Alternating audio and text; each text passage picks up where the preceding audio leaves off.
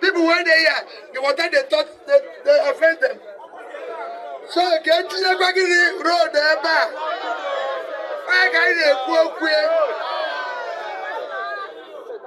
All we want is a better Nigeria for Ndobala mother.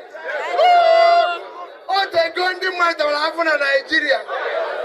We want the sovereign of Nigerian people to stop. We want a better Nigeria where everybody you feel is the part of Nigeria.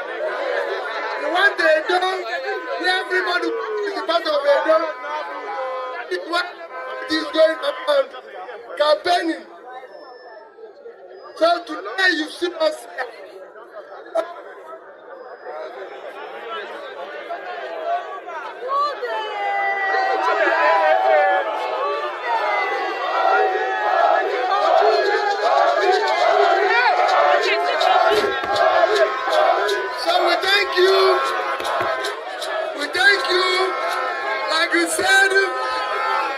Thank you for welcoming us.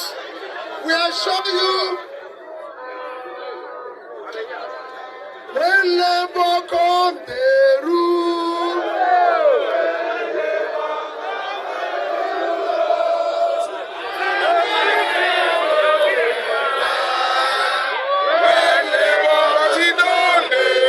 Thank you. I beg, we thank our Papa. One more person will talk. Our senator.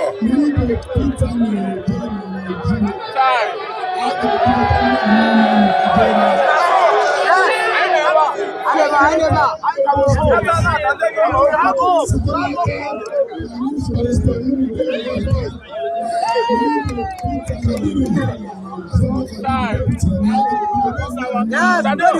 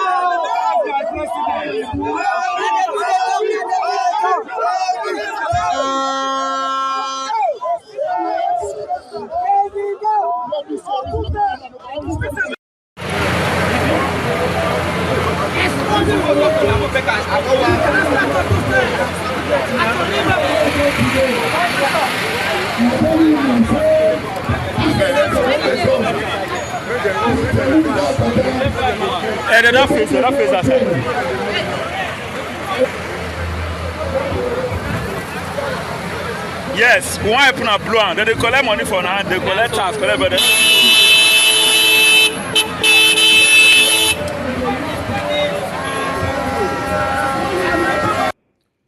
All right, guys. Good morning, good afternoon, good evening to every one of you, my people. Thank you very much for your time with us. It's good to be back here again. It's another wonderful day. Today is Saturday, 15th of June, 2024. Thank you so much, my people, for your time. I just wanted to quickly say this before I come to acknowledge those of you on the comment section, my people. If we need to be realistic to ourselves, we're going to get my words right before we change them. If we really want to be realistic to ourselves, when you look at, you see that place where I showed now just now, make I show you again. This place. You see this place. For me, tell me that Obaseki no fail in terms of road infrastructure. Please come to the panel and tell me, say, Obaseki na lie, not fair.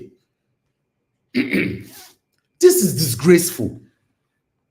To be honest, this is disgraceful. Any angle you want to look at it, this is disgraceful. I'm not campaigning right now. I'm being realistic. I'm just saying it how it is. Maybe some of you that live in Nigeria or that live in a those states that have never traveled before might argue with me. That, oh, living like that, we like it like that because, yes, this is what you'll be used to, maybe probably all your life. But not be everybody nice stupid for Nigeria, though. Even sometimes we have some stupid people as well in abroad that can defend things like this. They live in a better place in abroad. They can still tell you, oh, it no matter. Just look, this is absolutely dirty, smelly, disgraceful. If we have to say it how it is. And this is what I've been fighting for. For the past 4 years in office, Obaseki, the only media that were consistent calling out this government that this is, what is this? They ended up doing some roads because of our pressure. Some of the roads were also dilapidating within 3-4 months. And we went there. We went back there with our camera. So Governor Obaseki, if you are listening to me or your people are listening to me, I want to let you know that you failed woefully in terms of road infrastructure. You failed woefully on this. No single credit at all. I'm looking forward to seeing the next governor of Edo State coming in to disgrace you. It doesn't matter whoever that is coming in, the person have to compete. If not, your own footprint will be tarnished. You have to come in and compete. Because for me, someone like me, I like competition. I will come in, even though you and I belongs to the same party, or you are the same mother, the same father, whatever it is. I will come here, I will disgrace you by doing the right thing. Just look, in 24th century, in postmodernism, look, just look where people are living. In Edo State, a governor that ruled for 8 years. So tell me, how Obaseki will they defend this one now, for example? All these satanic people that move from APC defend the Obaseki work, Obaseki work, he work. Obaseki, if 3 months from now, Obaseki never bless me, I go talk, although for now, make me see my account, money never dey like that, but make I wait 3 months from now, if you not bless me, I go talk, but he work. What, how do you describe people like that? How? Now, people like us, now they insult. People who are supposed to hold, who go hold us tight, we could not lose people like us because we're not plenty for Nigeria. It's the fact. Yes, it's just the absolute fact. How can somebody defend this thing you are seeing on the screen? I want somebody to come into this panel today. Tell me how you will defend this. This might be Wasota or Uwelu, the way I'm looking at it right now. I'm ashamed, even though I'm from Edo State. I've said it so many times before that so many parts in Edo State is smelly, dirty, and all that. Oh, people came reaching out to me privately. You don't say that. How can you be bringing down your state in public? It's not nice. You should do this. You should do that. Listen, you guys are still deceiving yourselves. This is why your papa go keep us, you the defender. This is why your children, your child, your wife, your husband, your relative, anybody affiliated with you will do anything wrong. You'll be protecting them just because you love them. That is nepotism, favoritism. That's why we are not going anywhere. I'm totally different. That's why I said it is hard for you to match my lane. Yeah, it's hard. You might be on it, but before you get to 5 miles or 10 miles, you don't already backslide. You don't jump out of it because you can't match it. Yes, I'm not proud. I'm telling you the fact about me. A lot of people in Edo State now, most especially these frontliners, Edo State youth, they are hungry. They defend rubbish. For me, whoever that will win the next election that's coming in September, I want you to know that you should do the right thing because your name not your name. Yes, your name is your name. All this satanic continuity and all that, we are not going anywhere. Look at Tinubu today. It's even getting worse now than Buhari. Now, so we'll take that in Nigeria where all of us they cry for. Because if we talk the truth now, we'll offend many people. As I speak right now, I've offended so many people already. Some people don't they hate me now. Yes, because maybe yesterday my submission, my monologue, my presentation was beautiful. They will say, God go bless you, Mr. Najawash. God, I go bless you.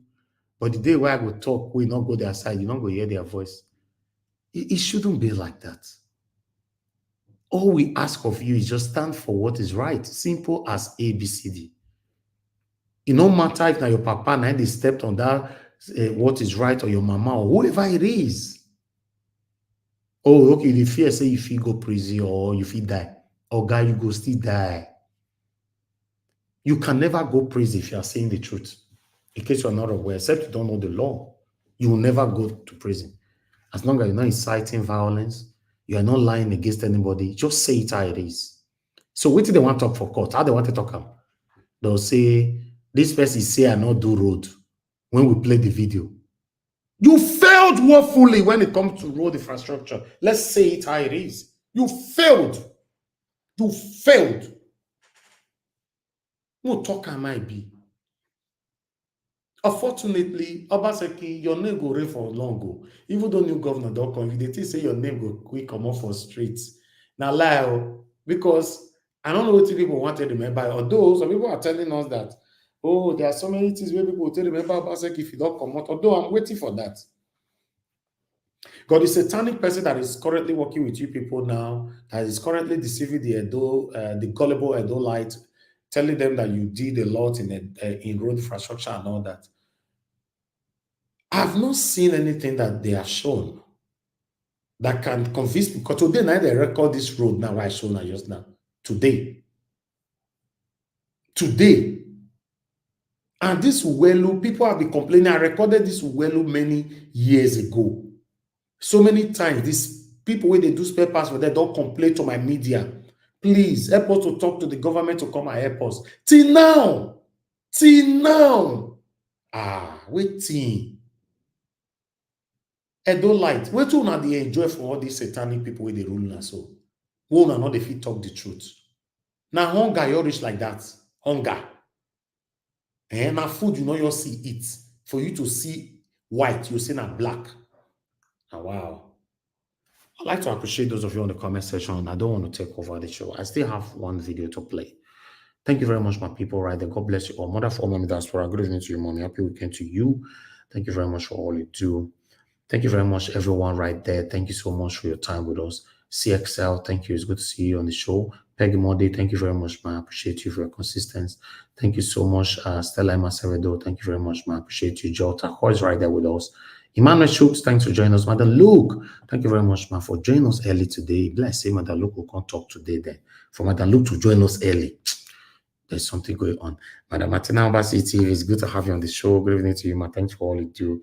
Sabovo Conrad, thank you very much, sir. Mr. Johnson Emmanuel, Patricia Nofe, my dear sister, thank you very much. God bless every one of you right there. Saga Daddy, thank you very much. Can see you. GPS, thank you. God bless you all. Thank you. Wait, Saga Daddy, many others right there. I might not be able to mention all names today because a lot of comments are already there on the comment section, but I want you guys to know that I appreciate every one of you. Patience Demudia, Toby, thank you. Michael Kiambare, Washington Marige, Ushena, thank you. Olabipe, Pisa Italia, God will bless you now. CEO, I can see you as well. Divine Joy, Kate, and many, many more. Thank you. Now don't flood that comment section. Unfortunately, I will not be able to mention all names, but I want you guys to know that I appreciate every one of you for your time with us. Do your part right now by pressing on that like and help us to share. I'm going to post out a link for those of you that want to join us today. It's better you click on it and join us now. Today's Saturday. To be honest, if I can finish 2 hours today, I'll be very, very happy. I will be very, very happy. I'm telling you the fact. Thank you very much, Madam Moni Olagbiyan. Good evening to you, ma. Thanks for joining us. Thanks for all you do. Okay, I'd like us to quickly move on. There's this rumor going on, although we have debunked, we are also going to debunk it. But the rumor, I want you guys to listen to that. Nnamdi Kanu have escaped from prison. Although when I see him, I don't believe him. Then I have to do my own research to find out what is actually going on. But I'd like you guys to listen to the first information, then we'll come to the second information. Of the purported escape of Nnamdi Kanu, it's been said that he tried to escape from the DSS custody. Mind you, in the history of Nigeria, nobody has ever escaped from the DSS custody. Nnamdi Kanu is a special prisoner with the DSS. Remember, reports have it that he was kidnapped from Kenya. The government went to various lengths to kidnap Nnamdi Kanu from Kenya. And now what we are hearing that Nnamdi Kanu escaped from custody. This is being piloted by a Nigerian news outlet. Nigerian media have started again carrying out such propaganda on the leader of the IPOB, Indigenous People of Biafra. He was kidnapped in Kenya, and these guys, they have started all their gimmicks, their tactics. There's a grand plot to kill Nnamdi Kanu in DSS custody. I repeat, there's a grand plot to kill Nnamdi Kanu in DSS custody. Why would such a news just come out like that? If not that they are trying to test the grounds to see what will be the reactions of his followers, what will be the reaction of those that support Nnamdi Kanu's cause, what will be the reaction of every Biafran. They are trying to test the waters. It's a kind of research-based ideology. Let's just say that Nnamdi Kanu escaped. Let's see how these people react to it. My brother, it is a dangerous path that the DSS is going through. You don't play with such information. Nnamdi Kanu, the court has vindicated him severally, but it seems that the government is bent on using Nnamdi Kanu as a chess, using it to play chess with the Southeast, playing with the lives of millions of people in the Southeast, causing insecurity in the Southeast. Remember when he said that if you take me out of this dungeon, out of this prison, not up to 5 minutes, security, normalcy, peace will be restored to the Southeast. The government knows this, and they are refusing to release Mazi Nnamdi Kanu. It's unfortunate that we are hearing that from the reports. There's a Nigerian newspaper saying that Mazi Nnamdi Kanu decided to, these guys are playing with fire. They are playing with. They just want to set the Southeast on fire unnecessarily. They just want to set the Southeast on fire. Okay, I'm going to stop that video right there. Although there's another news that came out saying from Nnamdi Kanu's lawyer, saying that Nnamdi Kanu did not escape from DSS custody. Lawyer Ejimakor debunked the reports. And then a lot of people are currently saying on part of Madam Luke, thank you very much. I can see you already. Thank you. A lot of people are currently saying on social media, a lot of people are already saying on social media that yes, there's some plans that the government are currently planning against Nnamdi Kanu. Maybe they're just trying to test people, like the guy said earlier on. So there are so many comments on social media right now that is scary. For me, I'm not sure where the truth they come from. But for this to just came out from nowhere that Nnamdi Kanu escaped from prison, now they are debunking it that it didn't happen and all that. But so I'd like us to quickly take this. Let's listen to this one quickly.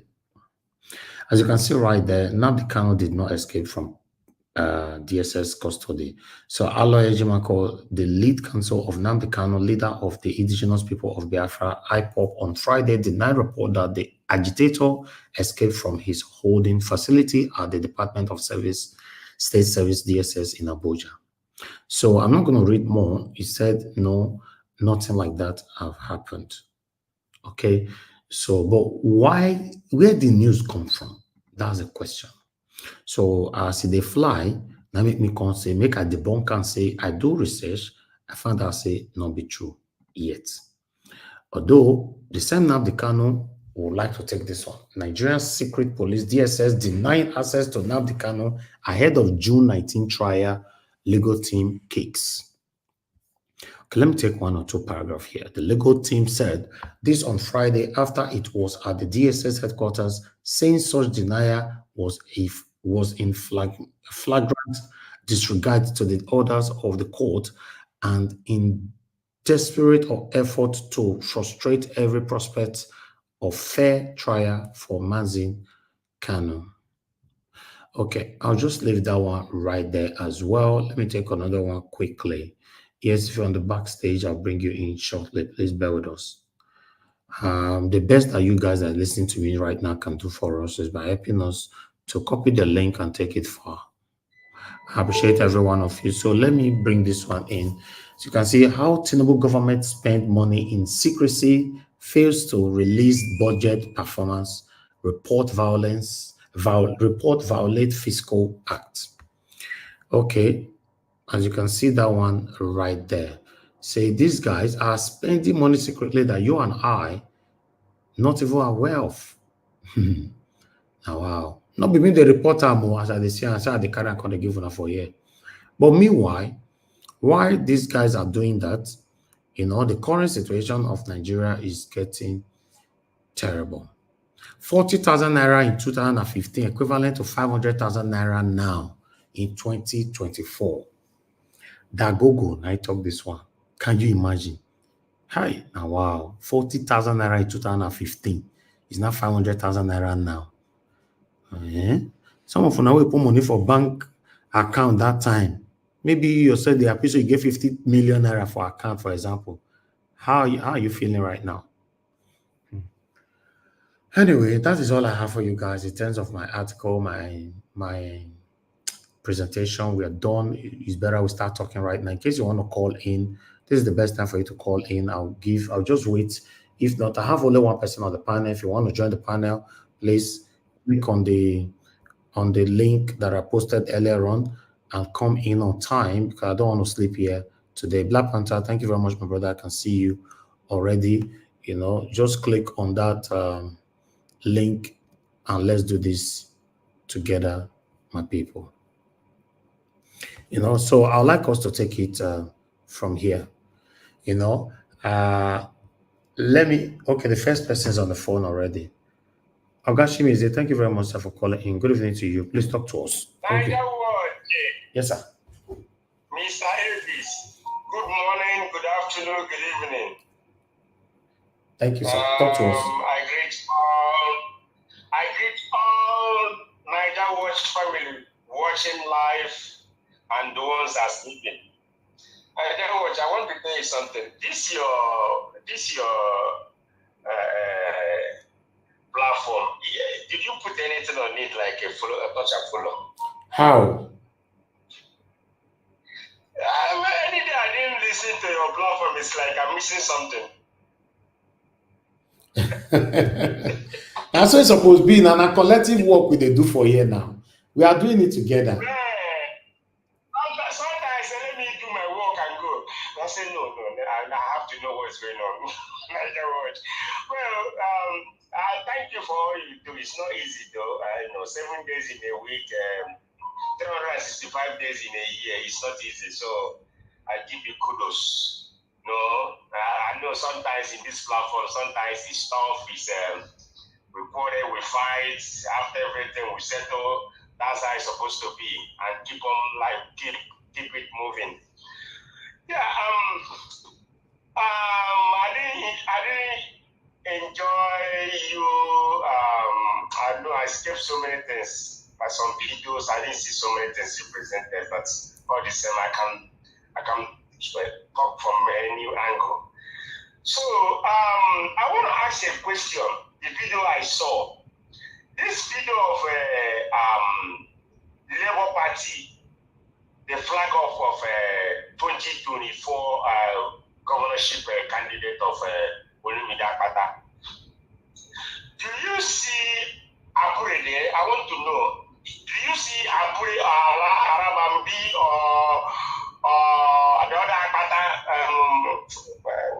that is called, what they call him?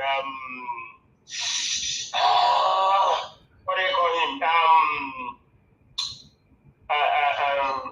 Whatever though. So do you see any of them there? I want to know. So that let me say what I want to say.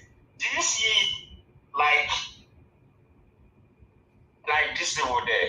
Arabambi or Abure? Do you see any of them? But they are not in good terms now. They don't like Peter Obi now. So why do you want them to be there?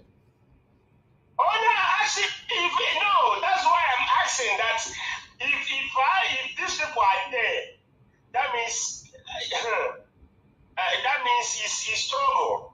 Believe me, it's like P2B is going to his enemies if these people are there. Because they can't be there and P2B will go there and say doing anything with labor. Well, they have started their own something, their own flag up and all these things. God will see them through. That's the only thing I can say to them. What are the road? See, by the watch, that road might be gone or they might do that road. But Nigerians. Oh God, they don't do anything. Don't say what you don't know. They don't. I'm coming. Don't use the word they might. Don't use the word they might. Okay. Yes. Okay. Let me explain the reason, and I tell you the reason why I say it. Now, if you look at Nigeria's government, and you know the rainy season and the summertime, their dry season in Nigeria, then don't use rainy season to come and say you want to build, you want to do roads. No, you have like from September, October, November, December, January, February, March, even April. You use this 8 months. Anybody that a good governance can use 8 months or 6 months, do whatever you want to do. Don't do roads in rainy season, because look at what Soludo was doing.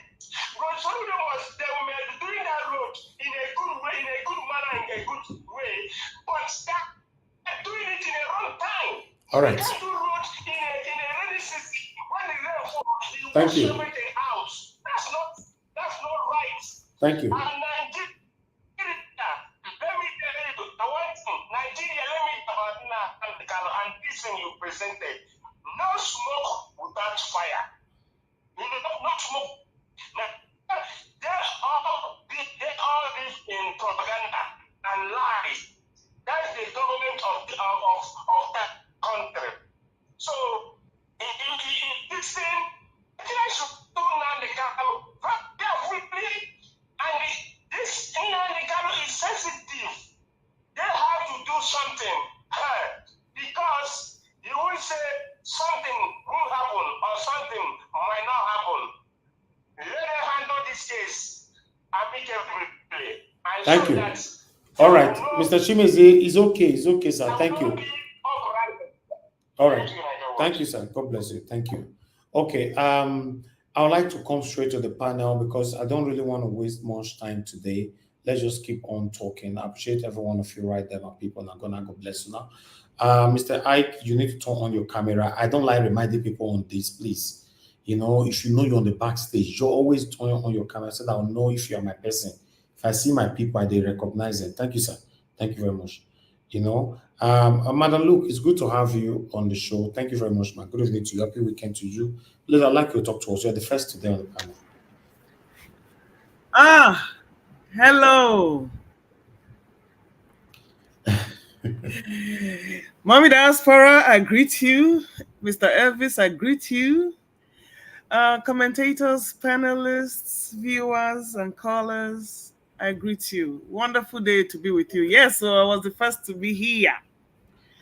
Like Mr. Chimeze said, you know, when you get hooked to some certain platforms, even if you are not participating, you are behind the screen.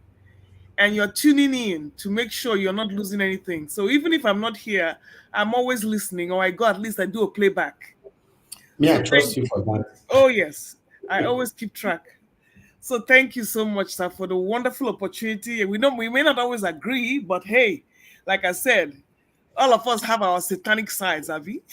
But madam, look, that's what make it beautiful. If all of us are just agreeing on one thing, the place will be boring now. Very boring. It becomes like a Mhm. cult now. Yeah, it becomes like Exactly. a cult. So thank you for giving us this wonderful opportunity to get diverse views across.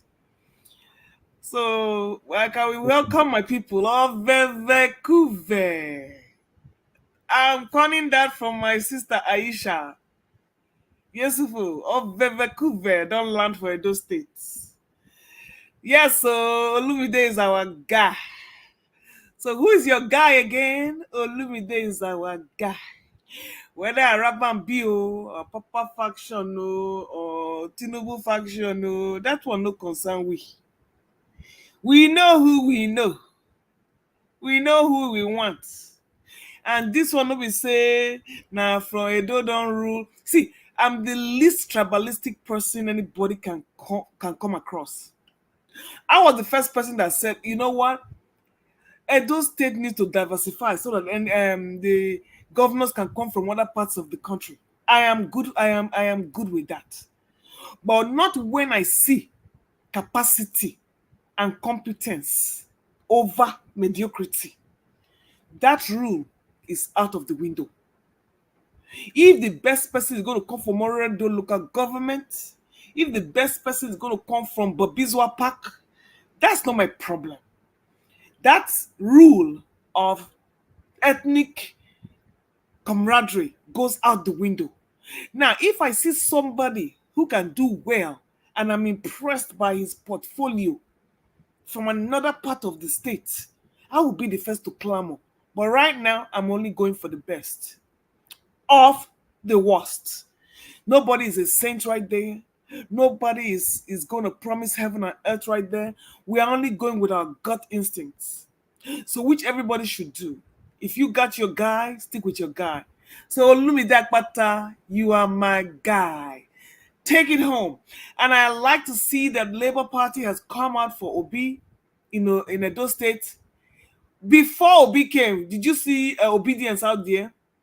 So that's to tell you that obedience are more than a party. It has nothing to do with Labour Party. They are coming out to support their own. And you can only get that in the people like in persons like Aisha, Yesufu, and all these people you see coming out for Peter Obi. Because anywhere Peter Obi is, you will see obedience. So you need to differentiate between the party and the person. Obi must contest under a platform, and he has chosen Labour Party to do just that. Does it mean all obedient Labour Party members? No. But we are coming out to support our own under that flag. And whenever Obi leaves, or whoever is supporting leaves, you will not see obedience. So please, people, get that right. Now, coming to the roads, and you can only paint evil white for so long. Obaseki is an 100% failure. Read my lips. You can't, and I'm listening. I don't know where anybody. I know Mr. Tiobala will come and tell us about the what is that? Digital whatever, and the nursing school, and this one, and that one. You know what? All those are just whitewash to cover an open stinking sore. So everybody is free to support whoever they want to support. See the other person there, honorable, whatever the name is. That one is a diehard supporter of Obaseki and his camp and whatever Obaseki spits. So you can tell those people who have their people and they're entitled to it. Do we have to agree? No. But we now know why the country will never progress. And anybody that Mr. Chimeze is coming and saying, what has rainy season or dry season got to do with good roads? What has the season? Oh, I mean, I can understand when you're in a foreign country and you have a landslide tsunami or you have a natural disaster. This is not a natural disaster. This is evidence of bad governance, where you cannot even maintain your roads. Saludo is doing the same thing in Anambra State. He's not building any gutters. He's not building any drainage system. What they do in Nigeria, you start building a community without building drainage systems. In other countries, they build drainage systems before they even start giving building permits. But Nigeria is they think backwards. And I replied, Mr. Emmanuel Johnson Emmanuel over there. He's saying that development comes in different forms. Well, let us stick with what we're seeing right now. He's saying development is more than good roads. We're good. Let us stick with what we see. How can you have development without good roads? How are you going to transport your ideas? How are you going to transport your commodities? How are you going to how are you going to even spread that technology of yours? Don't you need the airways? Don't you need the seaways? Don't you need the roadways? Okay, yes, you can be online, but when you want to transport things from one goods and services from one location to the other, how are you going to transport those things? Is it not through roads? How do you get commodities to your merchandise, to your consumers? How do you get things from the Tinkan or those congested ports in Lagos all the way down to the south or to the north? You still need roadways, and they have to be motorable. Nigeria has 99.999% on motorable roads. I mean on motorable roads. I'm not talking about, like, to use the words of my honorable panelist, Madam Reader, those biscuit roads, those whitewash of surface roads that they construct for eye service during the end of election to gather votes from people. At this stage in our lives, we are still repairing roads upon roads upon roads upon roads. I am happy they brought that road as a hallmark of Obasanjo's tenure. Is that not an epitome of failure? You tell me why such a road will be existing in Edo State after 8 years of governance. And yet he has money to be siphoning and be bribing and be canoodling to the APC so that he can still remain in power and keep doing what he wants to do.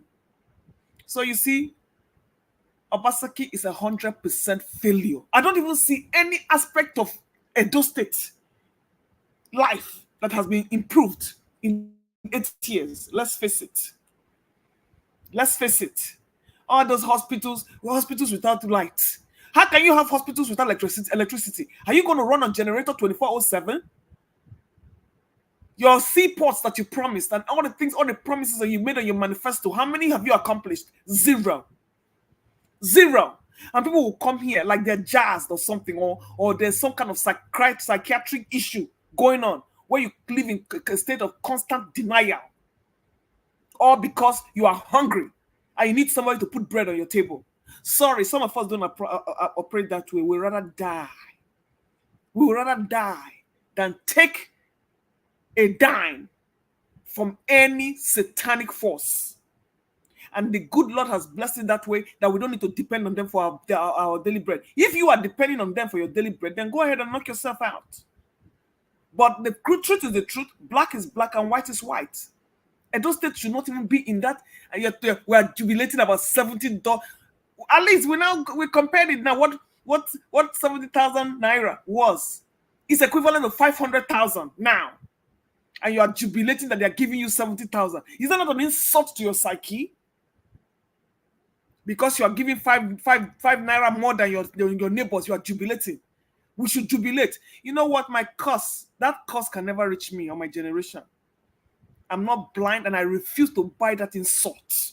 We deserve more in Edo State. And I'm not lowering the standards. Finally, coming to Nnamdi Kanu. I don't know where this news is coming from. But you see, there's a lot of things going on in Nigeria that I wish artificial intelligence will come out and expose the secret. And we will get there.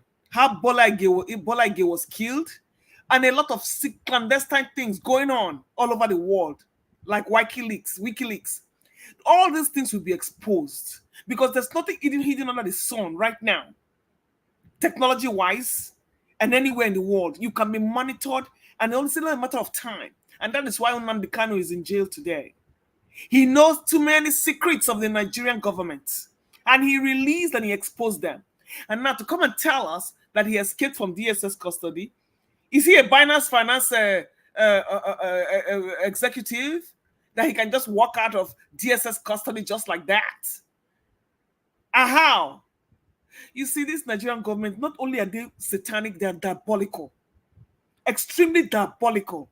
If they want to make you disappear, you will disappear without a trace. Just like till today, we have not heard anything about how Mr. What's his name?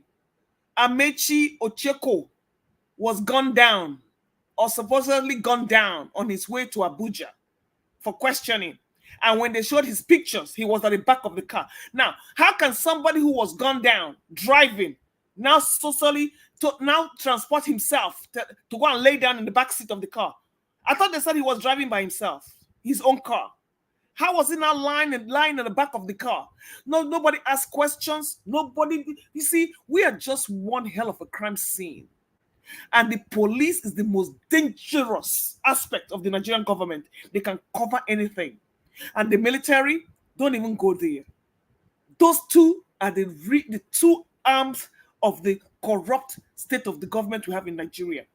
So no, nobody should tell us that Nnamdi Kanu escaped from DSS custody. Just like till today, we don't know where that army military lady who came out to speak to Nigeria, where she is. If you are going to disappear in Nigeria, nobody will ask about you. And unfortunately, Nigerian populace is okay with it because of the psychosis and the level of apathy, poverty that has taken over the Nigerian psyche. We have a long way to go. So Edo State people, vote right.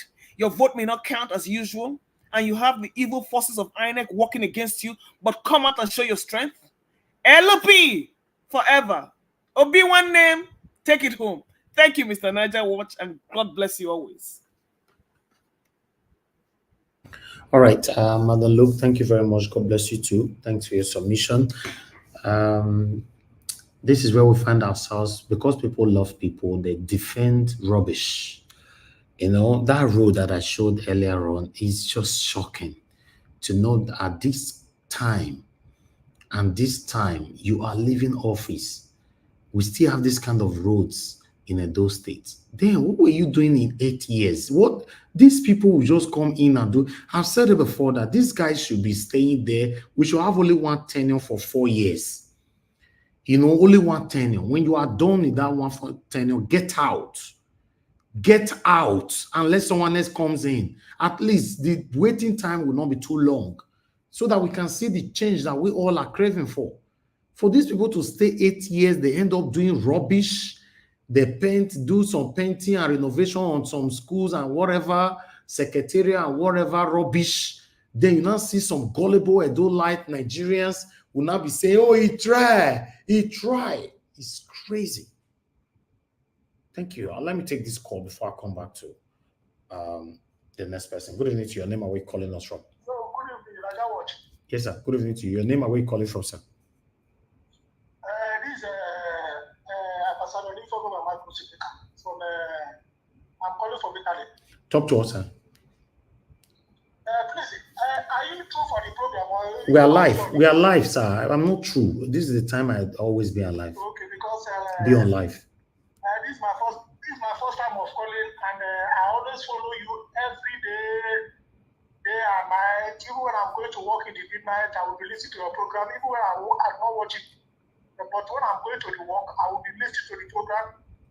Okay. My brother, you are doing a very good job. There is a day I was even thinking, I was even asking, is it this one? Is it an Igbo man or a Delta man or a Edo man? I was thinking it because you are passionate enough to do what you are doing. I'm very, very, very, very, very, very, very happy. Thank I have you. to tell you the gospel truth. Thank you, sir. God will bless you. Continue doing it. Thank you, All sir. this our barbaric government, when they disturb country, myself, I did Italy 5 years. I should not let me come Nigeria. I have to tell you the gospel truth. As I'm talking to you now, I'm even still listening to your program. Thank you, sir.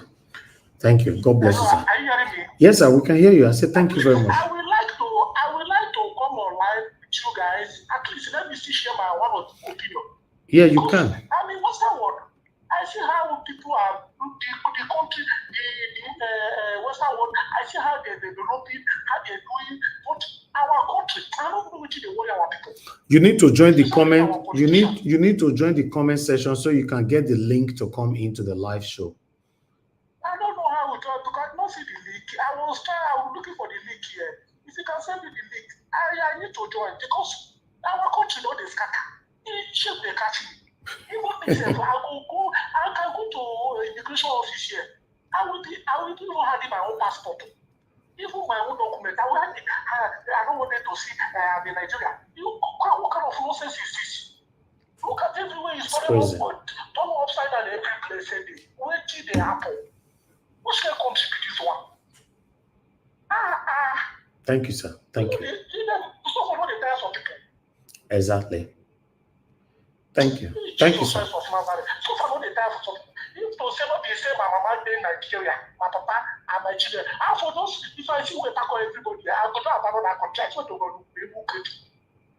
All right. Send me your name on the WhatsApp, sir, so that we can find a way to be bringing you to the panel. Once you drop now, just send me a message. Thank you, sir. I will send it. I would like to be online with you people. At least let's discuss this issue to my brother. My mother is from Edo State. I was born and brought up in Edo State. I went to ICC. Ejimakor Concession College. I went to Umaba Primary School. My father is from Delta State. I'm really ashamed. Ashamed they catch me. Who's kind of stupid country? I don't know how I want them to talk. I swear to God, if my country don't put a fire and make people to win. What do you share my people they live for them? If I can tell you, I can tell you how much I used to spend every month when I receive salary. Okay. To feed my family alone. I know. Is that why I going to continue my life like this? Thank you, sir. Thank you so much. Every day, complaining every day from morning to night. I'm not asleep. I will go walk wake up around 1 o'clock. I will close around 9 o'clock. I will still go back for afternoon again. I will still go back to Harishas again. I will still go back to the place. I only sleep only 2 hours, 30 minutes for every day. Both the morning and night. Can you imagine? All right. Thank you, sir. Thank you very much, sir. Thank you. Just send me a message. Thank you, sir. I will send you my name, please. Okay, sir. I would like to join the people because I have many things to say. No problem. I have many things to say. Okay, I'm sir. sick out of that country. I swear to God, we'll find a way to bring you in now. God Thank you, sir. Yes, sir. God bless you, sir. Yes, sir. Thank you. Let me take just the last call so that I'll quickly contact at least 4 people on the panel. Then we'll move on. Madam Ola, thank you very much for calling in. Nobody don't buy me coffee today. Now, make una press on the dollar sign. Encourage our work. God bless you. Thank you, man, for calling in. Please talk to us. Good afternoon over here, everybody. Good afternoon, Mr. Elvis. Thank you, man. Good afternoon, my mommy diaspora, everybody watching the show today. Thank God for today. Thank God for a nice weekend. Very sunny out here. Thank you for all you do, Mr. Elvis. I just want to talk quickly on Nnamdi Kanu. Just like that man said, they are probably testing the waters, but my fear is I hope they are not planning to do something to him, or they have already damaged him, and so that when they eventually comes out, they will say he was trying to escape and this happened. We should be very vigilant and pray for him.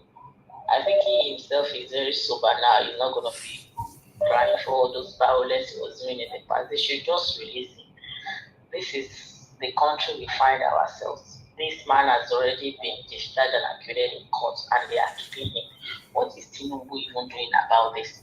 Is he in collaboration with Buhari, or was it Malami? I have always suspected Malami that is behind this thing. I would say it at any time.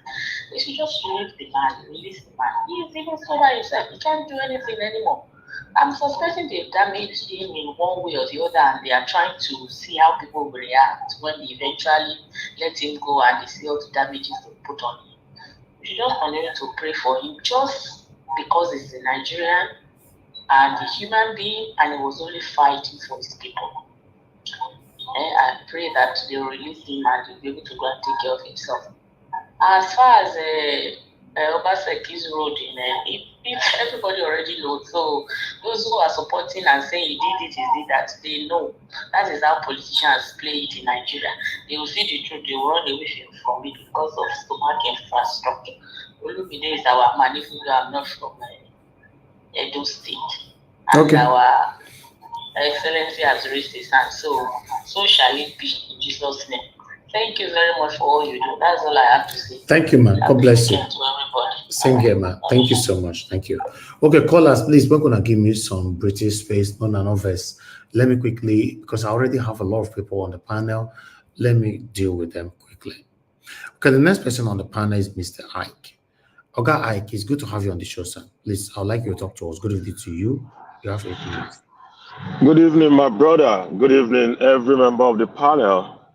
It's been a long time, whatever happens in Nigeria bites everybody, no matter where you are. It's an ill wind that blows nobody any good. I heard you when you said you support a single tenure of 4 years so that the waiting time can be shortened. My brother, Yes. I tell you, 1 year is enough to damage a whole country. Look at what we have passed through now. Even if Tinubu is giving 1 year, 4 years only, no opportunity to come for another term, only 1 year has damaged this country beyond redemption. So when you have a bad leader, every minute dips you further down into poverty line.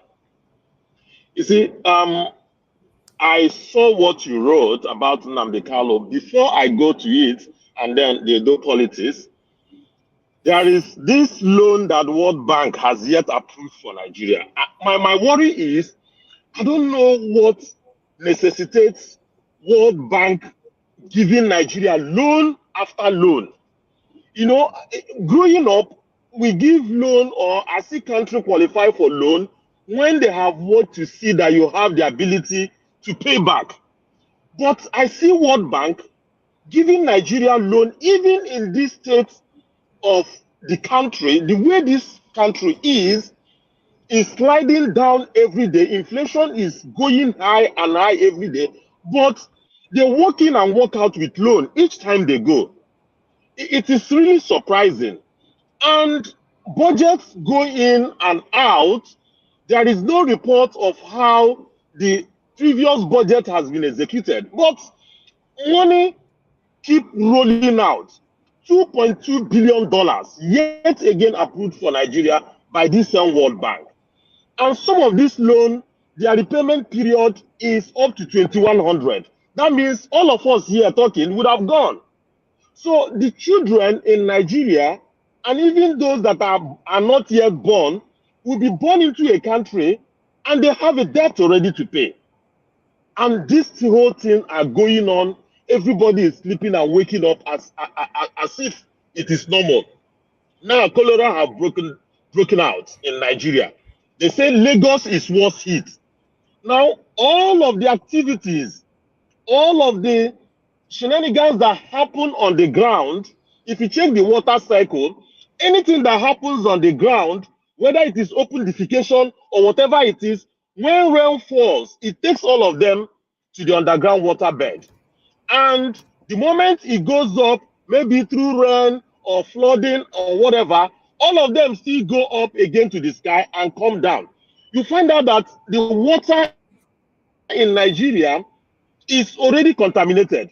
There are some of the refuse dumps in Lagos that have been there for more than 40 years. And as rain falls and as flooding happens, it carries all of this bad water, all of this defecation that you see, and all sorts of things that people do on ground. It goes into either the water distribution system or even this borehole that we sink every time. And people are drinking, and diarrhea, cholera is going up check the records as of today. How many people that have been affected, especially in Lagos? And then we have a government. They have a government that is so selfish that think only about themselves. They don't think about any other person. It is all them. We see them, oh, you inaugurate this project and so on. All those projects are not human development. At least you will be alive before you can go on the road. Our people are not investing. As I'm talking to you now, I'm driving to a hospital to go and see somebody. Yesterday when I went to that place, I said, why don't we have this kind of thing? When somebody dies, you know that people have tried. Not a situation where we have careless deaths. People die carelessly in Nigeria because no investment has been made to develop the people. It is appalling. Now we go back to Nnamdi Kanu. You see, Nigeria have exhausted every legal opening that they have to try this guy. They have exhausted all of them. Now, what will be happening is, why don't we do it this way? Or why don't we do it this way? The ultimate is make sure that if this guy is released from that place alive, he will almost become a vegetable. But I still say that human wisdom is foolishness of God. I am not that kind of person that will raise up his hand and say, God, come and do it. But I know that he still has his divine intervention in everything. Humanly, I don't think the Nigerian government wants to let that guy go alive. I don't think so. So they are trying everything possible. We will throw out some rumors. I mean, if it is in ICT, they say phishing. They throw out some kind of things, and then they will see how people will respond to it. If it is favorable, they will eventually do it. But that guy, what he knows, the source of his information is still a surprise to the government today. Because whatever they plan to do, this guy tells the public even before it happens. So they can't afford to have this guy walk away from that DSS custody a free man. So they are afraid to let him go, especially now that this country seems to be so divided. So that's why you see all of this thing happening, going up, going down, and so on. But God keep us alive. We'll see where this whole thing will end. Now, to Edo politics, I was watching the video of Peter B's visit or Peter B's flag off of the campaign. There are so many permutations. There are so many tight roads to walk. Now, I want to beg the Edo people that when you talk about rotation from one zone to another, I think those things are party constitution. It might not be written. It might be an unwritten constitution to say, let's rotate from one place to another. Now, Labour Party have never ruled Edo before. So we wouldn't say Labour Party had a former governor from Edo South. Now, while having another one from Edo South, this is the first time Labour Party is having a strong showing. Now, if Labour Party finishes their own tenure and the democracy is still there, and the next time they want to bring a candidate and they go from the same zone, that's when we say there is injustice. But for now, the former governor is not from Labour Party. So we wouldn't count that to say, oh, that zone have had their own turn. It is not a Labour Party candidate. So let's please look at individuals. Let's look at people that can turn things around and not play this cheap politics of he came from my zone, he did not come from my zone. All of these people that still dance around, people that have failed, they are not doing it because they've not seen the failure, but they are doing it to see whether there will be a little bit of the national cake fall to their own side. Or maybe when he finishes, then they will take over and also do the same thing.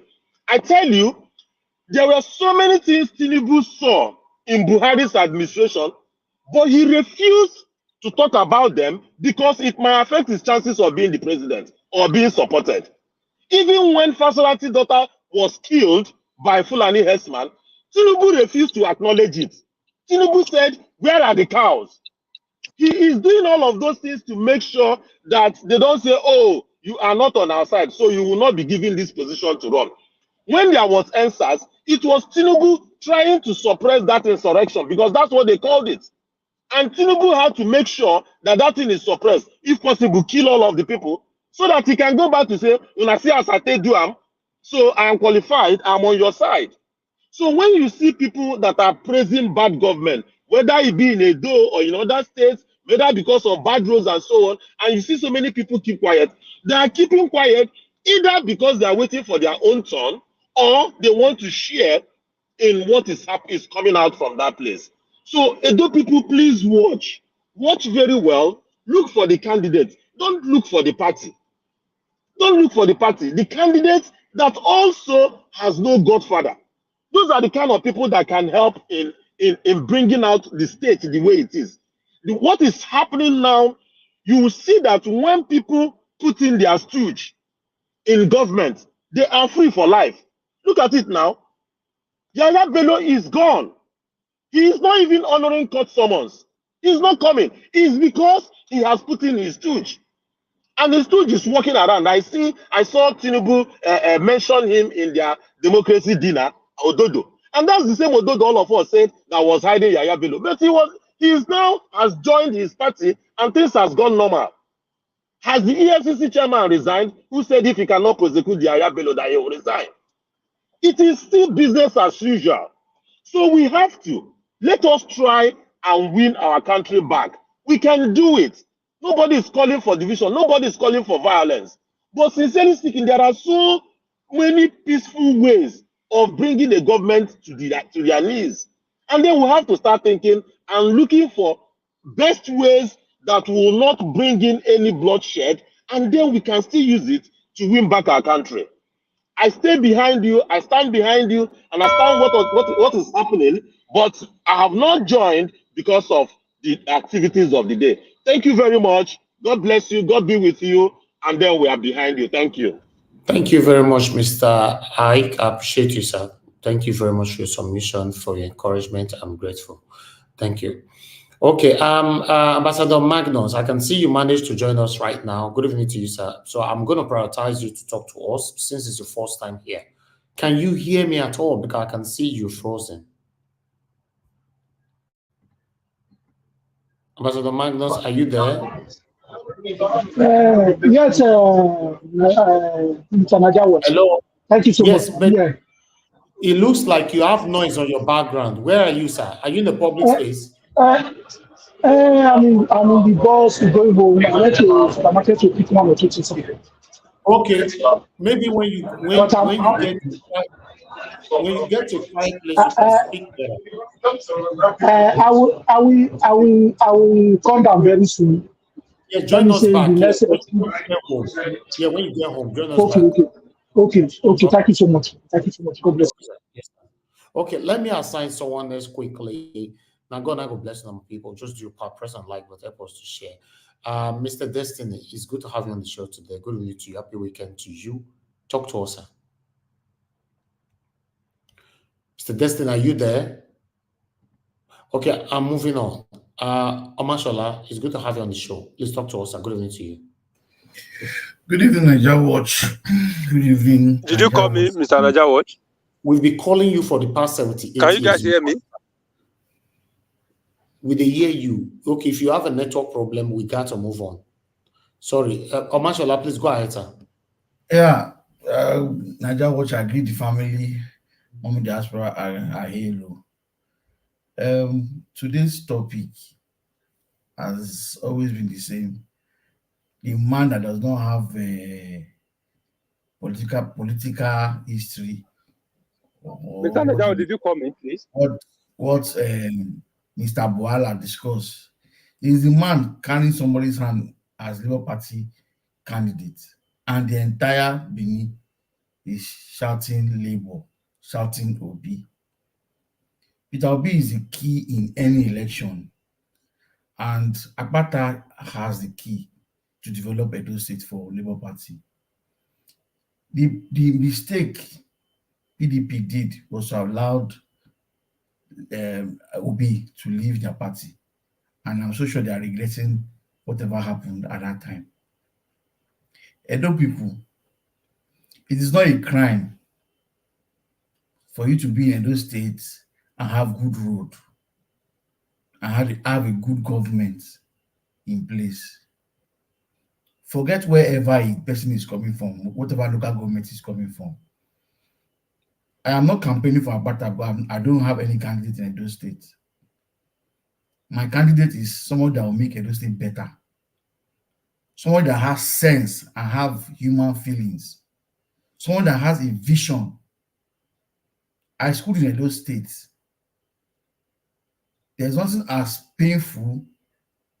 My years in Edo State are democracy. We are thief and hoodlums in government.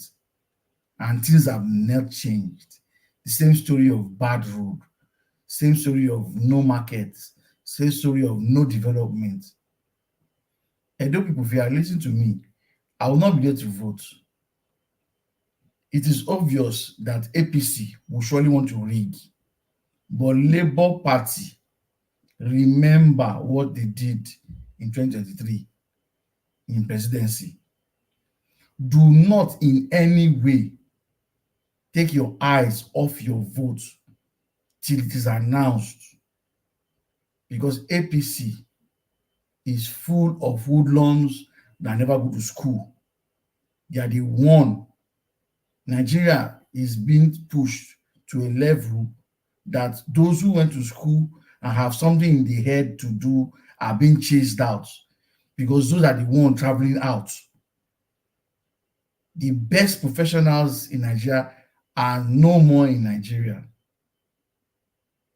And yet, people that refuse to enter the class are the one ruling us in the country. And that is why so they can open their mouths, because they assume everybody is a fool in Nigeria.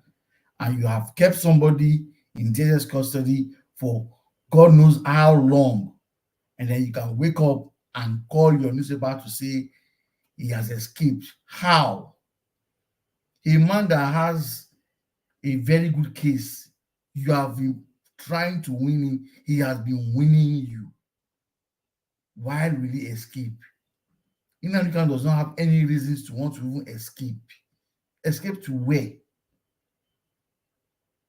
Nigerian government, you are out of ideas or how to nab this guy or keep him. The best thing is to release this man and let him be a free man. I want to give you an idea, because your head is, there's nothing in anybody in Nigerian government, there's nothing in their head apart from stealing. Your previous government kidnapped him.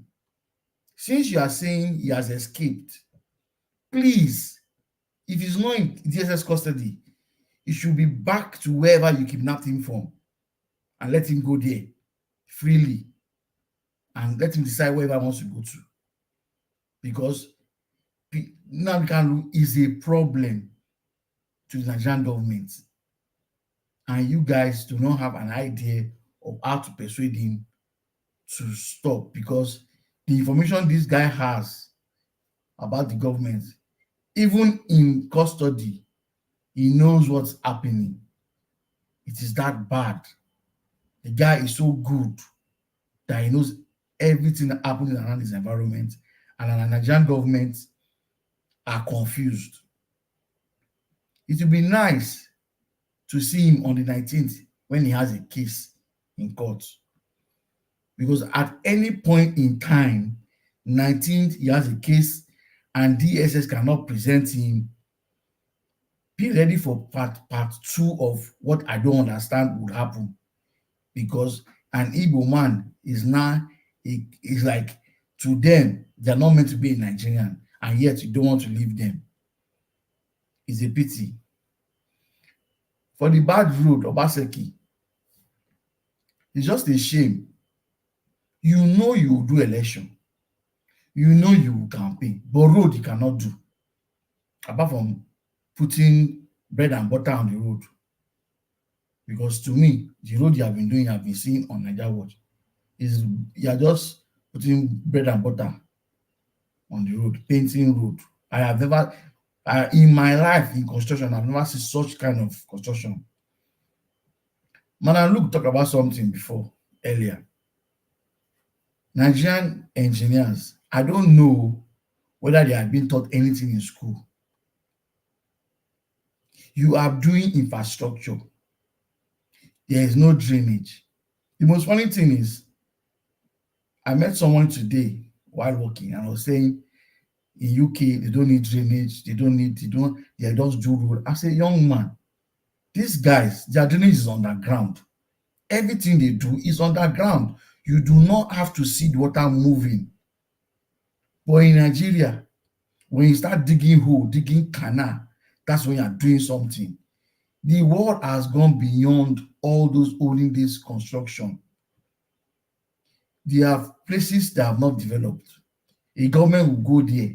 You are meant to go there, provide infrastructures, and let people start selling the land.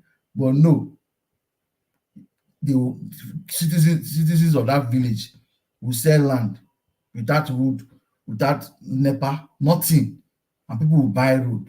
After they are finished, you will now start thinking on how to do road. That's how terrible we can be. We keep doing things in old fashion when things have left us. Nigerian and Edo people, if una like better thing, I don't know, I can't remember the state which other Labour Party is. Labour Party, the only governor that is in Labour Party is performing. If you have heard, you've seen, those who have gone to that area have seen the Igbo people there have gone to that state and see what they are doing. If you want steady power supply in your state, you had better gather all the entire votes of Edo State and give it to the Labour Party. Because PDP, you have tested. APC, we are testing it terribly. So you better give it to Labour Party and forget wherever it is coming from. Thank you, Nigeria Watch.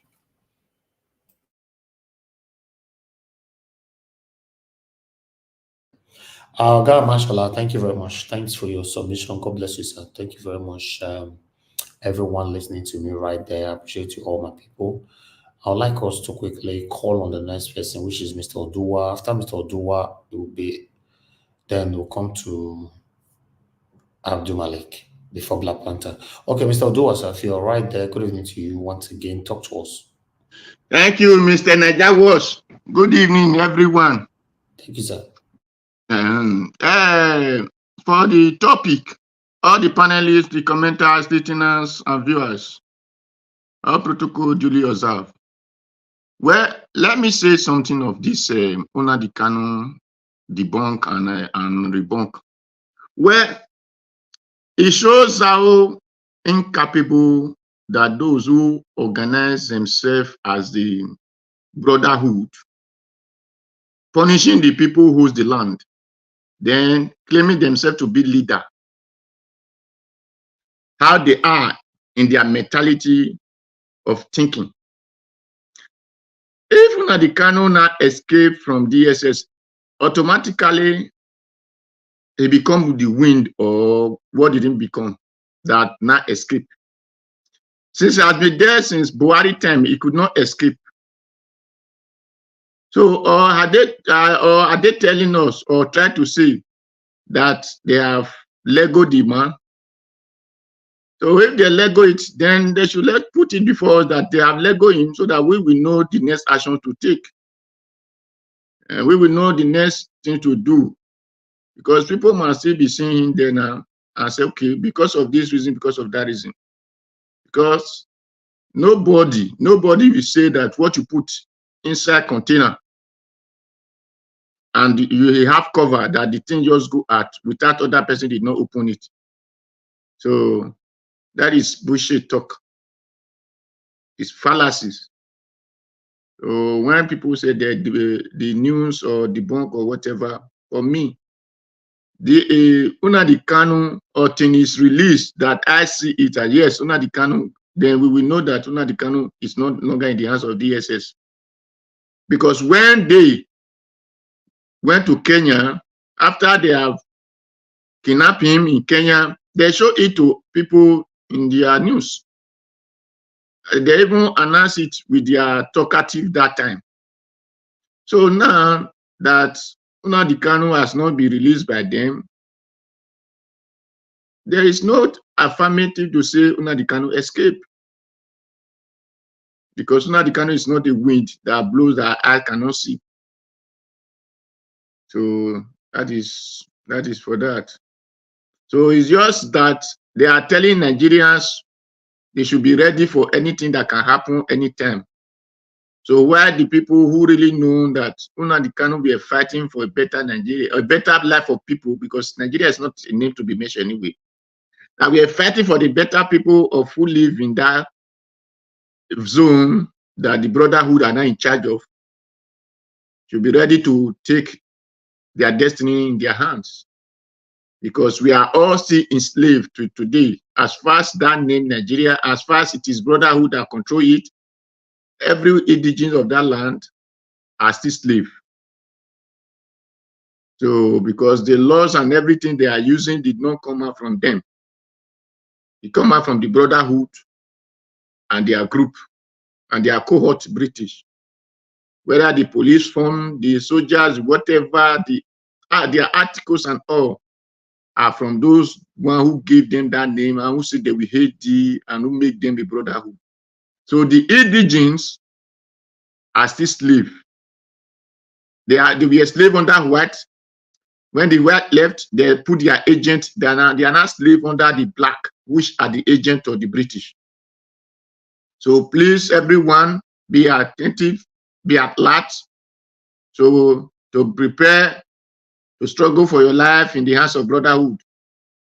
That is it. Then for Peter will be raising the hands of Akpata. Well, everybody has right to choose who they raise their hand. What I can say is that Obi is not Akpata, Akpata is not Obi. According to Edo, where if that day Jose, when two children come to the two children from the same womb come to life, they have different destiny. So Alex Oti is doing what he's doing today. It's not because it's in Labour Party, or it's not because Peter Obi raised his hand, because he has that mind 20 years ago. So that is what he's doing today. It's not because by Labour Party or by Obi or whatever. It is because that is who he is. So let nobody come and say my father was a king and he ruled well. When me I'm a king, I will do the same thing. No. My father's way of thinking different. The way I'm thinking is different. So I don't support crowd because people are together. I support knowledge and wisdom and understanding. That is why I always said, apart from the zone tactics or technique, which mean I will have preferred. Apart from that, the rightful person I see here, which are really pure, qualified with brains or practical, is Owoha Okumbo Wapo, which is a member of YPP. Apart from that one, I will leave the rest to go and be thinking of the white man degree that is qualified of this, is qualified of that, is qualified of this, is qualified of that, you fight of this. Those things for me, those things are bullshit. Or the other one who just came out, who have even destroyed his trust when they vote for him that time, who said it's in Yaga. The voter have clinched the ticket of a party, he just discount. He come out and speak heaven and earth. People say, hey, start clapping for him. No, we don't do that. We work with people because we see their visions of practical, because people live on practical, not theory or objective. You live on practical. Because the practical of Owohan, Okumbowa is only the practical I see that we develop a those state. If really we say, well, let us not choose from a zone. And for those who say a zone is not good, my dear, if you have plenty children and you decide to be giving only one people food, only one child food, automatically you are not planning well for your children. You are not planning their unity. You are not planning their love. So that is why when you say zone, those state is a diverse dialect, which has at least, we have the Owan, we have the Akoko Edo, we have the Ora, we have the Edos, and we have the Banker, we have the Esa. So let us not be saying, I doesn't care where you come from, my brother, you have to care. So that is for that. For me, That's only what I saw in the topic because I did not watch anything. So I will yield the mic for other person to talk. Thank you. All right, Mr. Dua, thank you, sir. Thank you very much for your submission. God bless you, sir. Oga Chris, I can see you already. Thank you, sir. All right. I would like us to quickly move on to the next person. My people right there, make when I post this share, press on the like button.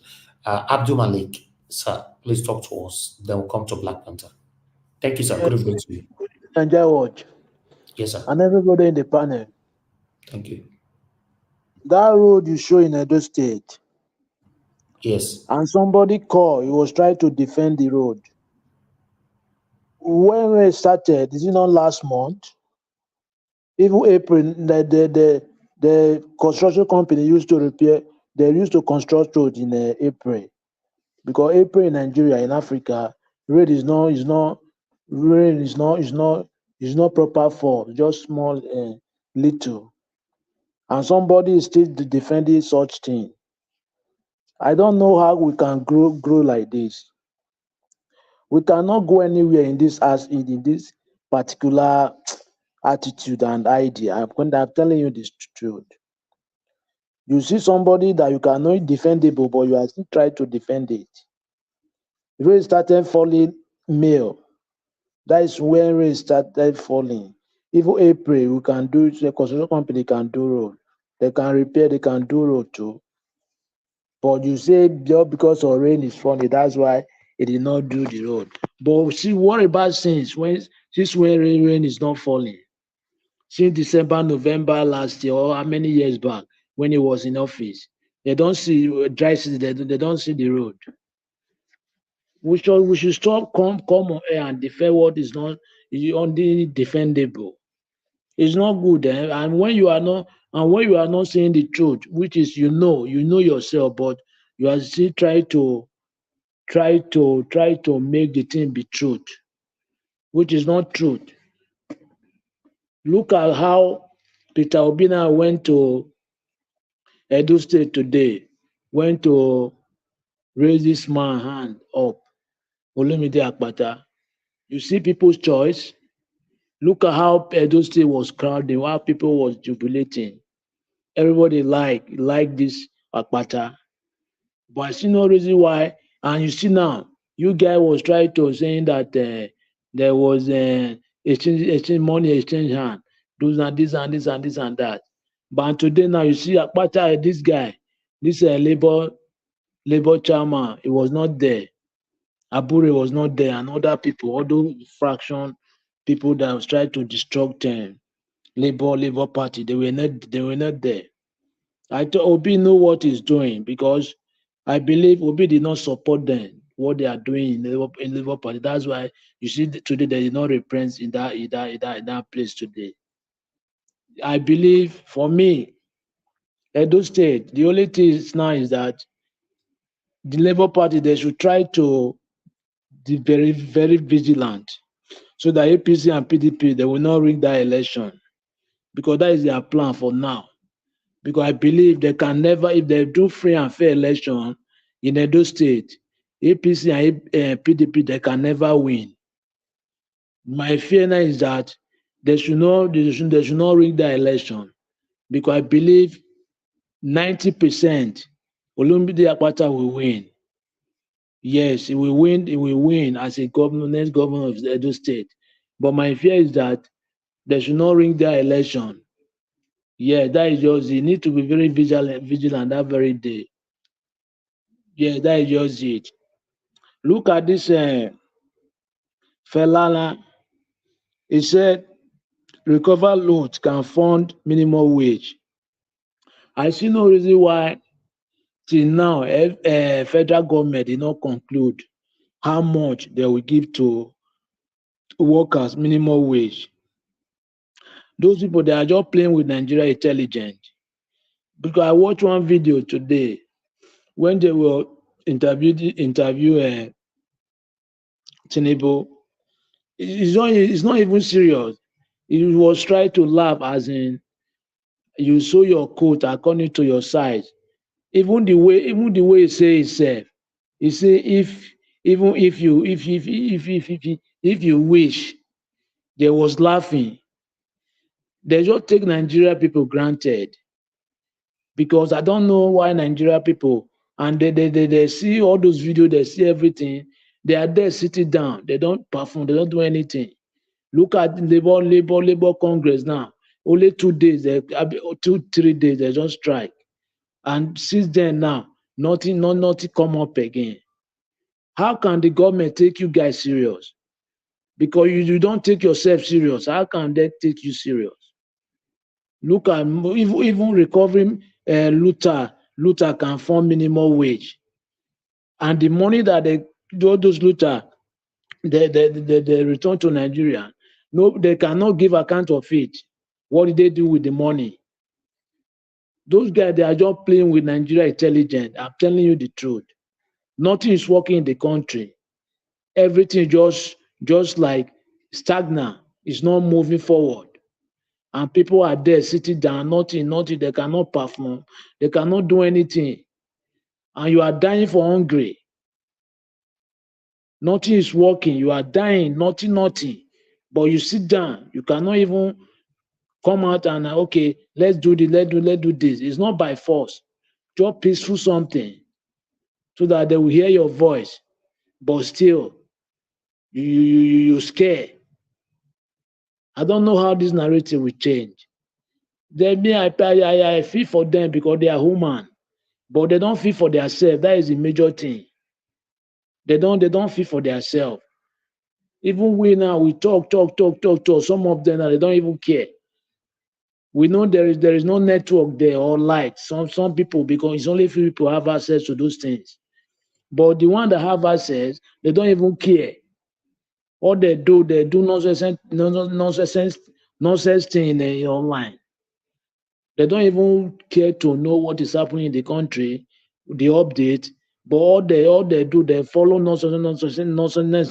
Something is not necessary online. I don't know how this thing will change for them.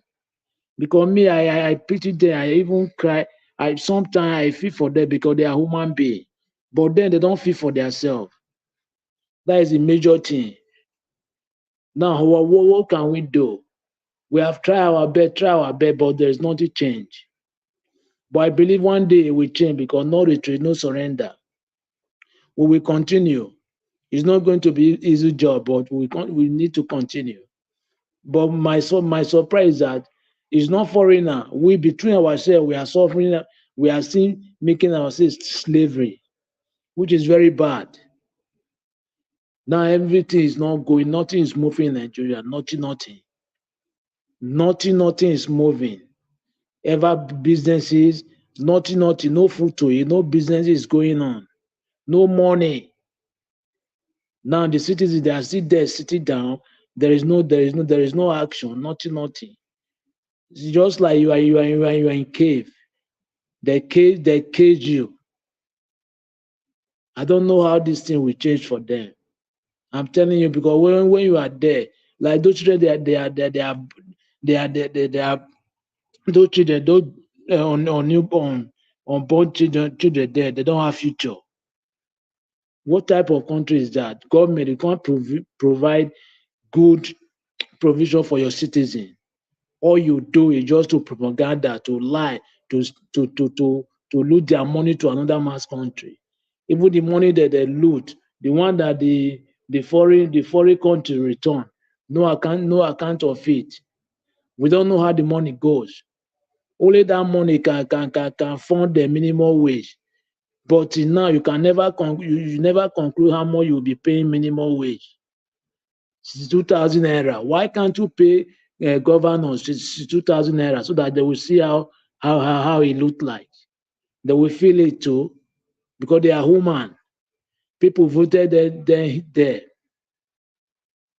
I don't know how they are wicked. They don't have human feeling. Every day by day, you go to sleep, and when you sleep, you don't know where you are. From there, you can give up. You don't even repent. Thank you, Nigeria Watch.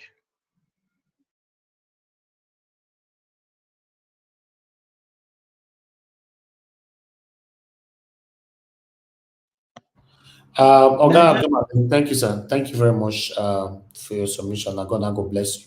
Ambassador Magnus, I'm going to prioritize you. I can see your network is going on and off. Can you hear me, sir? I can hear you, Mr. Nadawat. Sorry, Okay, talk to you know us. network. I'm trying to. You know this. Can you hear me? Yeah, we can hear you. Just talk to us. Good evening to you. Good evening. I'm sorry, it's not my network. I'm trying to click on the page. I'm trying to do one or two setting to do setting. Please, sorry. I'm so very sorry. Please. Okay, you want us to come back to you, right? No. I'm already at home. You can go ahead. Okay. Go ahead. Speak to us. Everybody's listening to you, sir. Thank you. Okay. Thank you so much, Mr. Najawat. First of all, this is my first time to be in this platform, and my name is. We would like to welcome you in. This is your first time coming to the platform, sir. Just hold on. Let's just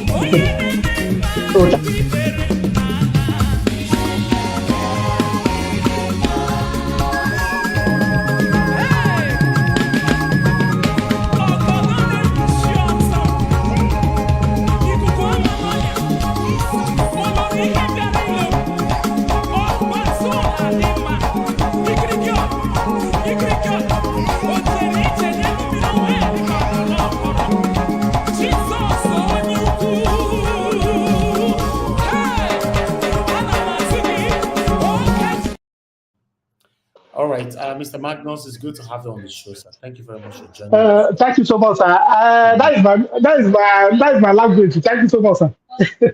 Talk to us. You guys are welcome. I'm very happy to join you guys this evening. First of all, let me introduce myself. My name is Ambassador Ifogome Magun Sibeka. I'm actually based in Italy.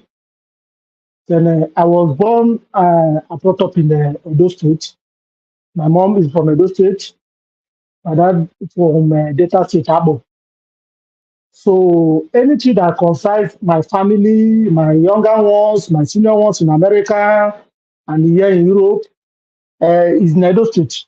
Both our houses and all. So I married from Edo State too. So I somewhat thank everybody for me.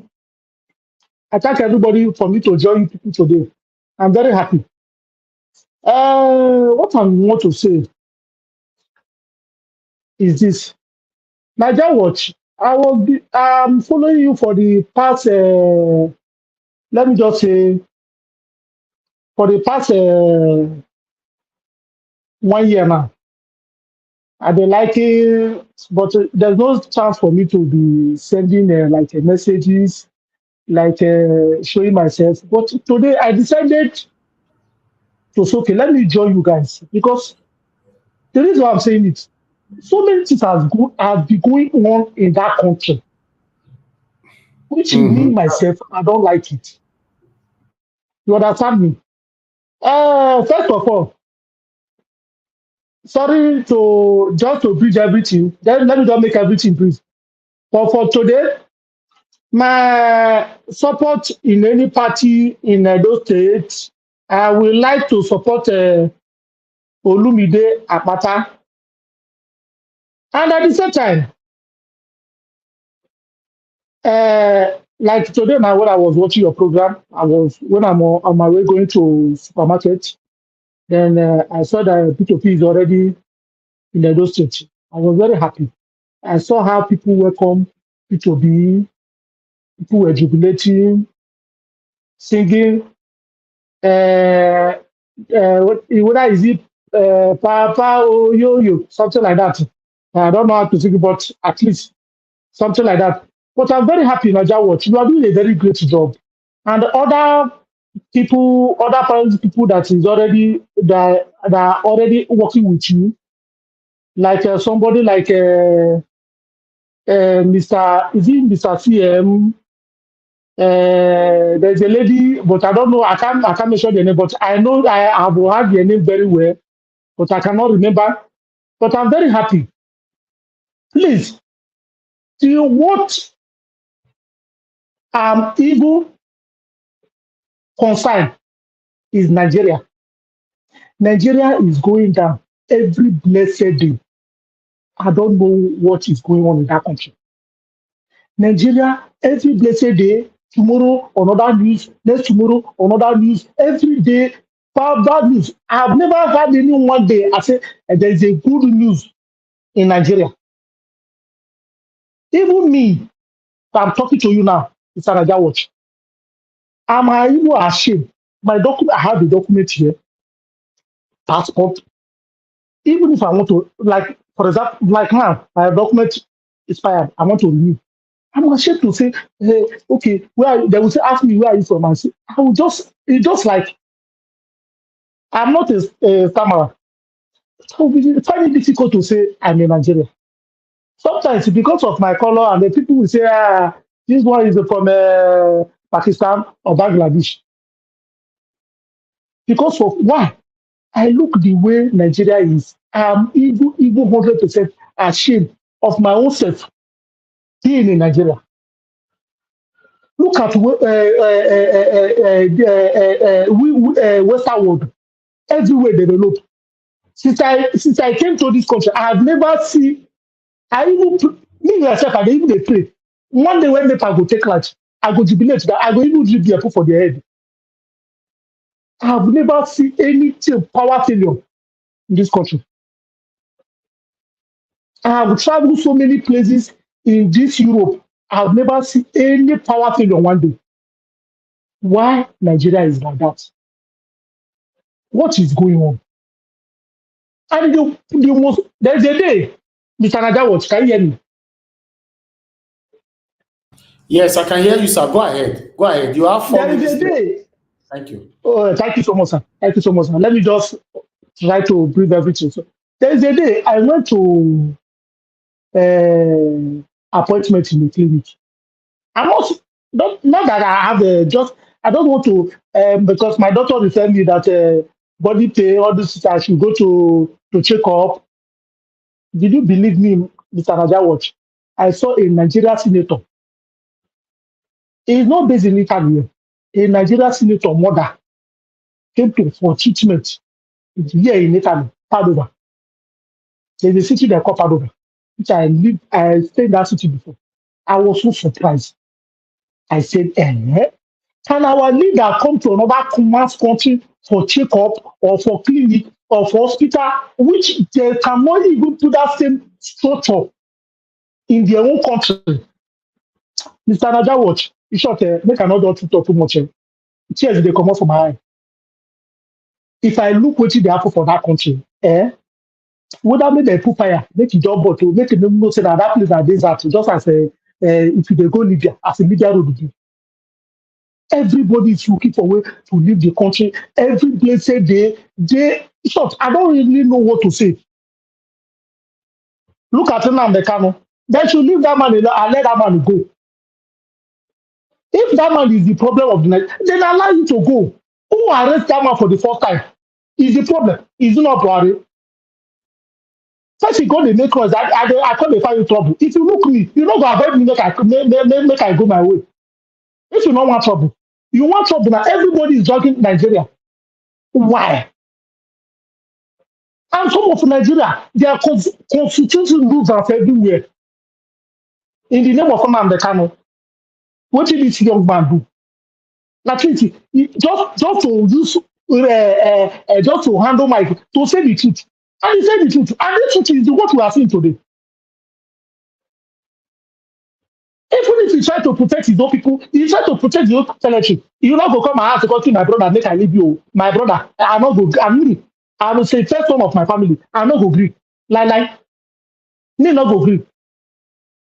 You not go come beat my own sister. You go tell me say shut up. Why you go talk? I not go shut up. What kind of nonsense is this? Let's make this thing very clear to everybody. Leave this one and let it go. If you want to take it back to Kenya or you want to take it back to London, take it back to London. Whatever you want to take it, let it go. Even if you went to any place that you start making doing broadcast, my brother, close your ear, forget that. Now when you respond, is when we attract another more problem. That is what I see. in Nigeria. Nigeria take everything, I don't care. What's wrong with it? I don't care. It's a country. We that in West Forward, we they benefit from government. We are the benefit from government. I must tell you now. I work in DHL. I receive salary. I pay tax. I've never police Nigeria Italian police have never hold me for any crime. Even when I'm going to work, they will know he's already woke up from sleep. He's about to leave. I met so many people, so many policemen on the way. Some of them will greet me. They could take it out in the midnight to go to work and come back in the next day. And go back in the afternoon, come back in the night, and still go back in that same night again. What did they happen for that Nigeria? What did they happen? We know they time for this kind of things. They go back money for abroad, back money for everywhere. They know all these things when they come, when they go abroad, why they not go put out for Nigeria? Let that country, at least it's only country we have. Since that country and let the country be okay. They pack the children, they come abroad. They'll come back office there for position. That's how we go continue. I don't know, African, it's not there. Without, I don't know, sometimes there's somebody, Mr. Nadawa, can you listen to me? Hello? Are you there, Mr. Nadawa? All Go right. ahead now. Round up, sir. Round up. Yes, I can hear you. Round up. There is somebody, when I was a Nigeria boy, we were working together. Yeah. I had, there's a statement he made. It was even like, I was in a certain position in my place of work. It was like, why they go put you for that? I tell them, say, now this thing I dey Nigeria. You can never see your own brother doing something in a foreign country, in a company, and you say, thank God my brother don't dey there. You will start like there's bringing trouble and everything. Thank you so much, Mr. Nadawa. I'm not really happy what is going on in Nigeria. They should leave now the country alone. Let us start with have peace. Exactly. Let us start with have peace. Please, let's go for Olumide Akpata. That's where I'm talking. A Labour Party. Thank you so much. God bless you. Thank you, sir. I know those of you now when they support Olumide. We will support them, Mr. Nadawa. Now change. You know, see how they are taking now. People working army. They don't catch them one by one. That is how government is supposed to work. Okay. Let's say the party and forget all those shenanigans. All these things don't the kind of person. Need a shame. So come bring my own passport. I'm in Nigeria. First you go do something. Shame go call the country to work out for road itself. Okay, thank you. Not to forget all those things. Thank you so much. God bless you all. Thank you. Thank you. All right. Let me quickly move on to the next person. Black Panther, you have the floor, sir. Good evening to you. After Black Panther will be Mr. Jonathan. Okay, Black Panther. Good evening. Go ahead. Okay, you can hear me. Thank you, sir. Go ahead. Thank you. Okay. Thank you, Mr. Najawash. Thank you so much. I will say thank you for giving us this platform to speak our mind, to speak, to vent, to do, as long as we are not going out of the ambit of the law you set aside for us to, obey. But we still have freedom of speech, and your law does not go against freedom of speech. Now, I want to thank everybody that has spoken, especially I want to give thanks to our new brother who just came in. My brother, God bless you. I can feel your pain, but not many people has really sunk in what you have spoken. I can feel it, and I'm going to give an example of it. I want to thank other viewers, may God bless all of you. I want to thank our mommy. Mommy, thank you so much for your consistency, and may God bless you. My brother that spoke last, you have spoken what really always happen to Nigerians every day. Nigerians are one of the country that when you land as a citizen of that country, you are one, humiliated. The humiliation is when you flash that passport, you are being told to set you aside. And now many countries are even putting a card that read Nigeria this way. That is to show you how bad the Nigerian state is. A lot of people will come here when we talk, they will say, "Oh, why are you talking against your country like this?" You know why they always do that? Because they travel with another passport, not the Nigerian passport. Many of them travel with another passport, not the Nigerian passport. I can give you, for instance, now there's a guy that I follow online.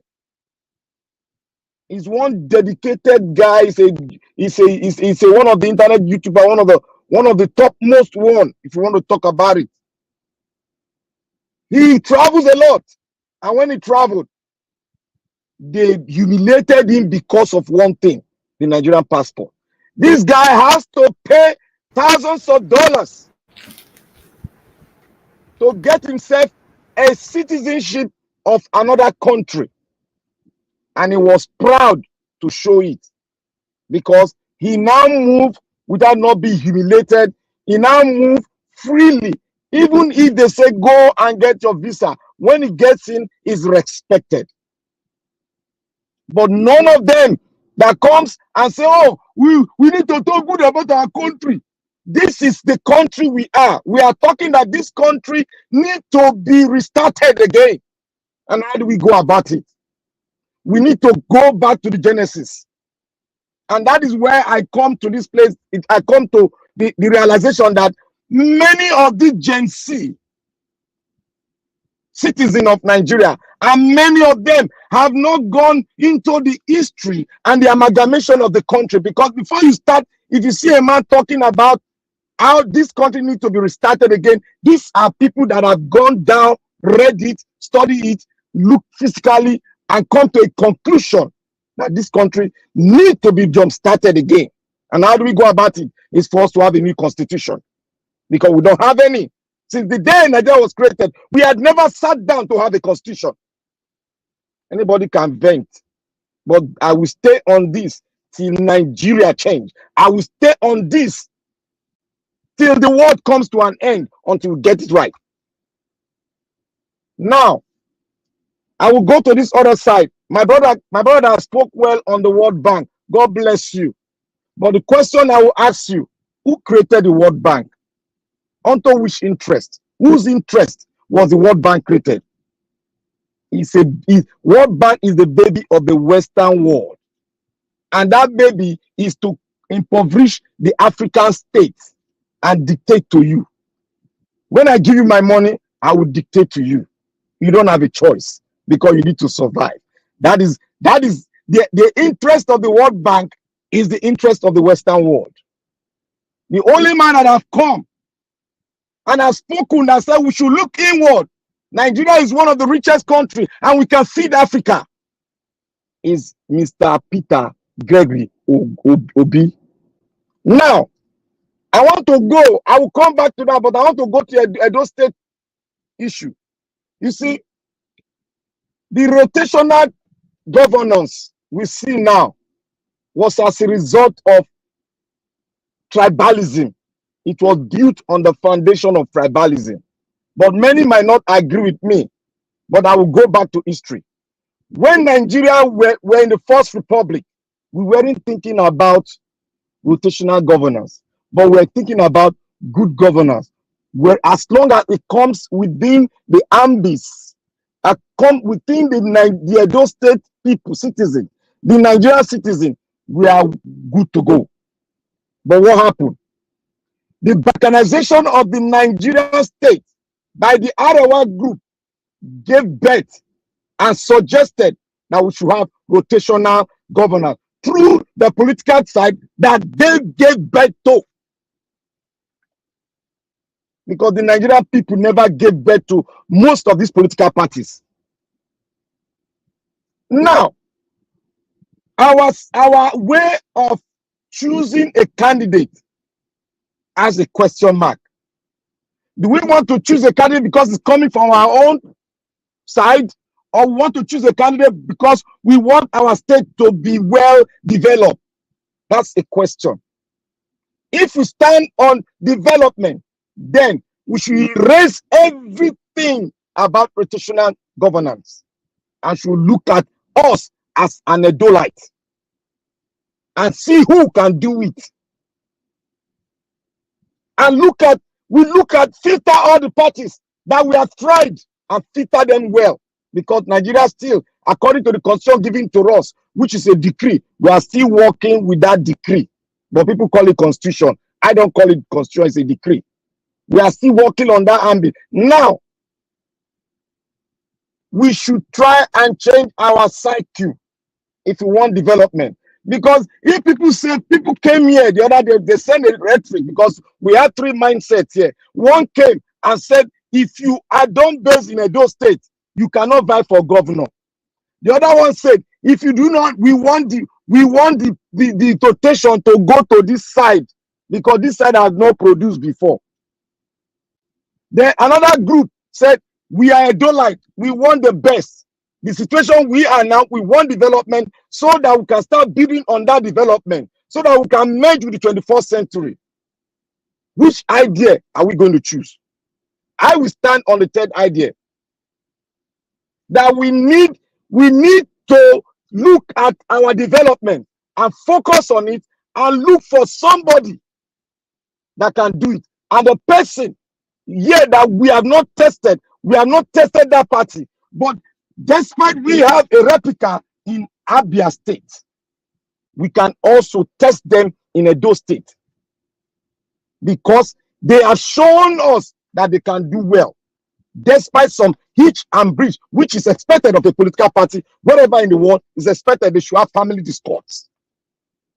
Now, the mindset of us, because I said before, that rotational ideology, who gave birth to it? It is the same, these political people that have been turning Nigeria in circle, putting their children, they are the one that gave birth to it and gave it to us, and we bought that idea, and we are flowing with that idea. We are dividing ourselves more and more and more, and people will talk.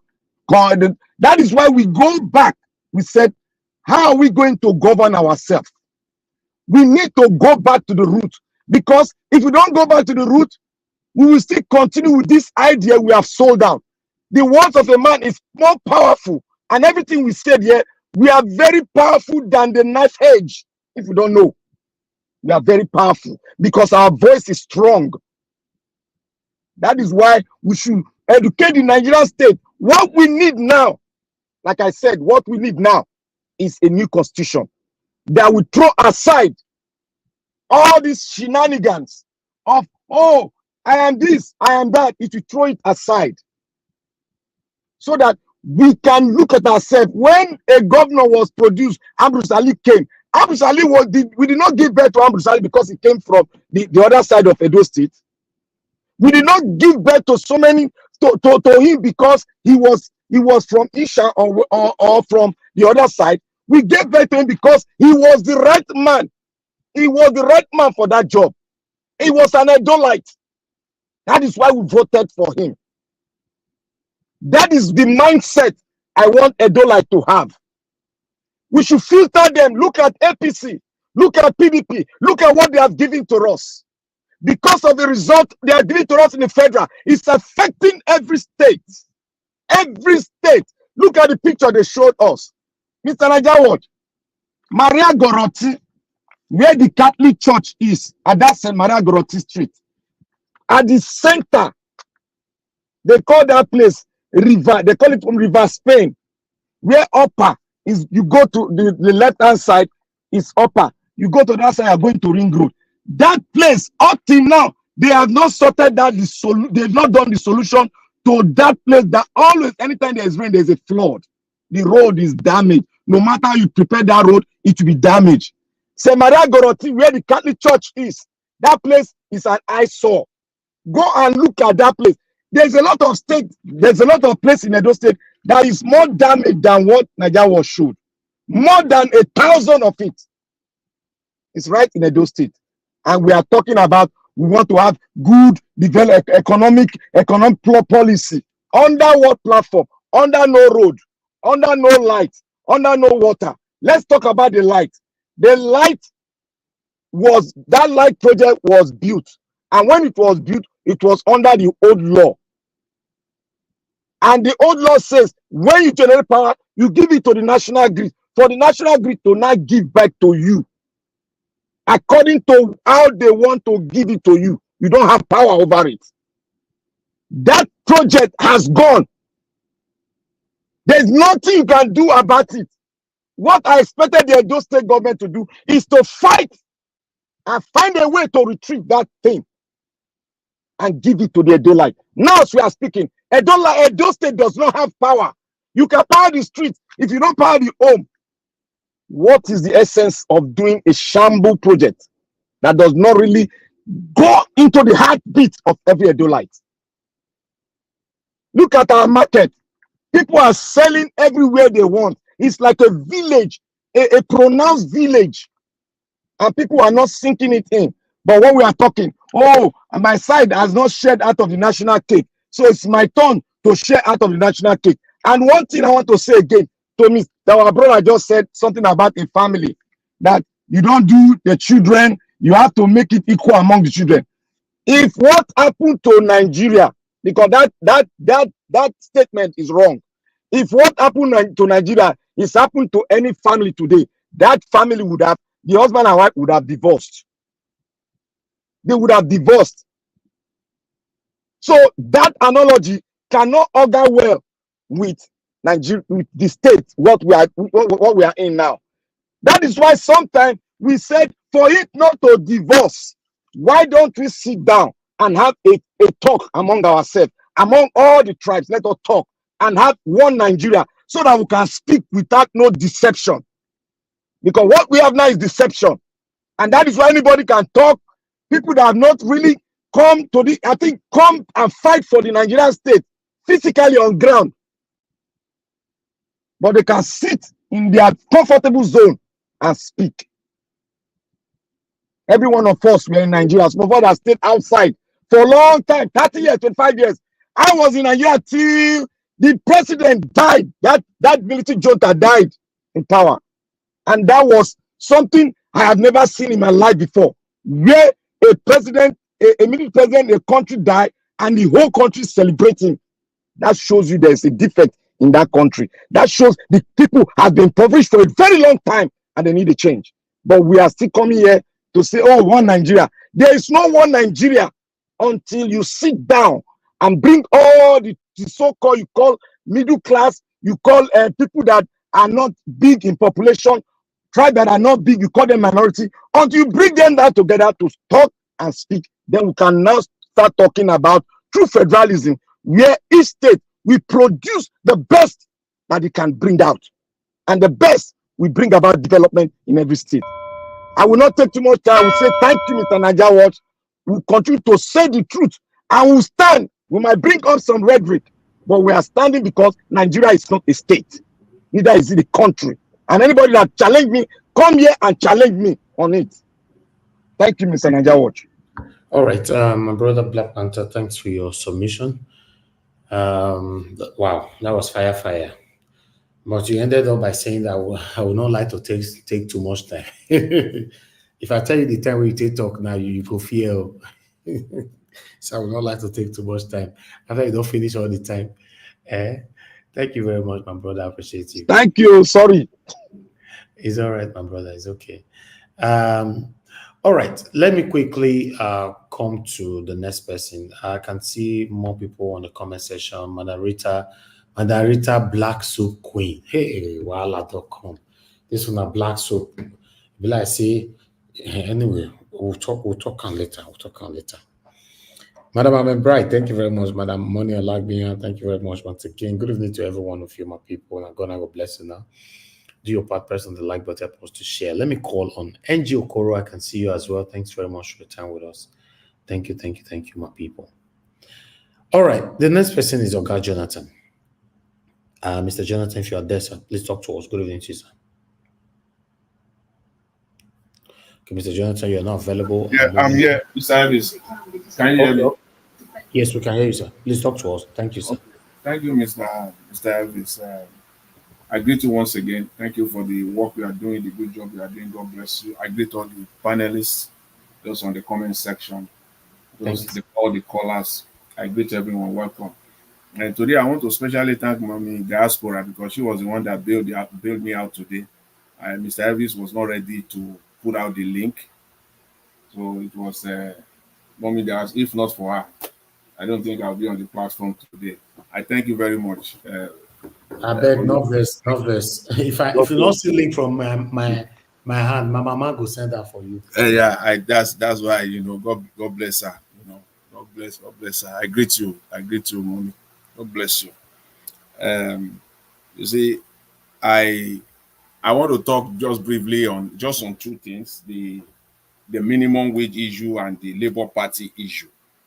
Those are just the two things I want to dwell on today. But before I go there, I just briefly want to say this about the Nnamdi Kanu issue. Again, this is just another strategy, crooked strategy from the Nigerian system, directly from the security system, just to test the pulse of the people, to gauge the public reaction to this kind of report, this kind of lies, just to gauge people's sentiment and the pulse, and then maybe something that they can then proceed with. That's just the way I see it. It's nonsensical and it's not even worthy of somebody joining into it because they want to gauge. We don't need to give them that. We don't need to make their job easy for them. Not on this one. On the issue of the minimum wage, I'll talk about it and I will hand on the Labour Party Edo State politics. The minimum wage in Nigeria, I think it is high time to tell the Nigerian government, Mr. Tinubu, please be open and be honest. Stop deceiving Nigerians. I've seen this argument all over the place that it is the organized private sector, that the government is not the issue. That if they pay the minimum wage, the organized private sector will not be able to pay it and they will sack people. In other words, they will lay off and all the rest of it. Very cheap, lame argument for a set of people running a country that claim to know, because they claim to know so much. This is a stupid argument. If any one of you, they are supporters or you are within the government, please listen to this. If the government is open, if Mr. Tinubu is open, genuine, and is ready to work for the best interest of Nigerian workers, this is just very simple and direct. If you are honest, bring the organized private sector, bring them separately, negotiate with them, give them the enabling environment in the areas of tax credit, give them tax credit, give them business grants, give them special utility, electricity tariffs and subsidy, give them loan guarantees. This is what we will do. It will be a win-win situation. You can do that if you know. I don't want to assume that you know, because one might assume that after all, you say you have best brains, you have technocrats. I don't want to assume that they know, because it is always costly. Assumption in Nigeria is the most costliest thing journey that you can never undertake. Give them grants. Give them tax credits. Give them loan guarantees. Reduce the business tax, the property that they pay on, the taxes they pay on property. reduce it for them, cut it for them. Only for those that maintain and those that retain or hire new employees. If you are an organized private sector, if you maintain, if you retain, or you employ new employees, we will cut your property taxes for you. Give them rooms. And then turn around and raise taxes for workers, maybe between 5 to 7%, so that you will recoup part of this money back. It will become a win-win situation.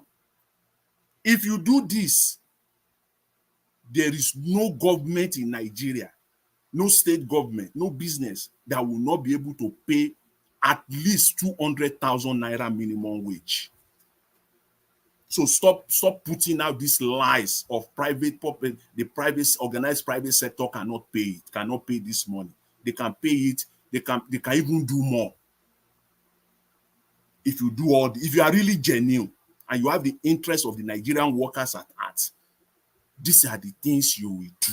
These are the things you will tell your people, your negotiators, your brain, so-called, quote and unquote, your smart people. These are the things you will tell them. Go out there, bring the organized private sector, and let's talk. When you are done with them, you bring in the NLC, you bring in the organized labor, and give Nigeria a living wage, for crying out loud. There is no government, no state area, I repeat, that cannot pay at least 200,000 naira minimum wage. After all, Mr. Tinubu, you just got another 2.5 billion from World Bank 2 days ago. Another $2.5 billion loan. And one of the purpose clearly stated for that loan being granted was that you want to create avenue to raise or to increase government revenue. In order to raise. So that is what the money is meant for. So this is an opportunity for you. So you have an opportunity now to raise workers' wages and also increase your revenue as well. This is a fantastic opportunity. The money you borrowed, part of it, you stated clearly, is to be used to raise government revenue, and this opportunity for you to do that. So please, they should stop this lame, cheap argument that organized private sector cannot pay. Yes, they can pay. All you need to do is, as a government, play your part. Reduce their costs. Support them in every areas that you can, and they will go ahead and they will pay this money. That's what I just want to put that just on a side note, because it's too extensive. There's no time to talk about it, here fully. On Edo State, see, it's so funny. Mr. Peter Obi in Benin City to show support for Akpata. Let me start by saying this. On this platform, when we talk, some people will say, people will come and they will say, we don't know the political terrain of Edo State. Before we say jack, some people will say we don't understand politics. As if they are talking about the politics of another state or another country. Perhaps they are talking about the politics of another country in another planet. Not that Nigeria that I know, that we all know. As if it's another special place they are talking about.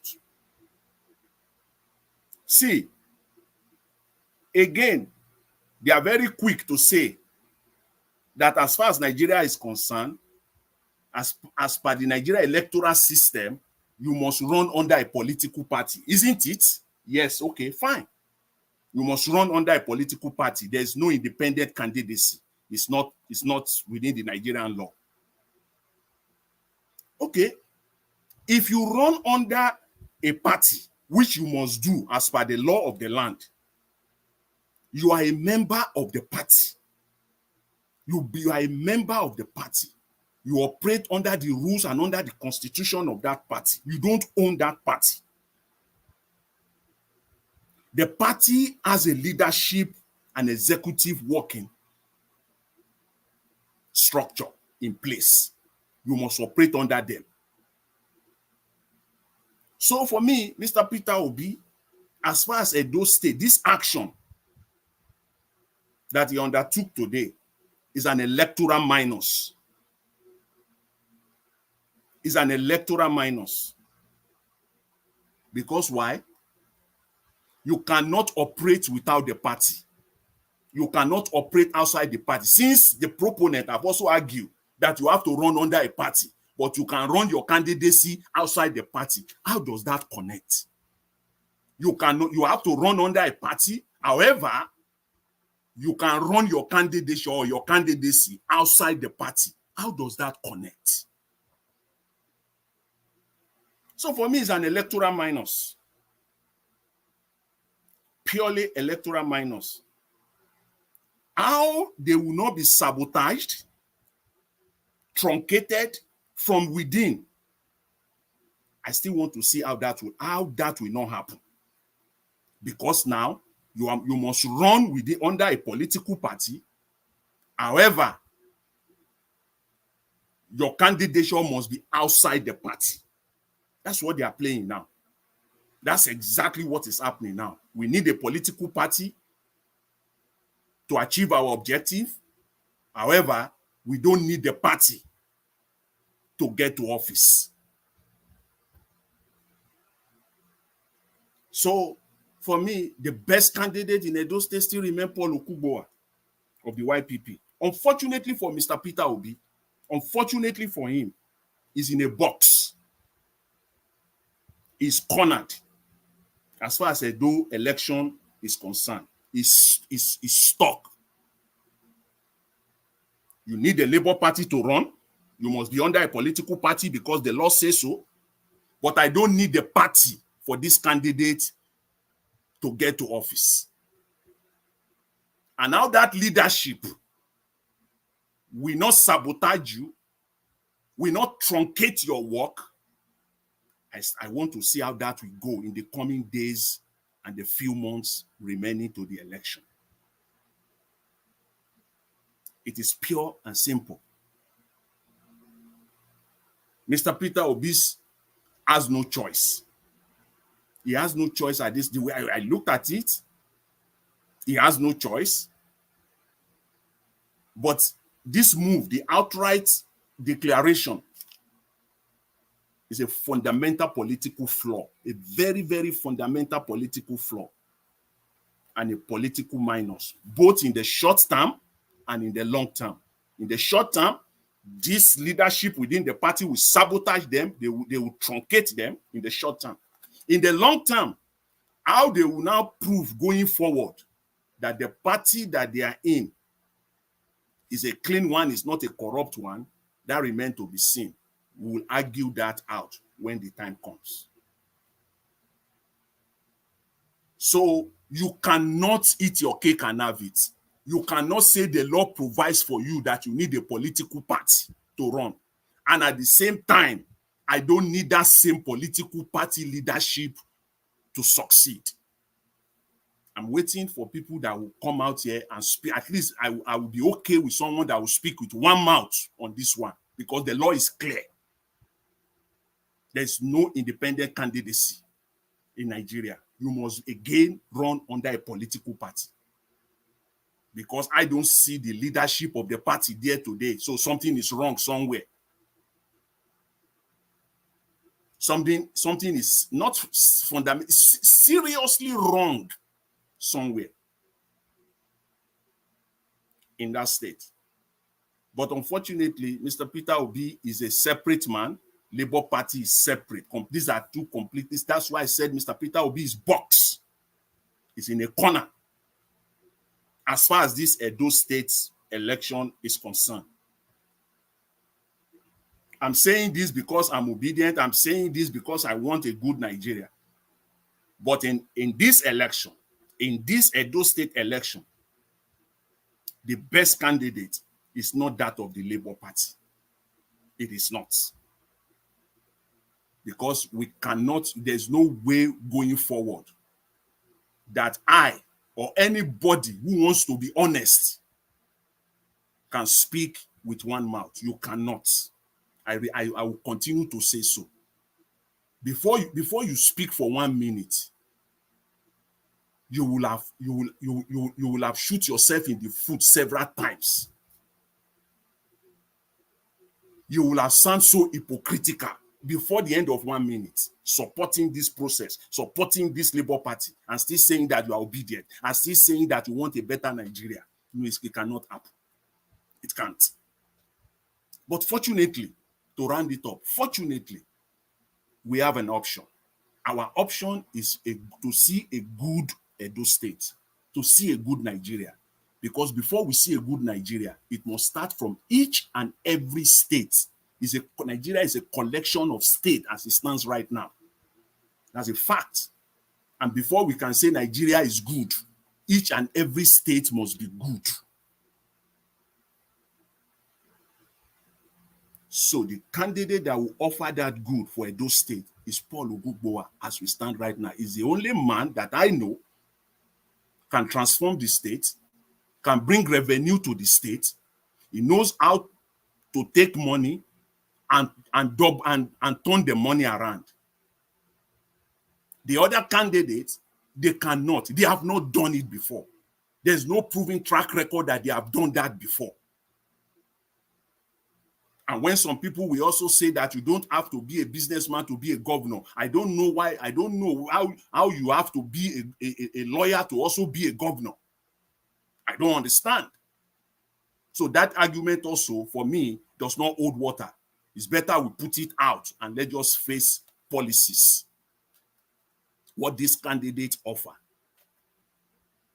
But there's no way I will separate myself from the obedient. There's no way I will separate myself without, supporting Paul Ogugbowa, but at the end of the day, I still have to talk about Labour Party because my expectation was smashed. My expectation was completely, catastrophically smashed by the emergence of this candidate. If this candidate emerged through the normal democratic process that I know that people that believe in truth knows, there will be no issue.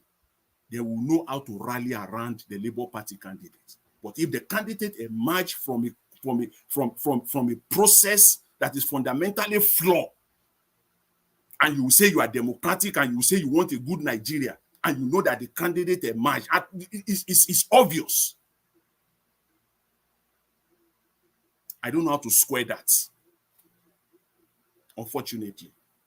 That is why I will call on the people of Edo State. Either way, at the end of the day, it is for your own good at this point in time to go for the best candidate. At this point in time, it is the candidate of the YPP, Paul Ogugbowa. He's the only one that has come out with a clear-cut plan of how to raise money to achieve his goals.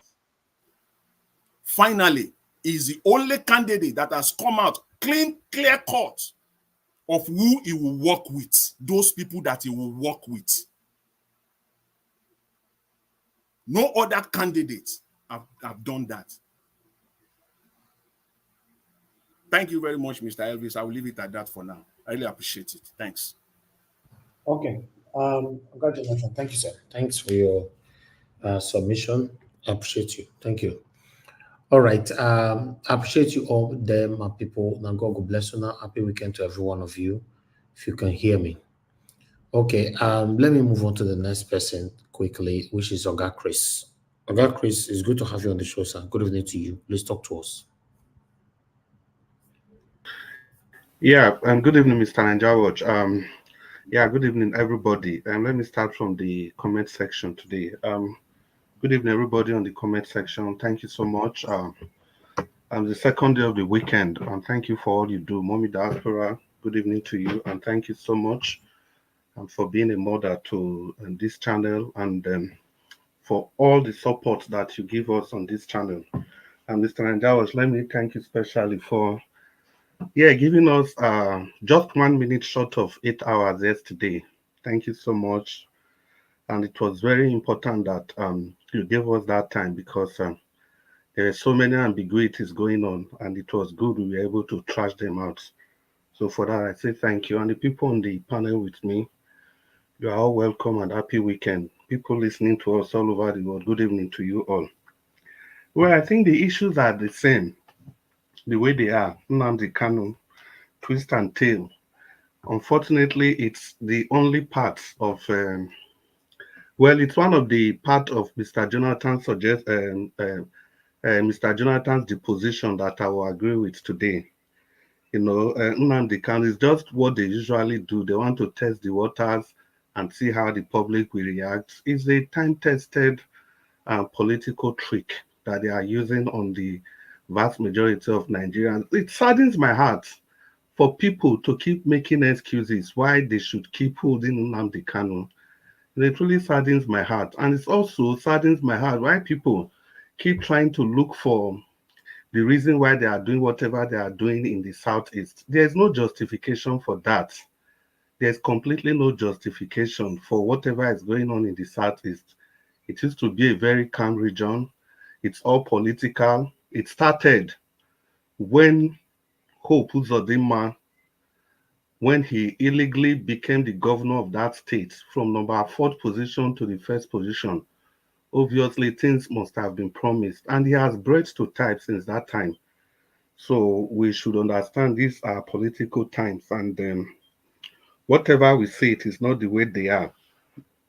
I'm still talking about Nnamdi Kanu. One of the reasons, one of the topics we were discussing about yesterday was for the need to recruit more people into the Nigerian army.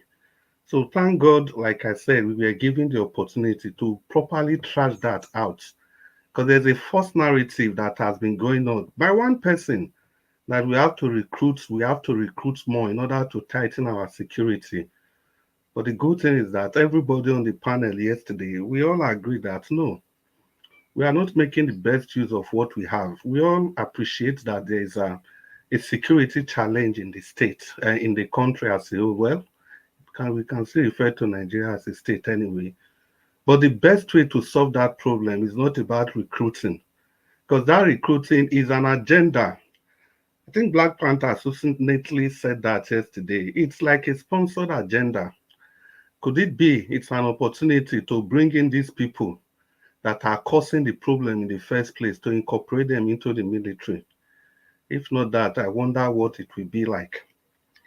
Because you cannot tell me we don't have enough military personnel when just today we have decided to send some military men to Gambia to help them with their security challenge. Just today, it's there on Punch newspaper. So that tells you that we know exactly what we are doing. Say, talking about the security issue, if we are ready to end this insecurity, I'm very sure with the personnel that we have, we can actually end insecurity if the willpower is there. Look at what happened in Zamfara. The so-called illegal miners, whether they are bandits, they are Fulani men, I don't really care. One of these people that we arrested, they took this person to court. And you can't believe, in the courts, in the Nigerian courts, they said that they ordered the person to be released. And the order came from Abuja in our courts. That an order came from Abuja to release that bandit, that illegal miner. And lo and behold, it was time for the governor of Zamfara to address the people. And what did the governor do? The governor started addressing people, where journalists and newsmen, everybody was addressing everybody there in Hausa language. Without the need for any interpretation. And yet you tell us that we are one nation. In Zamfara, people are mining goods. Individuals are mining goods. There are private airfield in Zamfara.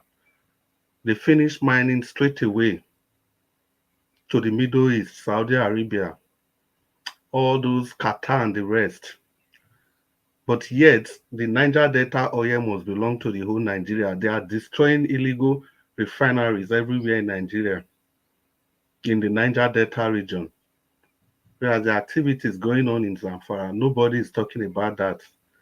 And if you go and look All those places, the whole of those places where they claim that insecurity, bandits, blah, blah, blah, after they finish ransacking the villagers, mining activities will commence there.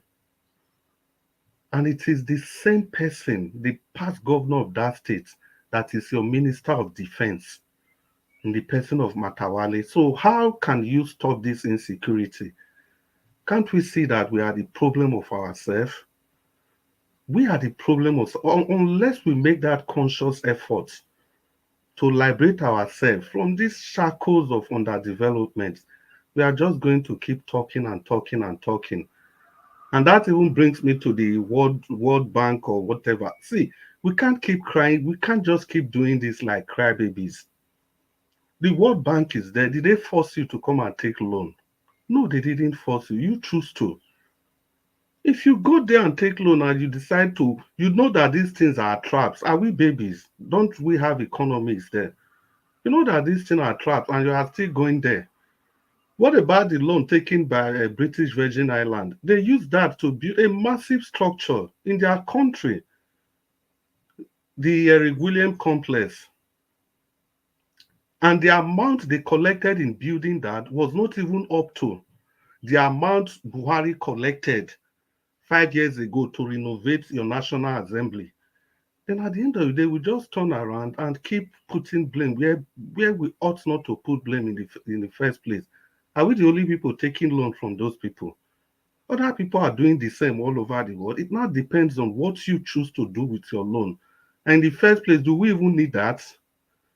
When you decide to build a 15 billion house for your vice president, one person, and you are making proposal to buy 2 new aircraft, then at the end of it, you turn around and be blaming the people that you are stupidly collecting the loan from. Well, I'll just move on to Peter Obi. For me, I'm not really excited in the sense that this excitement was long overdue. I'll just flesh out some things because, yeah, the reason I said I'm not excited, it was the reason why I decided to stick with Olumide Akpata in the first place. So it's not new to me. That is actually what I mean. It's just a confirmation of the choice and the decision that I made earlier. Like I said, and I'll repeat, it is still preposterous to equate Julius Abure to the Labour Party.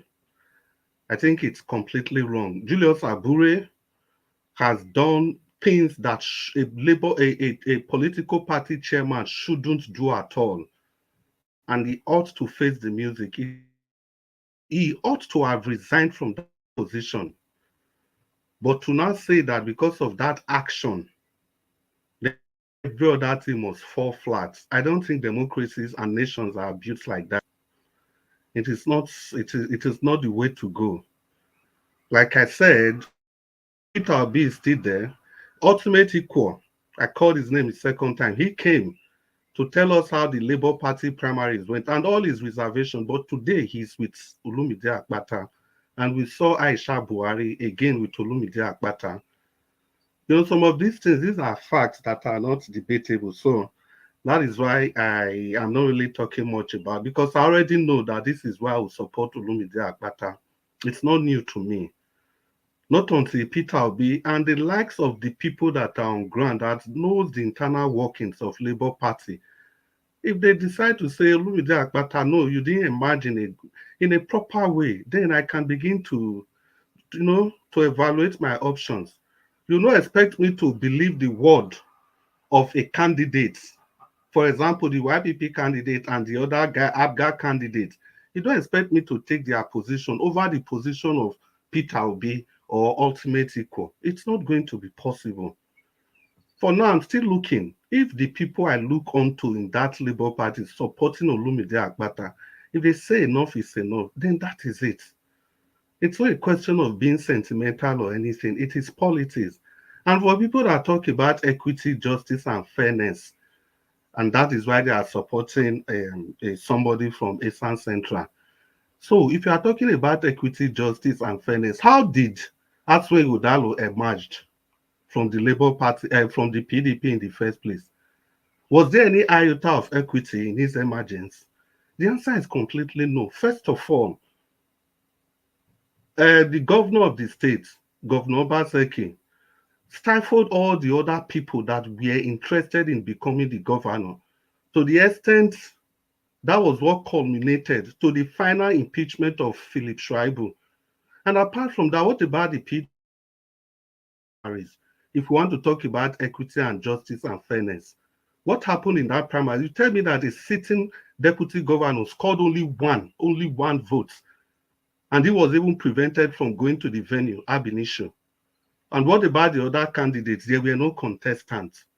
So if you want to talk about equity, justice, and fairness as a basis for supporting it's a candidate from Eastern Central, then Aswe Godalo shouldn't even be a player in this game at all. Even the man from APC shouldn't also be a player in the game at all. Because the APC's primaries, what the court said was that they should go back and complete the process. But the APC came, they started afresh, they hand twisted everybody and brought in the person that is representing them today. See, the basis of all this is that these are two primaries, that the shenanigans, the inconsistencies that happened in these primaries, they are there in the open. No controversy about the irregularities on those primaries. I'm surprised we are not focused on that. But we are holding on to some things that were said. Like I said, I don't have any internal or further information about what's going on. I've tried to do my own investigation, and to the best of my ability, in fairness, from the information I have that I've gathered, I still stick with Olumide Akpata. Like I said, in politics, you need to use a thermometer or a barometer, whatever you want to use. Thermometer helps you to measure the political temperature, and the barometer measure the political pressure.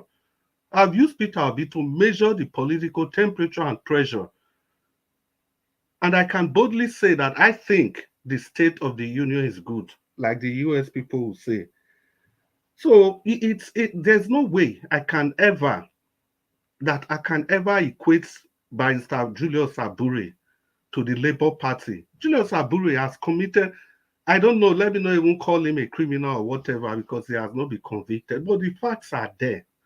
And again, talking about the leadership, I don't want to get into all these rigmaroling, but the truth is that let's not forget that Julius Abure is not Edo State Labour Party chairman. He's the national chairman of the Labour Party. So it is also not totally correct to say that Olumide is campaigning without the executive of the state of the Labour Party. If Julius Abure is not there, and so he is not the state chairman, if you have the state executive around Peter Obi, and together, if they decide to go and lift the hands of Olumide Akpata, so be it. So be it. I have said this thing before. When Isaiah Osifo finished speaking that day, the man from Abga, I think everybody said, oh, this is not the new solution. But Isaiah Osifo, like 15 years ago or thereabout, during the PDP time, it was exactly what he did.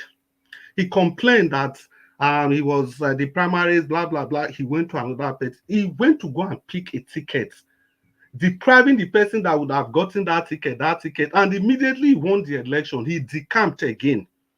That is how bad it is. Is it that person that you ask me to trust? It's not possible. Is it that same person that will come here and tell me that Olumide Akpata shared $1,000, then I will believe? And the third person that came here, no, it was actually the second person, the NPP candidate. He was asked, what were the offenses of Barrister Olumide Akpata? I'm surprised he listed all the offenses. He didn't talk about that $1,000 bribe. He didn't. As humongous as that, at least it should make the headlines. It should have spoken about that. Just like President Jonathan said when Sanusi said $50 billion was missing from the Nigerian government coffers. And President Jonathan said, if $50 billion is missing, the Americans will know. If you share 1,000 US dollars in Edo State, to how many delegates? 200 and something thousand delegates. People will know. People will know. If $50 billion is missing, American government will know. And at the end of the day, what Sanusi did, he began to adjust and adjust and adjust and adjust before he finally said it was between $5 and $10 billion. So you see, people, this is not about political correctness or political. We have to look at the facts on the table. We have to look at the facts on the table. It is either we go into this politics divided, or we choose to change the current situation. And let's not forget, the PDP and the APC, they are the same thing. And Mr. Njao, let me thank you again for the video that you played, because some of us we have repeatedly said on this platform that Obaseki failed. For me, I decided to qualify it as failed woefully, because there are no legacy projects you can point to. And Rusali had legacy projects. Ogbemudia had legacy projects. Even Oshomole had legacy projects, but there is none you can point to in Obaseki's administration. Somebody that would never allow democracy to thrive. How did he even got his nomination in the first place? That's why I said some of us, we never supported this 4+4 Batsy from day zero. Because Obaseki, the way he got his ticket in the first place, Oshomole has to oppress all the other candidates, all of them, to bring in Obaseki. And all through the campaign, Obaseki didn't say a word what he was going to do. And I told the political watchers then that you guys, you have to watch out for this man. It's going to be the albatross around the neck of Edolites. And today, like they say, the rest is history. I'll just close up. I know I've stayed more than 8 minutes, so I won't extend this further. Thank you so much, Mr. Naija Watch. I'm very grateful. Wait for the second opportunity. Thank you, sir. All right. Thank you. Thank you, Oga Chris. God bless you, sir. Thank you very much. You talk for 15 minutes. 15 minutes. Yeah, So I suspected. Thank you, sir. Yes. I thought I should give every one of you time today to just speak as you like. I didn't give anybody minutes, but that's fine. We are going to round up right now, having a final submission. I appreciate every one of you right there, guys. Nobody buy me coffee today. You know, now weekend before, I've been weekend person supposed to they enjoy. We're gonna press on the dollar sign. Thank you. Okay, let's have final submission. Madam Luke, thank you very much, man, for your time with us, your patience. Please, time Dorish, give us your final submission, 4 minutes. Thank you, man. Thank you, sir. Perfect timing. Interesting submissions today.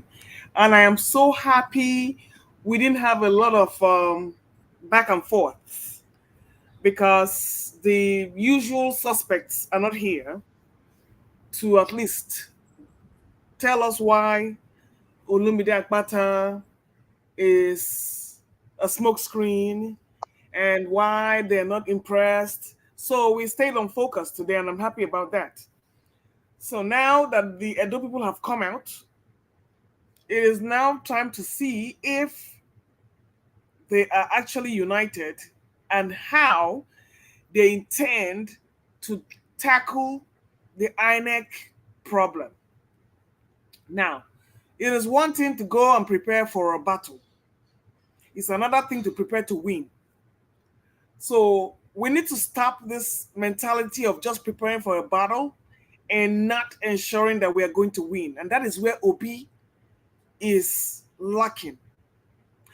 And I'm not saying it while I'm not blaming him that is lacking, is because he doesn't have the tools and he doesn't have the wherewithal to tackle the evil around him.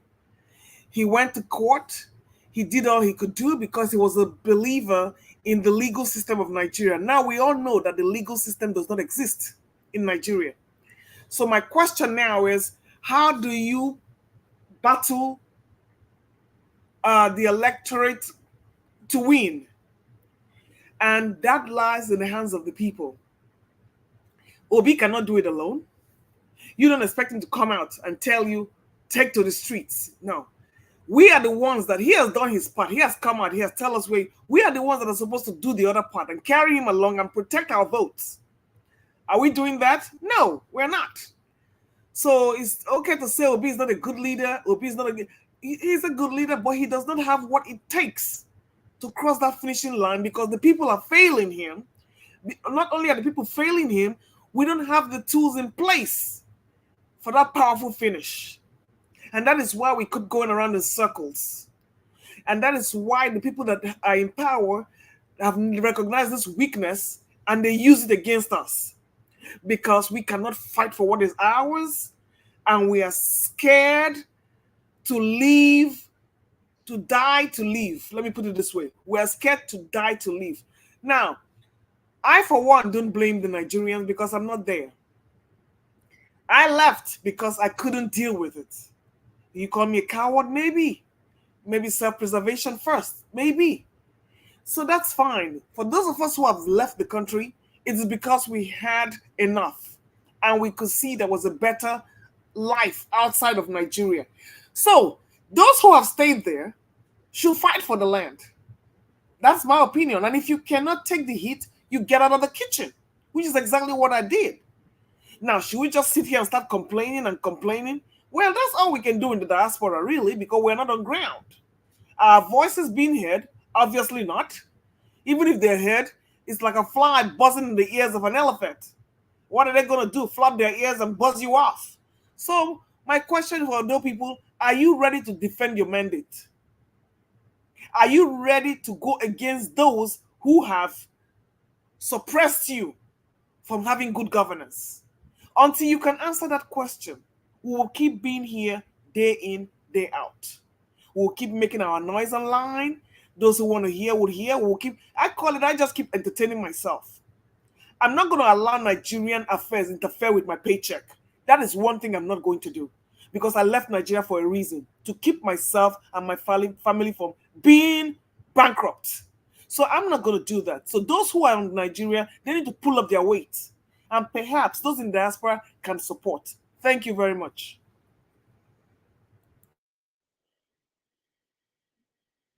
All right, Mother Luke, thank you very much, man, for your submission. Thank you so much. Maybe one or two person might respond to that. But let me go. Finally, I got my coffee drink. And God will bless you, Case Delgera here. Thank you very much. God bless you. Yande King Comedy, thank you very much. God bless you. I'm very, very grateful. Thank you so much. Okay, let me come to Amasha Lassa. If you're still there, your final submission, 4 minutes, sir. Okay, you're not there now. We'll come back to you. Abdul Malik, are you there, sir? This one where you leave me. Waiting I do. Okay, Mr. Ike, you come back. Now you can go there last. Okay, no problem. I will still wait. I will still wait. I mean, I no go jump. I no go jump the line. No, it doesn't matter. You came before them. It's just if you don't remind me, I won't know. If your network failed, it takes you back to the end. Talk to us. Okay. Thank you. 4 minutes. Thank you, sir. All right, my brother. Thank you. Thank you to all the speakers. I enjoyed my participation today. Like we were talking about this thing, Black Panther also talked about it more. You see, let's disregard what the parties are talking about. I also had Mr. Jonathan talking that no one can contest election in Nigeria unless you're on a platform in a party. Yes, we know. But we have seen people that have performed outside their platforms. And like Mr. Dua also said, whatever LXOT is doing in Abia is not because of Labour Party, it's because of his personality. So let us also look at the personalities of these people very well. But one thing is very, very important. There are some personalities that even when they try to do something, their own ideas and their own ideology does not align with their party.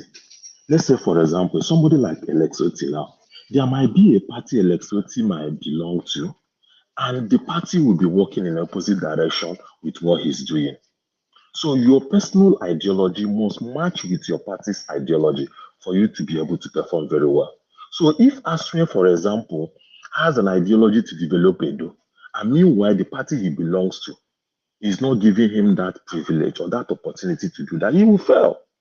So what we are saying is let us vote for both individual that we see that the platform he belongs to also aligns with progress of the people. That's what we are talking about. So I still believe that Labour Party have not brought any candidate before to say we are zoning. This is the first time it looks like they are coming out in the limelight.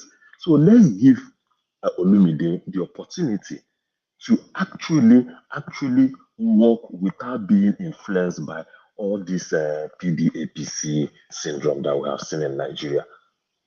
So we'll do the talking, we convince our people if it is to send them money to attend to rallies, to attend to programs, and also ultimately vote on that day, hoping that the almighty INEC will not be dependent on the day of the election, because that has always been my fear.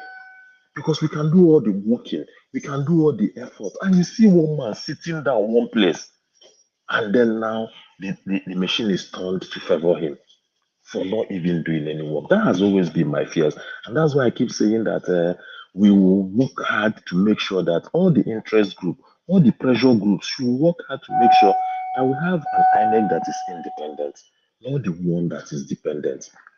Thank you very much. And I wish everybody a happy weekend. By the grace of God, we'll meet again tomorrow. Good night, my brother.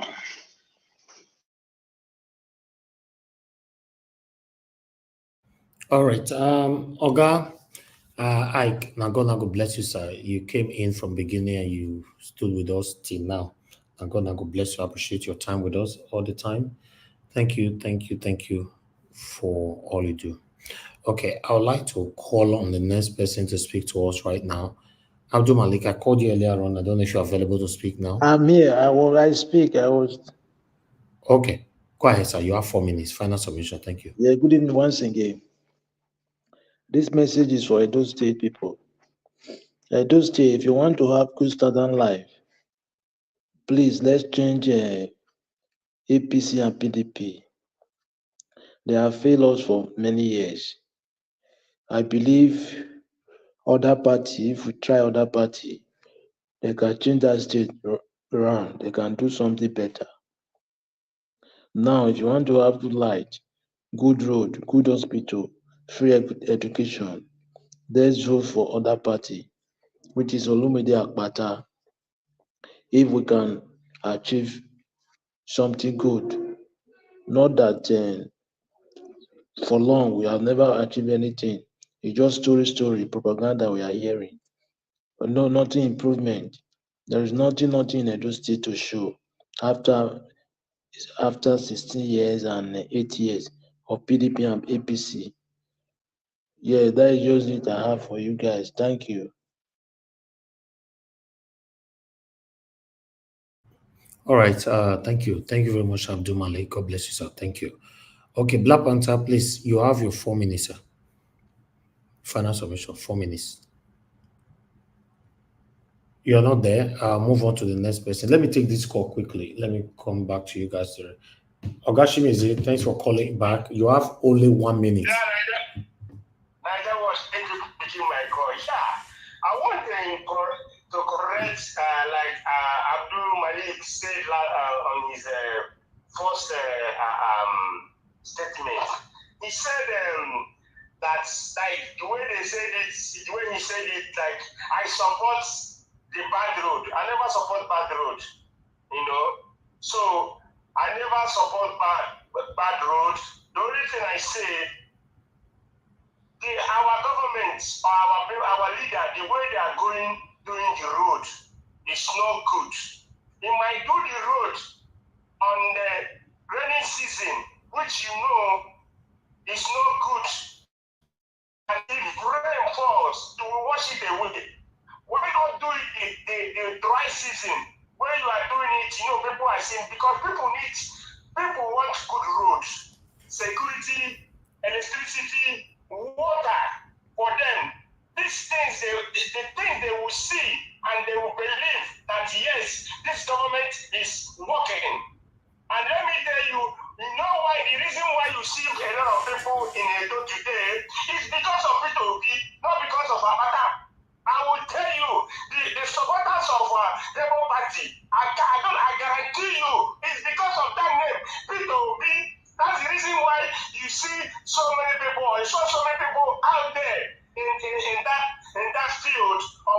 the place they did that rally today. So just bear it in mind.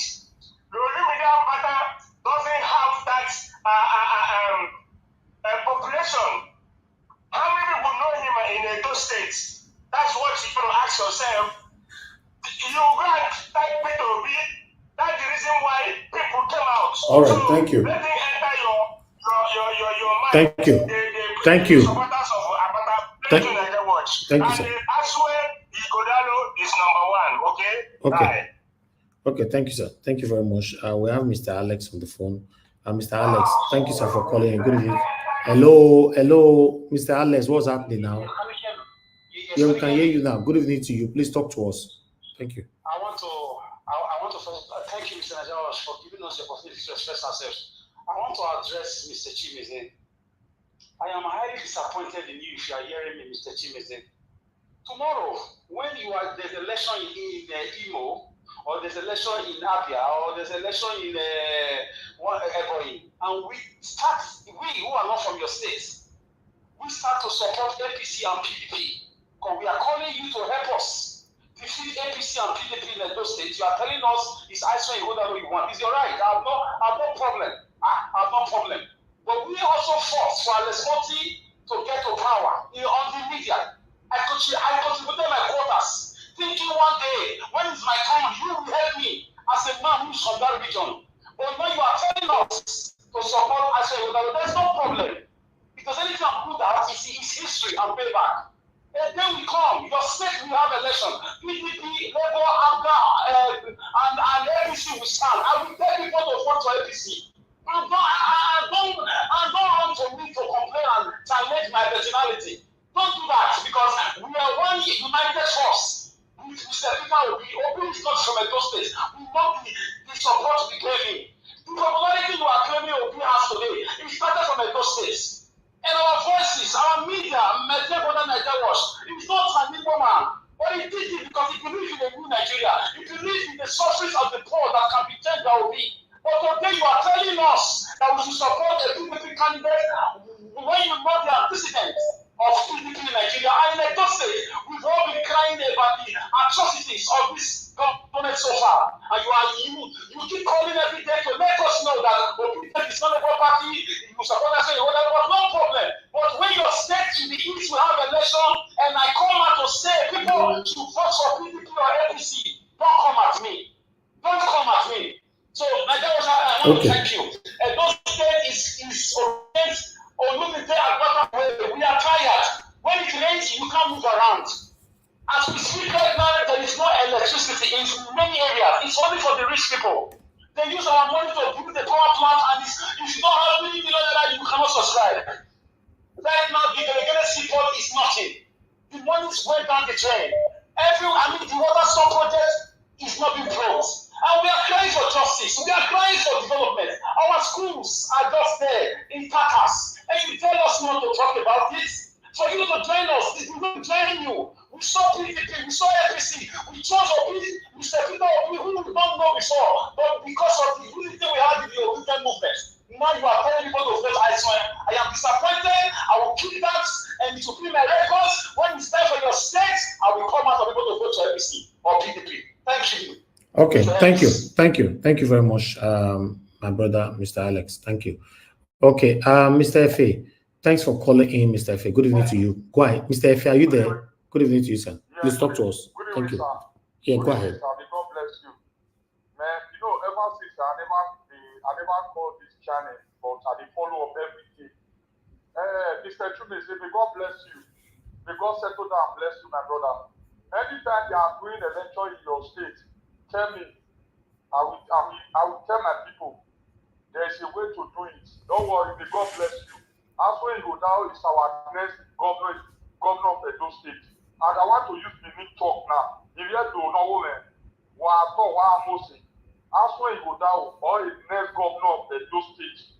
Mama Olumide Akpata, Mama Owari from nowhere.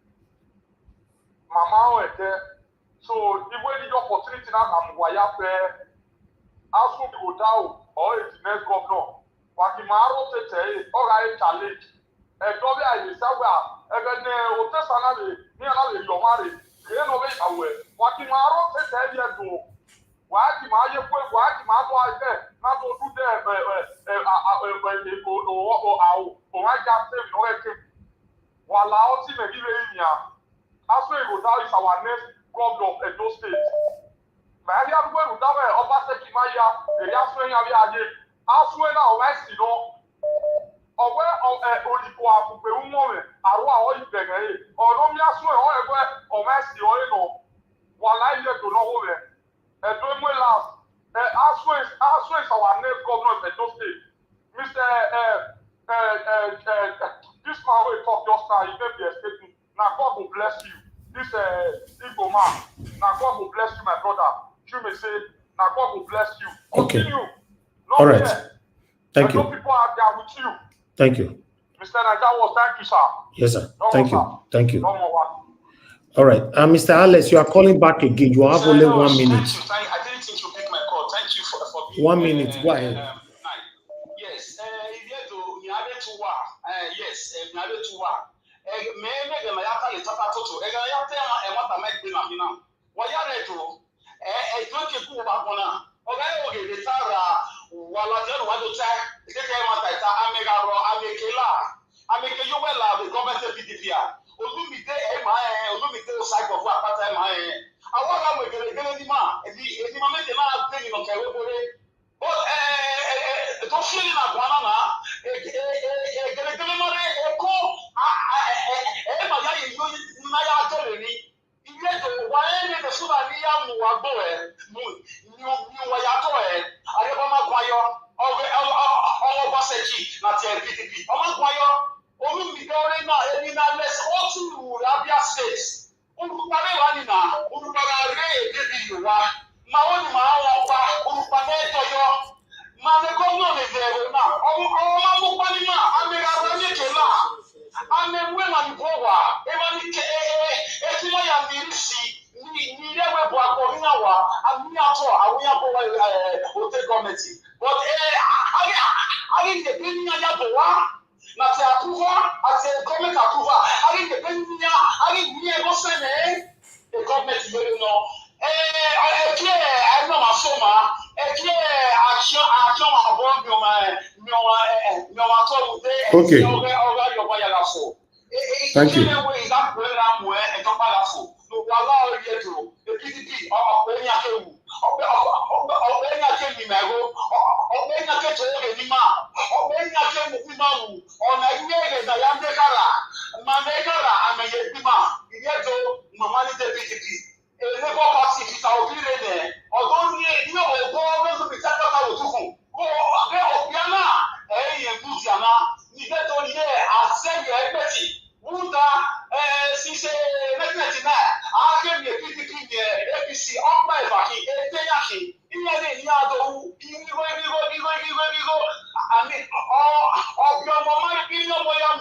Okay. Thank you. All right. Thank you.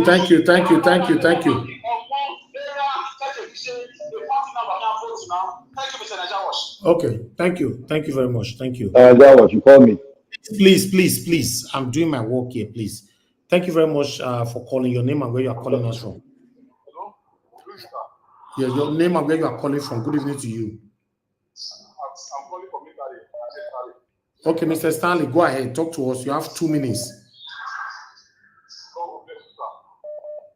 For this argument of Nnamdi and Ashley Without, I am surprised for people when we see they are brought here, which should support APC activities for Nigeria. This is a fact for me. Especially people who say they really know about the who say they still support APC activity. APC activity don't fail us. No need to strive for all the people. Let them decide by themselves. Look at this way they say, oh, the chef, and we told this one. Now, also, without you, when you also go down, what's for me? When we say, what's that goes to there? If I saw it go there, now, what's that to the now, what they don't know? What do they ask a group for dinner election? You say, you want to start from here to have it talk. I saw it go down, see talk. Say, you want to start from here, which they call Obaseki. Which Obaseki do for me? What is the ministry they support Ashley without? But so current people, what is the they applaud here? What is they say what their head? I don't know. What is the affect Ashley without one people believe? Tell me. If Ashley go down, then I'm not saying this there. No changes. All right. Thank you.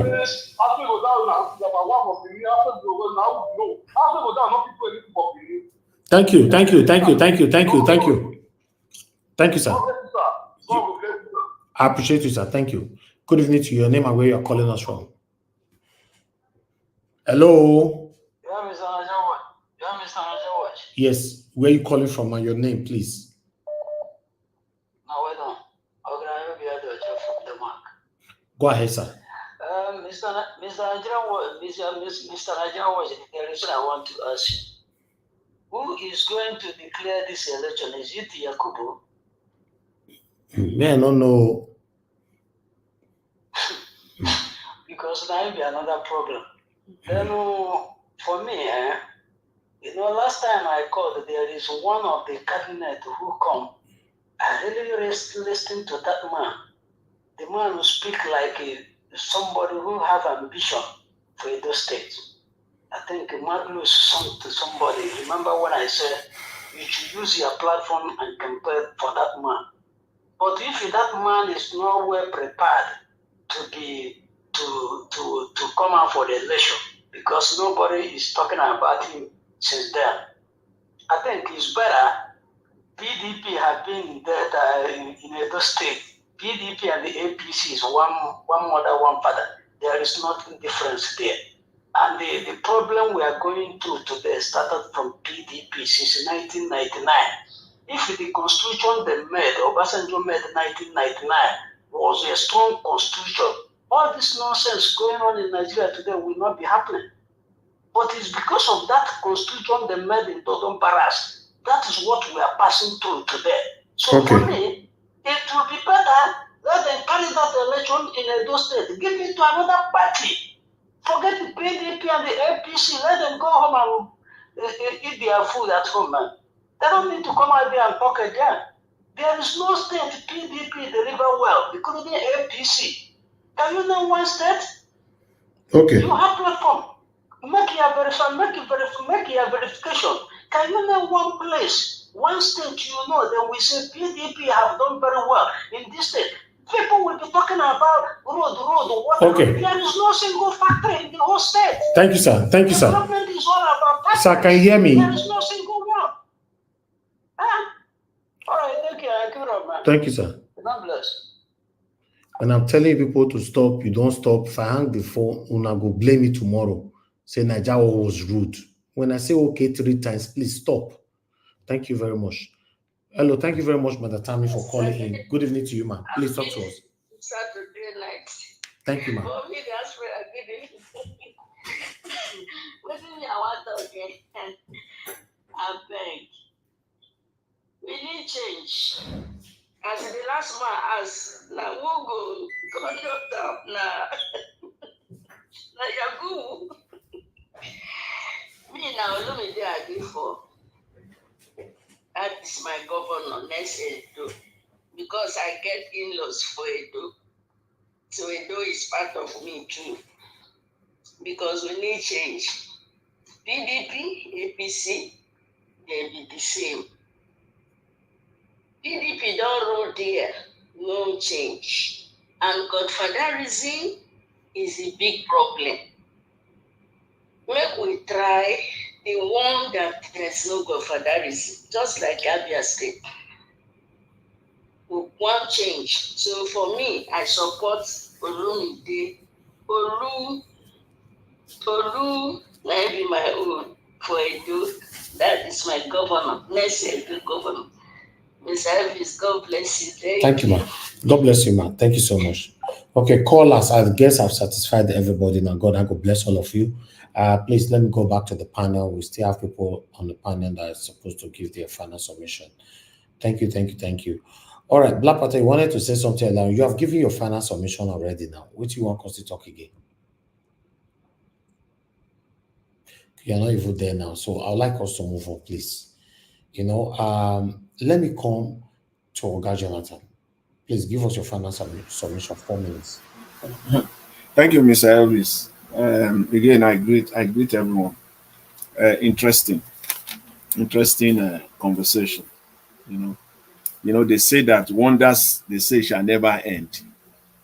When I hear the comment that you cannot connect Abure with Labour Party, I it's like to scream out of my head. Wonders shall never end. In what sense? Where does that even come from? You can't connect Abure with Labour Party. At least we deserve a clear statement, a clear argument on that. You cannot connect Abure with Labour Party and then you stop there. Like a bullet point, you just stop there. So ambiguous, unclear. Abure is the chairman of the party. And saying that you cannot connect the chairman of the party with the candidate with the party. Well, I don't know. Oh, very, very mischievous, very, very manipulative and deceptive. Except maybe there is some reasoning behind it. A political party, the chairman, as we speak today, whether you like it or not, is the substantive chairman of the party. But you can't connect him to the party. Please, people who are listening, Abure is Labour Party. Labour Party is Abure till the next hour. Unless something happens within the next hour. So anything that emerges from that party it takes full responsibility. It's part and parcel of it. You can't disconnect it. It's absurd. You can't even bring that up at all. That statement should not even come out. Should not even come out. How? Abure is the chairman of the party as we speak. Anything you are doing within the party, you cannot do it outside the chairman of the party. Whether that is again, before we say jack, some people will say we don't know Nigerian politics. Please, let's talk about Nigerian politics. Tell me any state in Nigeria, any politics in Nigeria, where the governor does not have the backing of the national chairman. Please tell me. Bring out the state and then we just dive down straight into that state. We stay there and we discuss the politics of that state. One state, and then we just stick to that state. Anybody that emerges, and then the national chairman, the state chairmen are just figurehead. The way the vice president, the state chairmen are figureheads in Nigerian politics. Let's talk about Nigerian politics. If you know Nigerian politics, influence that the state chairman have in the party. Any candidate that will emerge in that state, that the state chairman will not take it to the national level. And then you now say that the chairman it cannot be linked to the party. It's for me, it's so believed. It's just taking, some people will say you're taking people for granted. It means that you are taking the sensibility, the intelligence of people for granted for even saying that. And I will say this, I will end with this today. See, for us that are supporting the Mr. Paul Okugboa, the candidate of the YPP, our job is well cut out for us. I don't need to talk about Aswe. I don't need to talk about Obaseki. The supporters of the supporters of Akpata, you are demolishing Aswe and Obaseki for us. And I'm glad. I don't even need to go there. You are doing a fantastic job. You are demolishing Aswe. You are demarketing him effectively, originally. in a classic way, you are doing a good political job. So my own job here is well cut out for me to face the best candidates, to market the best candidate that is out there. Mr. Elvis, thank you. Thank you very much for the day. God bless you. And all my God fellow bless you, Mr. panelists. Jonathan. Thanks. Thank you, sir. Thank you very much. Thank you. Oga Chris, please, your final submission. 4 minutes. Thank you, sir. Okay, Mr. Oduwa, if you are there, your final submission, 4 minutes, sir. Thank you. I did I did try connect. The Okay, go network ahead, was sir. just rolling. Yeah, Mr. Najawas, thank you very much. I think bringing me to this discussion is very timely. It will be how will I put it now? It doesn't make sense for me to feign ignorance that it is not what I said that Mr. Jonathan was reacting to. I like to be very direct. See, I need to address this so that the listeners, they will clearly understand where we are all coming from. I don't like being ubiquitous, and I will never do that. I stay in one place and I maintain what I believe in. Now, I never said connect. I want to assume that it's the network. Maybe you didn't hear me clearly. I said equate. There's a difference between saying connect and equate. That was what I said. Equate, not connect. How can you not connect the chairman of the Labour Party with the Labour Party candidate? It doesn't make sense. I said equate. So I just finished trashing that. Then talking about the ESCO, what you actually said was that you want to see how Peter will be, how the Labour Party is going to continue without an ESCO. So the point is that I never said also that Julius Aburi is not relevant. I was only talking with respect to the executive of Labour Party in Edo State. I maintain that Aburi is at the national level. And again, what I meant with that equate is this. I said Aburi is too small to be compared to Labour Party. Aburi is too small as a yardstick for any person to do anything against the Labour Party or against the candidate of the Labour Party. If Aburi is at fault, it should be thrown away. You don't expect me because of Aburi, I'll throw the Labour Party away. No. And throw Peter Obi away. No. I would prefer to throw Aburi away and stick with Peter Obi and the Labour Party. That is my submission. It is not being ubiquitous. It is very clear and straight to the point. So we must all realize that the angle we are all coming from is very clear. The issues before us, Edolites, are clear. We want good governance. And we have seen that the PDP and the APC, they are the same thing. They are not going to take us anywhere. We've seen what they can do. These people, they've been there, the set of them. Look at the people coming out from the APC. They are both supported by Oshomole. And the people in PDP, they both work under Oshomole. One of them was the chairman of economic team of Oshomole. The other one was a member. Later, the other one became the chairman, or the other one one became governor. So between the PDP and the APC, it is the first, second, and third generation of Governor Adams Aliu Oshomole. So they are all the same thing. So we just trash those people in the bin. They've all been there for 16 years, and we cannot hold on to anything that they've done, apart from the little things that Oshomole, let me not say little, apart from the things that Oshomole did during his tenure. So we are left with Barrister Olumide Akpata of the Labour Party. For now, there is no better option. Like I said before, I'm not against, I've not said the other people, I'm not campaigning against their personality. I'm not saying they are not competent, but what I'm saying is that what is their seriousness? I've just told you the Abga guy, his shenanigans in the past, what he did in the past. We are left with YPP. Now, I repeat this question again. Before this whole thing, nobody knew about YPP candidate. Mr. Naija Watch, in his magnanimity, brought the YPP candidate to a free panel like this. And I asked him that day, I hope that you are going to send your people here to continue campaigning for you. If I didn't want a good government structure for the state, I wouldn't do that. That was my question to him. Funny enough, that was my only question. And he said yes. Come on, it's been almost 2 months. It's only one person who has also been a member of this channel that has been campaigning for that guy. Does that guy look like somebody that is serious or just a placeholder? You want to contest for the governorship of a state.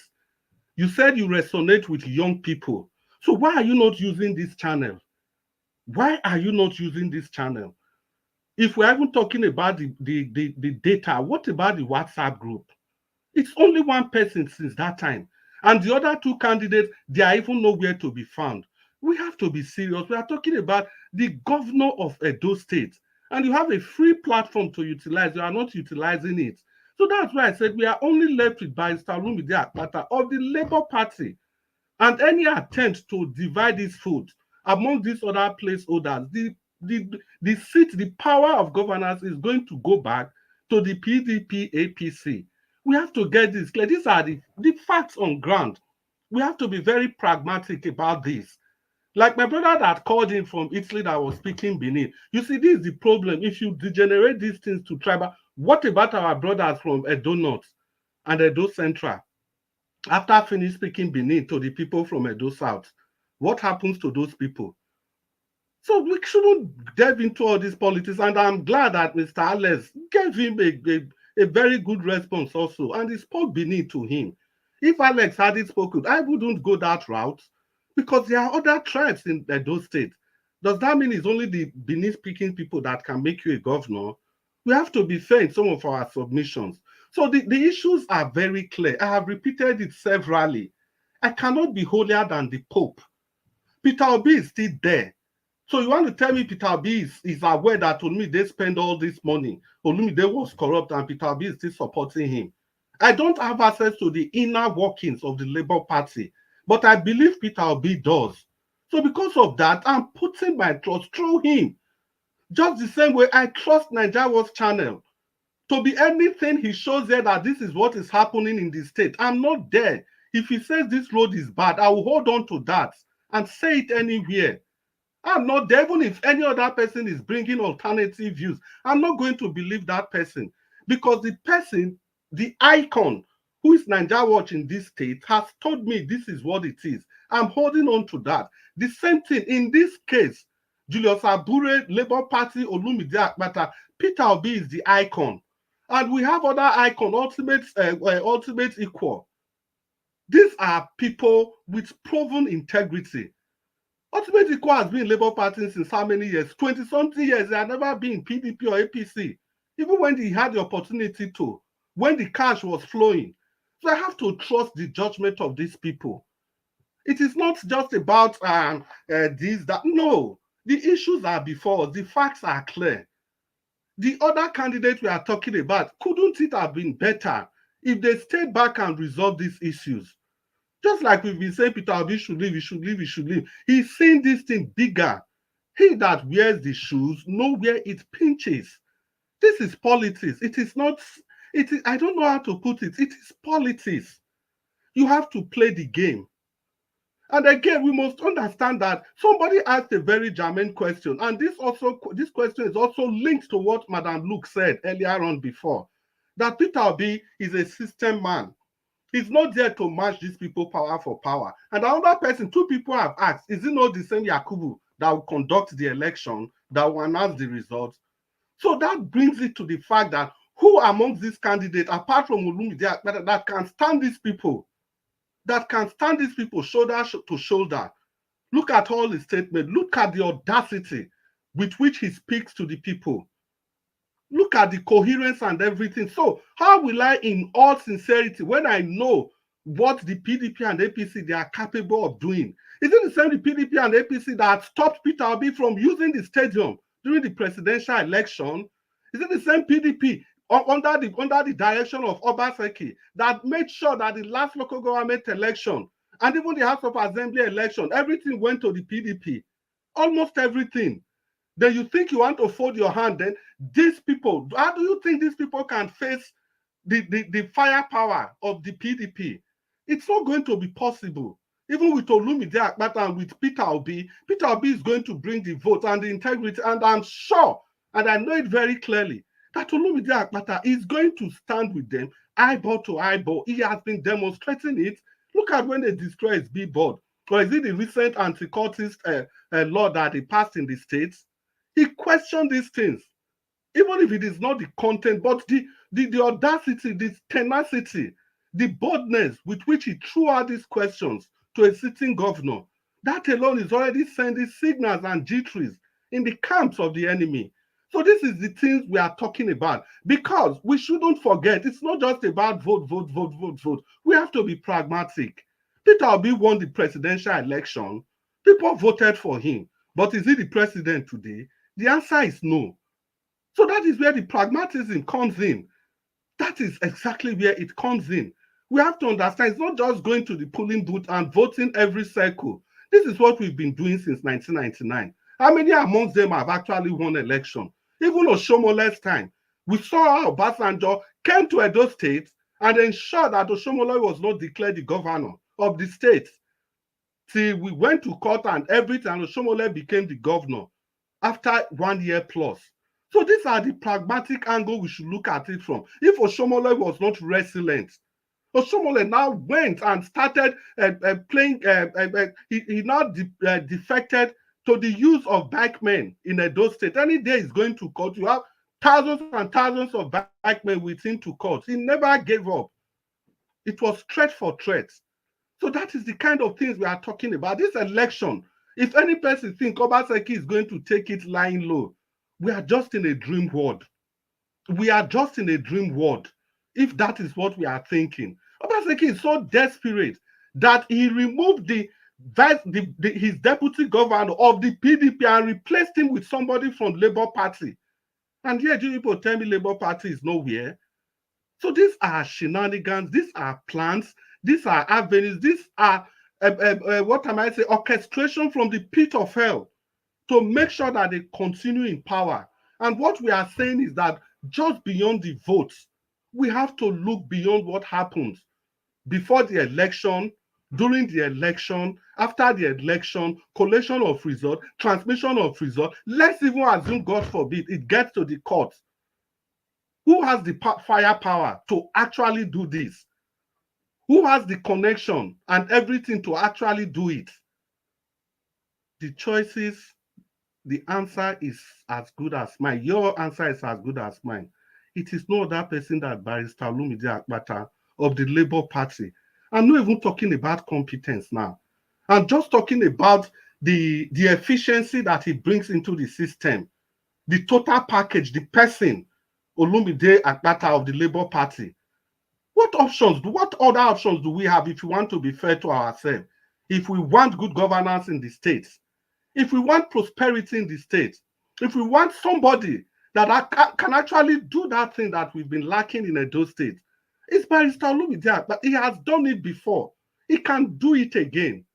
That is the point I'm making. See, this man, his sagacity was displayed when just a barrister could contest as the chairman of NBA, something that has never happened before. He wasn't a son, and he won that election flat. And talking about Barrister Olumide firepower, when Buhari refused to, because we've been saying these things and people just they think we are just talking. When Buhari refused to sign these electoral acts that we are talking about they didn't transmit the result, they didn't do this, they didn't do this. When Buhari refused to sign that act, Olumide Akpata wrote, and he put his name there. He wrote to the National Assembly that they should do what no National Assembly has done before in history, that they should remove Buhari from power. That was what Olumide Akpata did. In short, let me just round up quickly. The letter, he was supposed to even use the name of the NBA. He used the name of the NBA and he's included his name so that if the federal government wants to take him to court, they can sue him as an individual person. That was what he did against Buhari. Then who is Obaseki? Good evening, Mr. Nanjawosh. Thank you so much. All right, Oga Chris, thank you, sir. God bless you. Thank you very much. Mr. Ivis, can I get my own 4 minutes again? Because this guy spoke for 9 minutes running.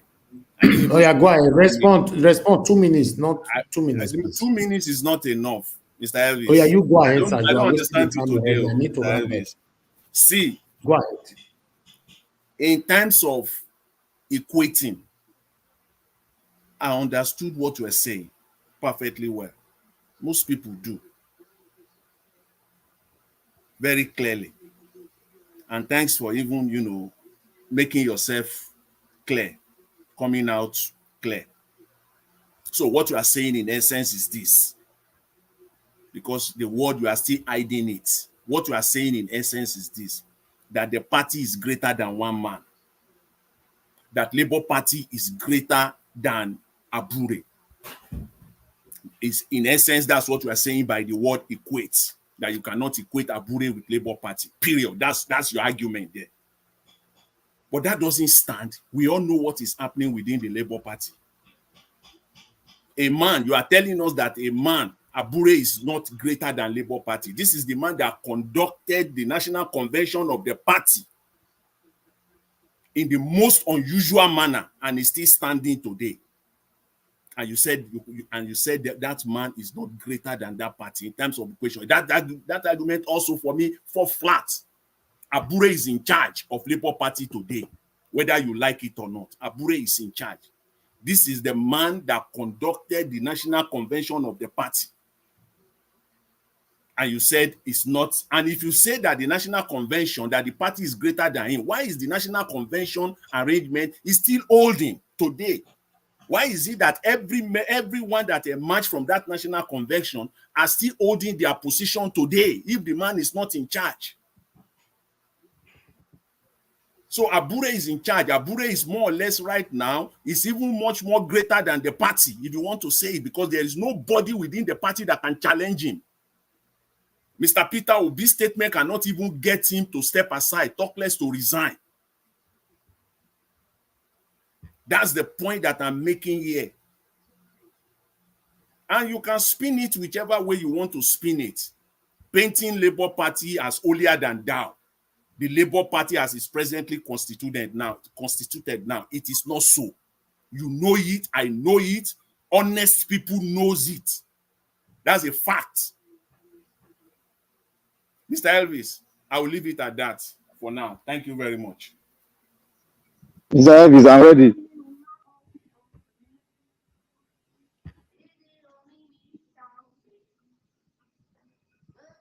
Mr. Elvis, are you still there? All right, Mr. Jonathan, thank you, sir. Thank you very much for responding to that. Okay, let me see. Mr. Elvis, I'm here now. Okay, go ahead. Go ahead then. Talk to us. Yeah, thank you, Mr. Elvis. It's already. No, my 4 minutes. No, I never give 4 minutes. So I was busy. Thank you, Mr. Elvis. You see,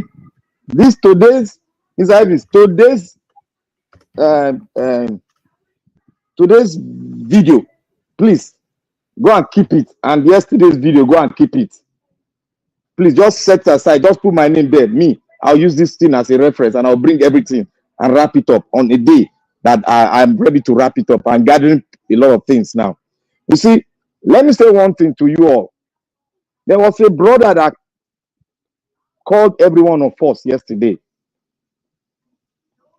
He spoke like an elder statesman.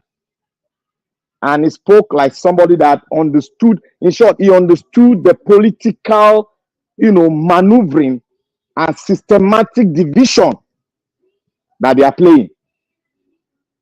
But what we are doing here, because we are lost to some kind of ideal, somebody speak and we are so fantastically moved without not digging into that person to know that person properly.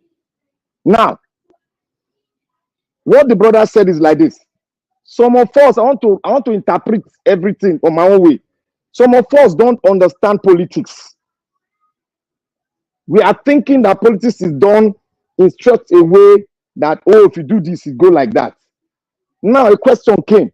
Who is going to organize this election? Is it Mahmoud or somebody else? That question didn't ring a bell. That question was telling us that we should unite and get a very strong reason to even bring out some parties that are not known, that are not on ground, not personality now. Forget personality. Those are political gigolo. It will not work in Edo State. That's why I said, you know Edo State politics. Have you played it before? Have you been on ground to do it before? I've been on ground to do it, and me, Black Panther, my brother was a secretary of my local government. I played that politics, and I won it with him. Now, look what they are trying to do. They are trying to break the rank and file, which they've started by bringing a deputy governor who is a Labour Party and obedient. All of us kept quiet. Now, he said one thing at the beginning. He said, in every home, there is obedience. He was planning how to break it so that when he's going to rig it, we all be fighting ourselves. And we are fighting ourselves now because we are having issues with Labour Party. And now come to think about it. Mr. Jonathan said it's the substantial. Go and quote and don't go and know that was substantial. The substantial fact is that is it recognized? Is the substantial fact recognized by INEC? I didn't say when you say substantial, I say substantive. Please don't. You say so. Okay, substantive. Let me use your word, substantive. The substantive of the fact, is it recognized by INEC? That's a question mark. And if we go on a national election and we have a dispute, can this chairman of Labour Party put a hand and sign, and that signature will be recognized by INEC or by the law? That's another question. We should go by the law. We should not go by the maneuvering of politicians. Wait, Mr. I'm coming. I'm not shooting myself. Okay, I'm going to harmonize. In Nigeria, in a political I am going to harmonize. I'm coming back to Edo State. I'm going to trace it. I'm going to trace it. Wait, you ask me question. You ask me question later on. Let me trace it down to Edo State. Now, let me talk Edo State. Edo State is a peculiar state. Very peculiar. Now, God, let me finish my point. I'll answer your question now. So that you answer the question. I will answer your question. Don't let me miss what I am saying. Don't let me miss what I am saying. Don't let me miss what I'm saying. Let me put my question out. Can you in Nigeria, as a political party, conduct an election without a national chairman? Good. You are good. That's good. In Nigeria, you cannot do that. But Nigeria law as it is now, and the people handling the so-called laws, they will allow you to make mistake so that they can take advantage of you and put you out, and you will have any say in the court of law. There is a fact on ground. INEC were not there to recognize that shenanigans that was held in Anambra State. And we are still recognizing it, which we know the law states that if a party is organizing any election within their party, INEC must be there to rectify it. There was a video that was shown here. All of us heard that statement of Labour Party was speaking it. Now, the reason why that man, the Labour chairman, was not there is because that shenanigans here was not recognized, and that will stain the so-called procedure they are doing now, campaigning. That is why the state has to step in to do that. It is the prerequisite of the state to do their own campaign. The federal can support, but the prerequisite and the power of the state to do that, and the federal will consolidate. That is how it's being run in Nigeria. So when we all come play this game of politics, I am waiting. When it will come down to the day when we show. Thank you. Thank you. Let me round up with this one, please. Just 1 second. 1 second. Mr. Naija Watch, I know why you are calm like this. And the reason is that when we beat ourselves round, those questions that those people ask us today, we will all answer it, because we are doing a great damage to the political scene, and we are making the room so wide for the wrong people to get to power. Thank you.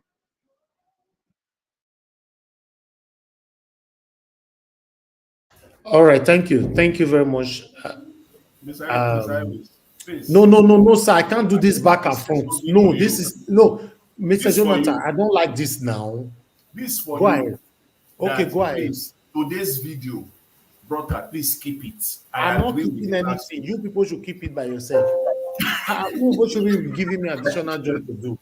If you people know that the video will be referenced prospectively, go and copy the link, save it somewhere. When there's the reference, it will be your duty to forward it to me. How many things I'll keep? This one say keep this, keep this, keep this, keep this. So now finish me. Anybody that needs video, go and keep it by yourself. Thank you. All right. Everybody on the panel have given their submission. Mr. Duwa, you don't give your 4 minutes. For which area? Okay, not this. Go ahead, give us your 4 minutes now. Thank you. Let me put something, the correct perspective. I hate to hear that it is this political buzuzu that is making that give us this orientation that it must be zoning. My brothers and sisters, before the white man came to our land, we have zoning in leadership. That is why every community have, or every region or local government have what they call a nogi or other chiefs under him that report from that community to the palace. Whatever that goes wrong in their control. If the thing is above those chiefs, those their local palace chiefs, then they have to take it to the high authority, which is the Oba of Benin. So it was also in the land of Benin, which was called by the white people as empire. So which is still in control, despite that the white people have given us their wrong rule or leadership that we are following today. So let nobody come to tell me that it is because of the shenanigans of the white man that enable us not to talk of zoning. No. Right from time, everybody has their own leadership in their respective areas, and they report from that place to Oba of Benin. So if it is not zoning, why must they have chiefs that control them? And that chiefs has under chiefs under them. So right, my brothers and sisters, that is why as a father, I want all my children to be happy. So I will not say because I'm only the father, let other one not eat the food. No. The way we have educated person in the Edo, so we have in the Esan, so we have in the Owan, we have in the Akoko Edo. So when that one talk Edo language, my brother said he was speaking Benin. He was not speaking Benin, he was talking in Edo language, he was speaking Edo. It's EDO language. So, and if you speak Edo language, the other people understand, because among others, they are the one who understand that Edo language. And that's why that we still use English so that it's general. Even if we are using this English general, we're supposed to be talking broken, just like me. Everybody's supposed to be talking like me, so that my Edo people know that they understand. So me, I talk calm where we say, if una say una no want loot for zone like Esan, like the Afema, like the Owan, like the Benke, say una really need person when get sense to lead people. When you go make money of Edo State, work for Edo State, when I go vote Owokan, Okungbowa, for the boy when they YPP. Now let that one really get your interest in heart. Those one when they just say our papa and one chief, our papa and one king, our papa and one this, we don't get this one, we don't get that one, we don't get this one. All those people now just the money they'll come collect, because they ask them say people when you work 4 years or 8 years they collect pension. How you want to do them? He say they will look into the law. The law who make them now God create the law. He say they will not cancel do such thing. They will not cancel such thing because they themselves don't say they're going to benefit from inside. And that is why we ask them, say, like, open as me factory, we say all of us supposed to be used. He say, I don't care who control. Edo people, if person not come and tell you, say, you and you and you, put my money together, take create something for Edo State, know that they benefit them. Say, you don't care who will control that thing. My brother, that person not work for you. So the only person where really get Edo people for heart, not be that one when it come out, when they call Isaiah Osifu, that one are just criminal. When you just come and say, the time when they vote for and collect election party, he can't decamp. Now, person when lose, not supposed to decamp, but why when we can't decamp? So when people don't know, you can't say because of English when it comes to saying go school for Igbo, line go do this one. No, we don't need those people when they talk English, when no even sabi their language, today they address their people. We want people where really know say yes. Now this thing with the laugh for Hode, now this one with the laugh for Orion, now this one with the laugh for Onwan, now this one with the laugh for Akoko Edo. We go really do those things because there are people in Akoko Edo who have those money, but only they need person when go put them together, make them use that money for the Akoko Edo. People they wait there for Edo when no say yes for Orion or Bubaoka. They get that money, but they don't see person when put them together, make them feel use that money to develop Bubaoka. Or even though na Ubiajao. People dey or Ejimakor, people dey that Ejimakor when get that money. Only when you're in your own needs, the person will go call all them together, say, this one money, if you put down for this one, if you put down for this one, go start to the work. Now that person will get them, maybe all work and Okunbowa. So adult people now need better life when they live for Europe. So now really want enjoy them. When they live for America, live for any other place, would I really want enjoy them? No, now vote all work and Okunbowa poor. Thank you. We went there for YPP. So thank you. God bless everyone. All right, Mr. Odua, thank you very much. I appreciate you. Thanks for your submission.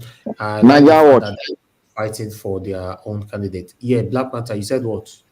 I'm not playing police. I want to correct history that he just mentioned now, so that it will not sink into the people. 1 minute. One, Mr. Kuboa, the history you just said now is wrong. There was never a time in the history of Benin that we have practiced rotational governance. We have practiced monarchical system, and it is the prerequisite of the king and his chiefs that don't make decision, and people will be given positions. So, brother, it is never rotational. We have never practiced it in the history of Benin Kingdom. So go and mark that out, please. Don't send that narratives. Niger Watch, I beg, may I correct one small thing, I beg.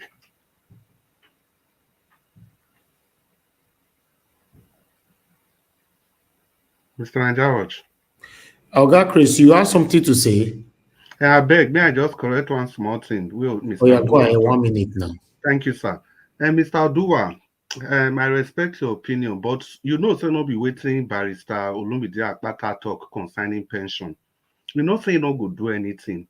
He say if he reach there, he say there is a law backing the pension, that he is going to make sure that that law is repeat first. This is a sane society. This is how things should be done. You know, just we wake up with a fiasco, just do everything by himself. That's the way to go. And Mr. Jonathan, if you think Barrister Julius Abure is so important, like the way you were portraying him, why was he not at the convention today in Benin City? Why was he not there? If he's actually bigger than the Labour Party, he get why. The more reason why he can do it and go away with it now. I rest my case. Thank you, Mr. Nanjawo. I beg, I go collect something, just 1 minute. Because Mr. Black Panther, you see when people talk English, say rotational. What I thought just now, yes, what you call monarchy is what we know as Oba King, Oba leadership. And that is why, listen very well, understand what I explain. Every community get their own position when they control them. So why be say not be one chief, you they control all the king? If it was not, apart from if it was not, Oba has put all representative in those positions. There is no other king who will go to that village and go and authorize them, do this one, except if Oba himself give that ahead. So all these chiefs has their own area, the territory, which they control. So they report from that territory to the Oba Palace.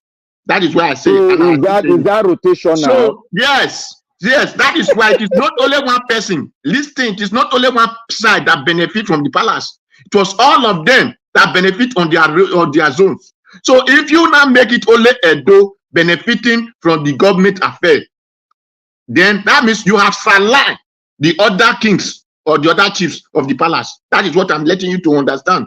Thank you. The same people. Mr. Evans. That narrative not the work. You know, this scatter narrative now be this now. You know, work out now. Mr. Evans, are you there? I'm here. I'm talking now. Okay. Thank you. Thank you very much. The same people who talked about Muslim ticket, that are there no competent people, Christians in northern Nigeria? Why is it that it has to be a Muslim? Are there no competent Christians? it is the same people now that are saying that there is equity in what is going on in Edo State. There is no equity there. You are speaking with your two mouths because you argue in 2022, 23, that the Muslim ticket, there are still competent Christians in northern Nigeria. Mr. Naja, I beg, give me 1 minute, I beg. Because this narrative, we are not, I know they play politics here. And they connect them with history. Edo State has never done rotational before. I give an example. What are you saying? Am I saying what you are saying is wrong? I'm giving history. I'm giving my own fact. Is my fact wrong? Okay. I'm not playing politics. Okay, thank you. Thank you very much, my people. That's why we call it panel. You don't have to agree. We are here to agree, disagree, oppose, counter each other's, as long as we don't take it personal. So I don't have any issue with that whenever you guys are countering yourselves. That's how it's supposed to be. That's why it's called panel. If this panel was a physical meeting, yeah, it would have been even more than that sometimes. And for see people, they break share for each other, and later we'll settle. That's how it works. Especially someone like me, for example. You see, sometimes when we go, they shout for a year, and they say, so nobody perfect for a year. Although when I quiet like this, now there people they say, oh yeah, you need to be professional. They'll forget say I be human being. The day when I go shout now, so I don't shout full everywhere. They'll say, oh, you did not behave professional. I beg Oga, I'm a human being. Anyway, guys, I appreciate every one of you. It's Sunday, 4 hours is just enough for us. We need to round up right now. Thank you so much. I appreciate every one of you. I want to appreciate you, Madam Luke. Thank you very much. Abdul Malik, thank you so much. Thank you, Oga Chris, Mr. Jonathan, Black Panther, Ambassador Magnus. Thanks for joining us today. Mr. Oduwa, thank you. God bless every one of you. And I think someone has joined us there. Okay, Mr. Ike, thanks for coming in as well. And Abdul Malik came in as well. Thank you. In case I don't remember anybody, I want you guys to know I appreciate everybody. Thank you so much. Then, those of you that call into the show, now God will bless you. Now, thank you very much for your contribution, and thanks for your time with us. And those of you that supported us today, Mr. Kisdale Giraki, Ian the King Comedy, Peter Ife, and Martin Benjamin. Martin Benjamin, thank you very much. I appreciate you. I didn't recognize your super chat earlier on verbally, but I showcased it. Thank you so much. I appreciate you. And God bless all of normal people. The people right down in the comment section. Mother of all Mommy Diaspora. Thank you very much, Mommy, for all you do. I appreciate you always. Thank you so much. And I appreciate Oga Chris, Dublin, Patience Ruwa. Thank you. Michael Ganemaro. Thank you so much. I appreciate you. Thank you. Prince Collins is right there. I can see you on the comment section. Thank you so much. Thank you, my people. God will bless you now. Moderator, thank you once again. God bless you all, my people. Rosie Ayosh and many others. Thank you so much. We've come to the end of this broadcast. Mr. Alex, why are you joining now? You know here when they say one round up. We can't even see you, whether or not you even did there, but why coming now? That's the question. I can't see you. If in case you want to say something quickly, I need to see you. I can't see you because I don't want to be waiting for this. No, you not get anything we want to because you don't talk up for call. Time don't finish. Mr. Alex, unfortunately, I can't see you, so I have to go. So I can't see anything. I'm not going to allow any satanic people to come in this kind of time pretending to be Alex. Okay, all right. Okay, that's fine. Okay, Mr. Alex, wait till you can't talk this time now. I just can't greet you now. I just a pass. Hello, now Mommy Diaspora open door for me. Mommy, you are indeed a mother. Hello, everybody. Alex, God will bless you. So, Mr. Jonathan, leave Labour Party alone. Leave us alone. Abure is not Labour Party. Leave us alone. Okay. Olumide all the way. You don't greet us. Make you the go. Okay. Hello, everybody. Olumide all the way. Thank you. Alex, we Olumide is our guy. Olumide is our guy. Alex, I'm not saying that they say Alex Abokia. Alex was broken. Alex, now a man. It takes mighty men to convince Alex, and mighty men have stood and convinced Alex, and Alex on our side. Yes, so Mr. Chris Dublin did that job. Chris Dublin. Mr. Alex, Yes. I don't understand you. How you can stand there supporting Akpata? Jonathan, I challenge you to a debate, sir. Let us close today. I'm looking forward to that. Next time, I challenge you to a debate. Bring to Naija enter. So that Odua, go sleep now. You feel Mr. Najawa, thank you, Mr. Elvis Egwio. I'm sorry, Egwio. I came very late. We need to baptize Mr. Odua. That baptism too small. We need more. Jonathan, you come and join us at the level tower. I'm expecting you. Don't worry. You join Labour Party. Yes, I'm looking forward to that. Mommy, not give the link again now. You go let Madarita go still come join now. Eh? Mommy not asleep until everybody enter house. Ioba is in. The mother of black soup is in. Correct. Your black soup, you don't cook and finish. Eh? Hi. Okay, I want to put you to the screen now. Let me add you. Oh God. Eh? Mr. Elvis, good evening. Thank you very much. I cook black soup since now. So I was cooking while listening to you guys. You guys know every Saturday is black soup day. Every Saturday I cook black soup. So okay, I'll give you guys 30 minutes to talk with you. 30 minutes. Yes, Madam, good afternoon. Moderate it after you don't finish. If not 10 minutes you want to use for inside, you are allowed. But I should moderate. Where's still the remaining wait first. Wait, don't thank me. Not use now they bribe me. Thank you. Go stay outside, though. Thank you. Stay outside. The power of a woman. The power of a woman. We bring peace. For inside that 30 minutes, if Madarita like talk for 29 and a half minutes for inside there, I'm timing now. I will time her. 10 minutes. Mr. Jonathan, you know you're very strict. So Madarita can talk for the next 30 minutes. You can't go ahead. She get the power today. Madarita, go ahead. We'll give you the power. Go ahead. Thank you very much. Westo, my dear brothers and sisters. Good afternoon, Mr. Chris, Madam Luke, Mr. Malik, Black Panther, Mr. Jonathan Kingsley, Ambassador Magnus, my darling brother, Mr. Alex, and my lovely mama, Diaspora. I love you, Gedegbe. Thank you very much, Mr. Elvis, for giving me this opportunity. And just to set the record straight, it's not Mommy Diaspora that gave me this link. When you put the link, people like us, we know what we do with it, just in case we're available. Because I was cooking my black soup like every Saturday, that's why I came in late. So I just like, okay, I think this is the time for me to just come and pass. Just like Mr. Alex said, I'm just passing the area. So I say, I just want to greet you all.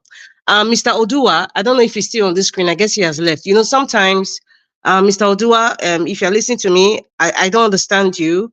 And when you give a false narrative, yes, I'm saying it, you give a false narrative about the system of the Benin Kingdom, you know, we need to correct you. And I thank you, Mr. Chris and Mr. Black Panther, for making that correction. It has nothing to do with rotational. The way we practice it is not rotational. And coming here to distort and convolute the words to confuse people who do not understand the system, it's very, very unfair. Just because you want to make a point or you want to score a political point, you can't just lie and mix things up. Please don't do that again, Mr. Odua. Please don't do that again. And yeah, speaking about the 2024 governorship, Edo State governorship election, Edo State people, your best choice is Olumide Akpata. He's very capable, he's able, he's healthy, he's fit, he can represent us, and he can stand against the pantheons of wicked people in Nigeria. We have seen how he has spoken up during the NSAS to the president. We have even seen recently how he has dared Governor Obaseki not to touch any of his billboards. We don't hear anything anymore because there's somebody that understands the rules, understands the electoral law, and understands what is your fundamental human right as a citizen. As a citizen. So we need someone like that. We don't need anybody who is kissing anybody's behind or feet. When how a Fulani headsmen come to Edo State, you cannot protect us just because of they're giving you something in Aso Rock, or because you want to find favor of some sort, and then people are destroying your people's farms, they are raping them, they are buying them, and you are sitting down there quiet. That is just wickedness as far as I'm concerned, personal interest. So we don't need somebody like that. We don't need a representative of somebody like that. We need Olumide Akpata as our next governor of Edo State. And one thing that actually really drew me to Olumide Akpata was the fact that he has experience in the energy sector. Yes, that is very, very important. He understands how the power sector works in Nigeria. Somebody who is knowledgeable, in-depth in that is very important to giving Edo State power. He understands the politics around it. He understands the gangsterism. A lot of it, I've been opportune to understand a little bit of what the power sector is in Nigeria, and it is worse. I can tell you, it's almost similar to the oil sector. There's a lot of bureaucracy surrounding it. A lot of it. So I'm very happy somebody who is coming on board understands the shenanigans of the power sector in Nigeria, and he can bring what Edo State needs, power, just like Alex Oti. So that's one of the things that actually drew me to him when I was listening to when he was talking about his experiences and his qualification. That was just like, oh, this is fantastic. I need somebody like that. We need somebody different. APC and PDP, they have nothing to offer. It's the chip of the old block.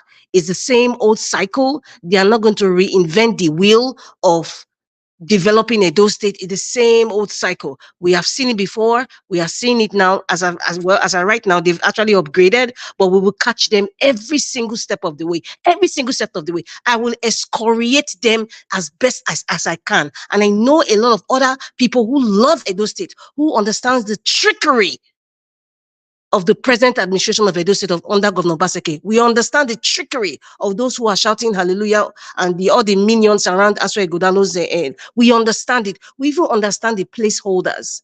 The placeholders who have sold out. They're not exposing themselves now, just like the YPP, the ANPP, and the ABGA. They're not exposing themselves now. Like I said, they will never change. We are waiting. We are waiting. August, September. We are waiting. First, second week of September, we are going to see the trajectory of how things will change. And most of you here who are shouting, vote this one without Olumide Akpata, you all be quiet. We are here. We are here. We are here. And I'm waiting for anybody to prove me wrong, because at that time, I have no shame to tell you that, oh, maybe my projections was wrong. But I can tell you what's going to happen. It's coming. August, September, these same people, these placeholder parties, yes, I call them placeholder parties. The YPP, ANPP, and ABGA, all these all are called, all those are placeholder parties now. Come on. Are you kidding me? This is Nigeria now. Those are placeholder parties. They know they have no stake at all in any way. Right now, I can tell you, all these people who are shouting hula bali, my candidate, I keep asking, what is their political strength, their political value in Edo North? I keep repeating it, and I'm sure those who are smart understand what I am saying. One of the reasons why former Governor Oshomole, Senator Oshomole, is quiet now, because he knows very well that he has a stronghold with in Edo North, and I think that right now the Labour Party should try and strengthen and tighten the belt in the Edo North votes, because those votes coming from there is the determinant of who will be the governor of Edo State. Those votes, that's just my own personal projection, looking at the atmosphere of the way things are. Because South and Central, the votes are split. Take it or leave it. Please, my people, Labour Party people, please grow up. Edo people, please grow up. Right now, we should be focusing, put a little bit of attention in Edo North right now, a little bit of attention, because that's where the votes, the majority of the votes will come, and everybody's waiting for those numbers that would be just like America, the Florida, those key states, Florida state, those ones, New Hampshire, they wait for those votes, and most cases, when the person that has the highest votes in those states actually win the presidency. So it's the same thing I'm saying. In this time, last year, 2020, the reason why Governor Baseke even won was because the votes from Eastern Central, because he used emotional intelligence on them, which is playing out now, saying that, okay, next time I will give your zone. I will give your zone. So they made a deal with him, and that's how he won. He didn't win a donut. Governor Obaseki didn't win. Go and check your facts. So that's because he knows that that's a stronghold of Senator Adams Oshiomhole. So what the Labour Party has to actually really work on right now is the votes from a donut. Although the deputy governor candidate Kadiri is from Edo North, but however, we need to really, really work on that. So I'm not going to waste my buccal cavity talking about people from like YPP and those ones. I am telling you, I will not in Nigeria. They will even miss their party name in the ballots.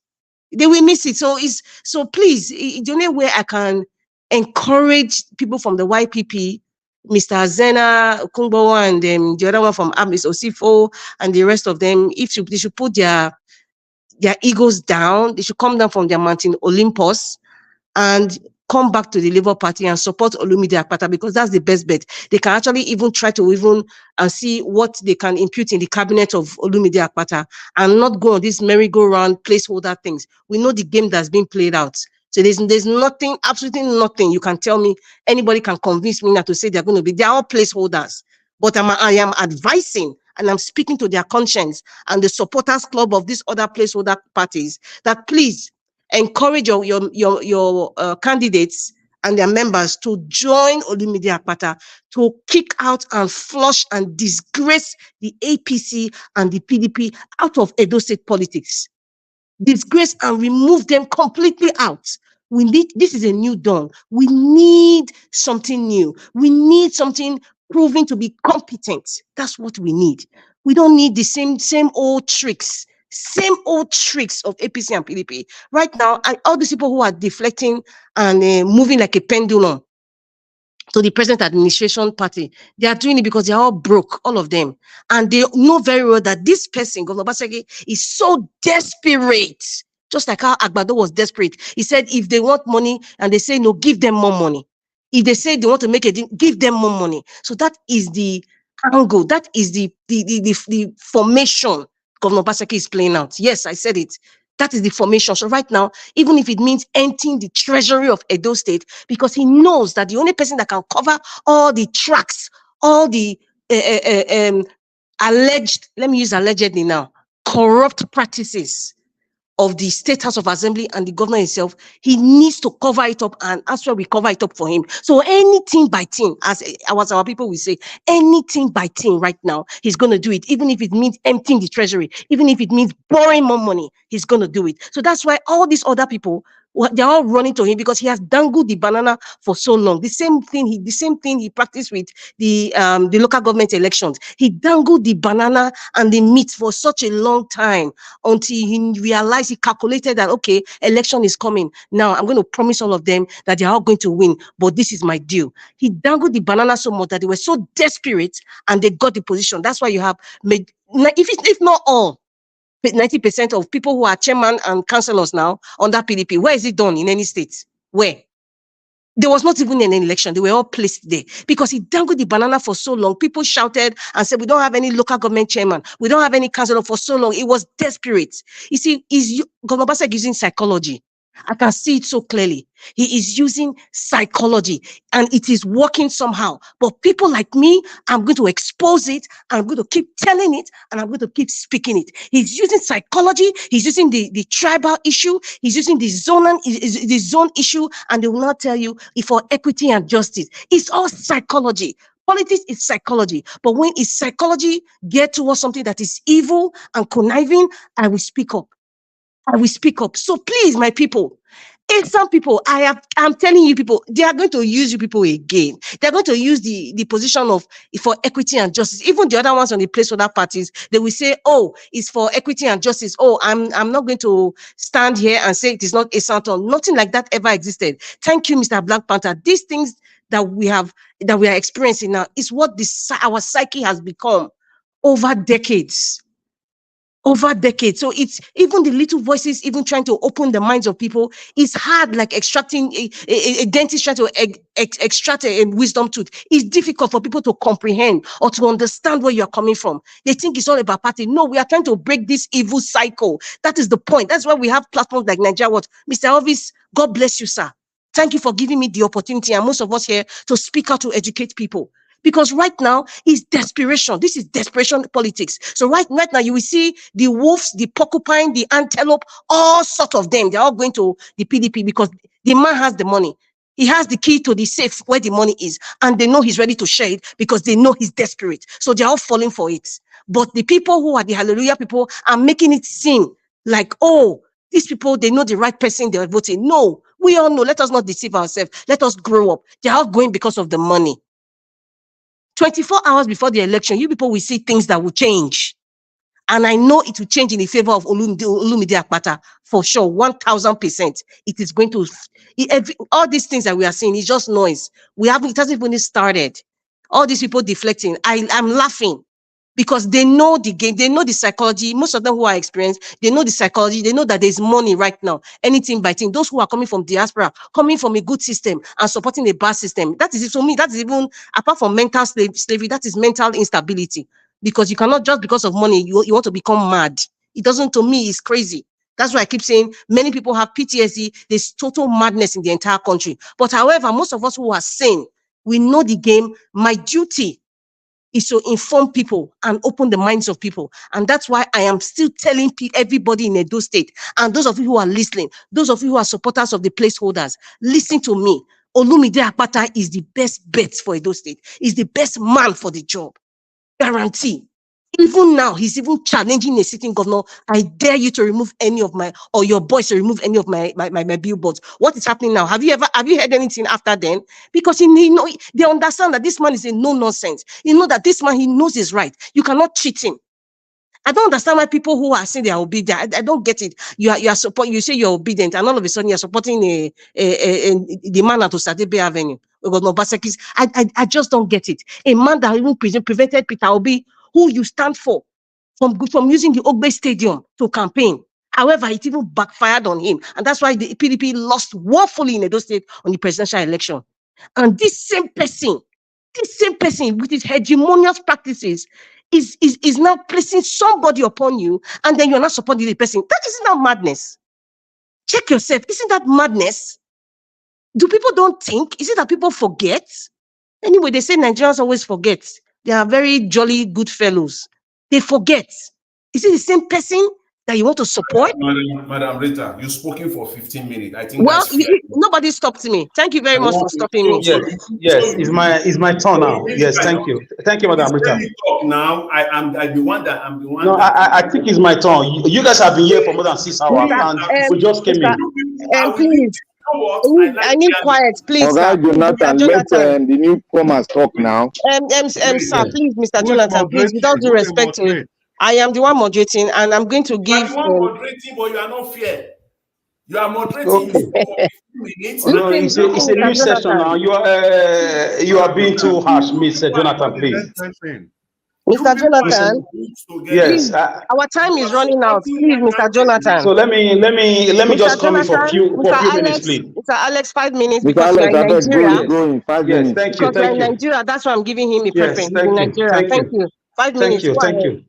Thank you, guys. Yes, I want to say the character and the attitude of Judas Iscariot did not stop Jesus from carrying out his mission. You cannot use Abure, the same Abure who was around when Obi emerged as a flag bearer.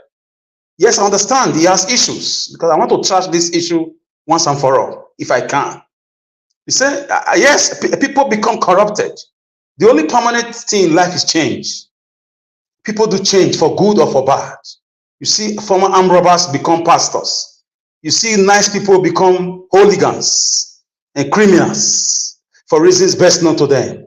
But you cannot use one person's sin to write off a whole ideology. The ideology is playing before your face in Abia State. The ideology is beyond Peter Obi. It's a cry of the people, the continuation of the protest of the NSAS at Lekki Tollgate who were murdered. That is what culminated into the Obi movements, because the people wanted to express themselves. From 2020 to 2023, it kept on building, even before then. So coming to use Abure Maladorious saga, which was Kungaga Tuangaga. That means it was sour. It was dirty. It was corrupt, which we, obedient people, being honest, due to our pedigree and faucet origo, we condemn it in its entirety.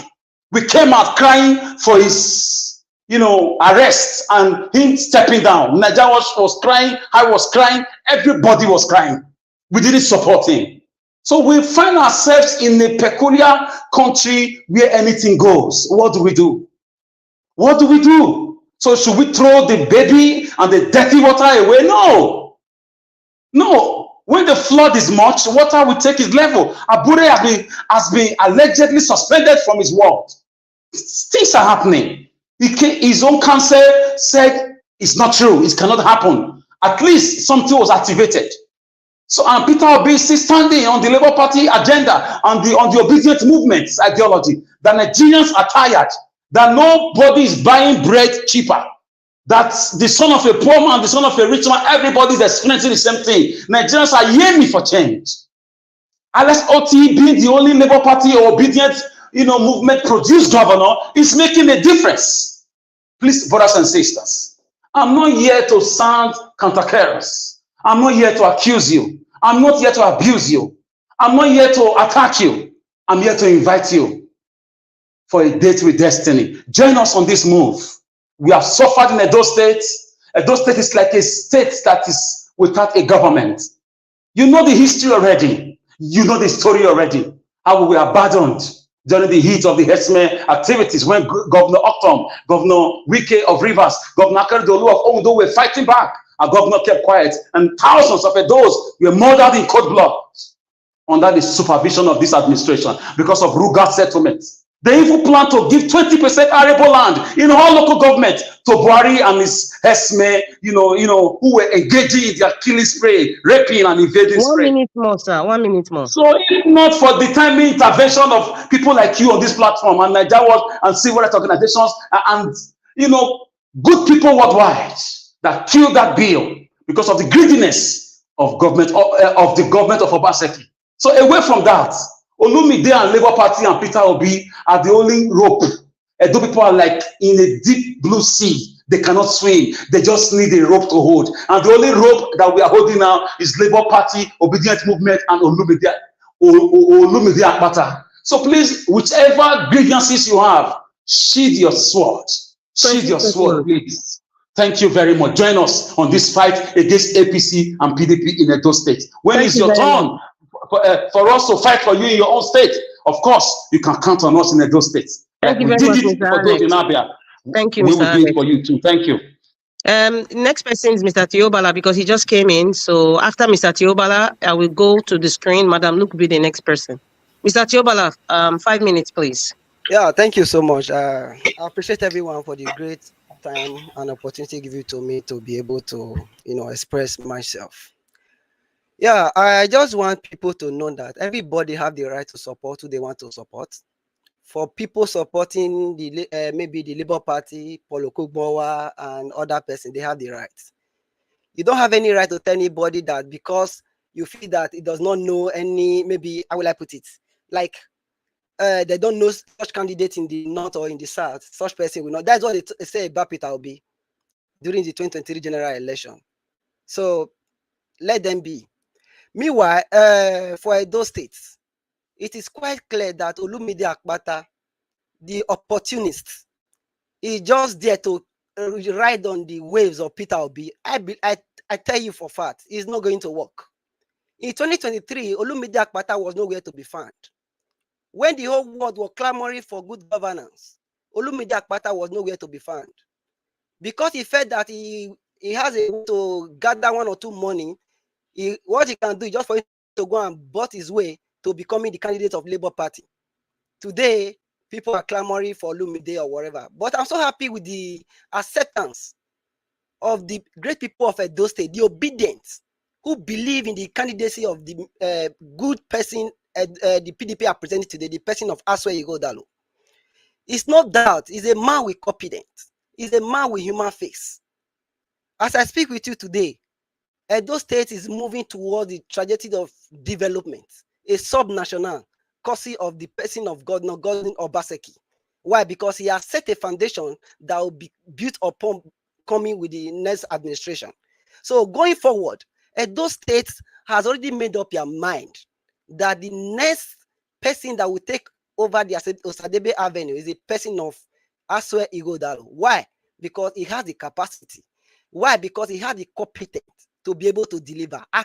Among all the candidates today, I believe Aswe Igodalo is the best among all of them. Why? Because he has done it in the private sector, he has done it in the public sector, he has done it as a person individually. He has done it. So there's no doubt about him. There's no doubt about his candidacy. He's the best candidate. He has the character, he has the competency to deliver.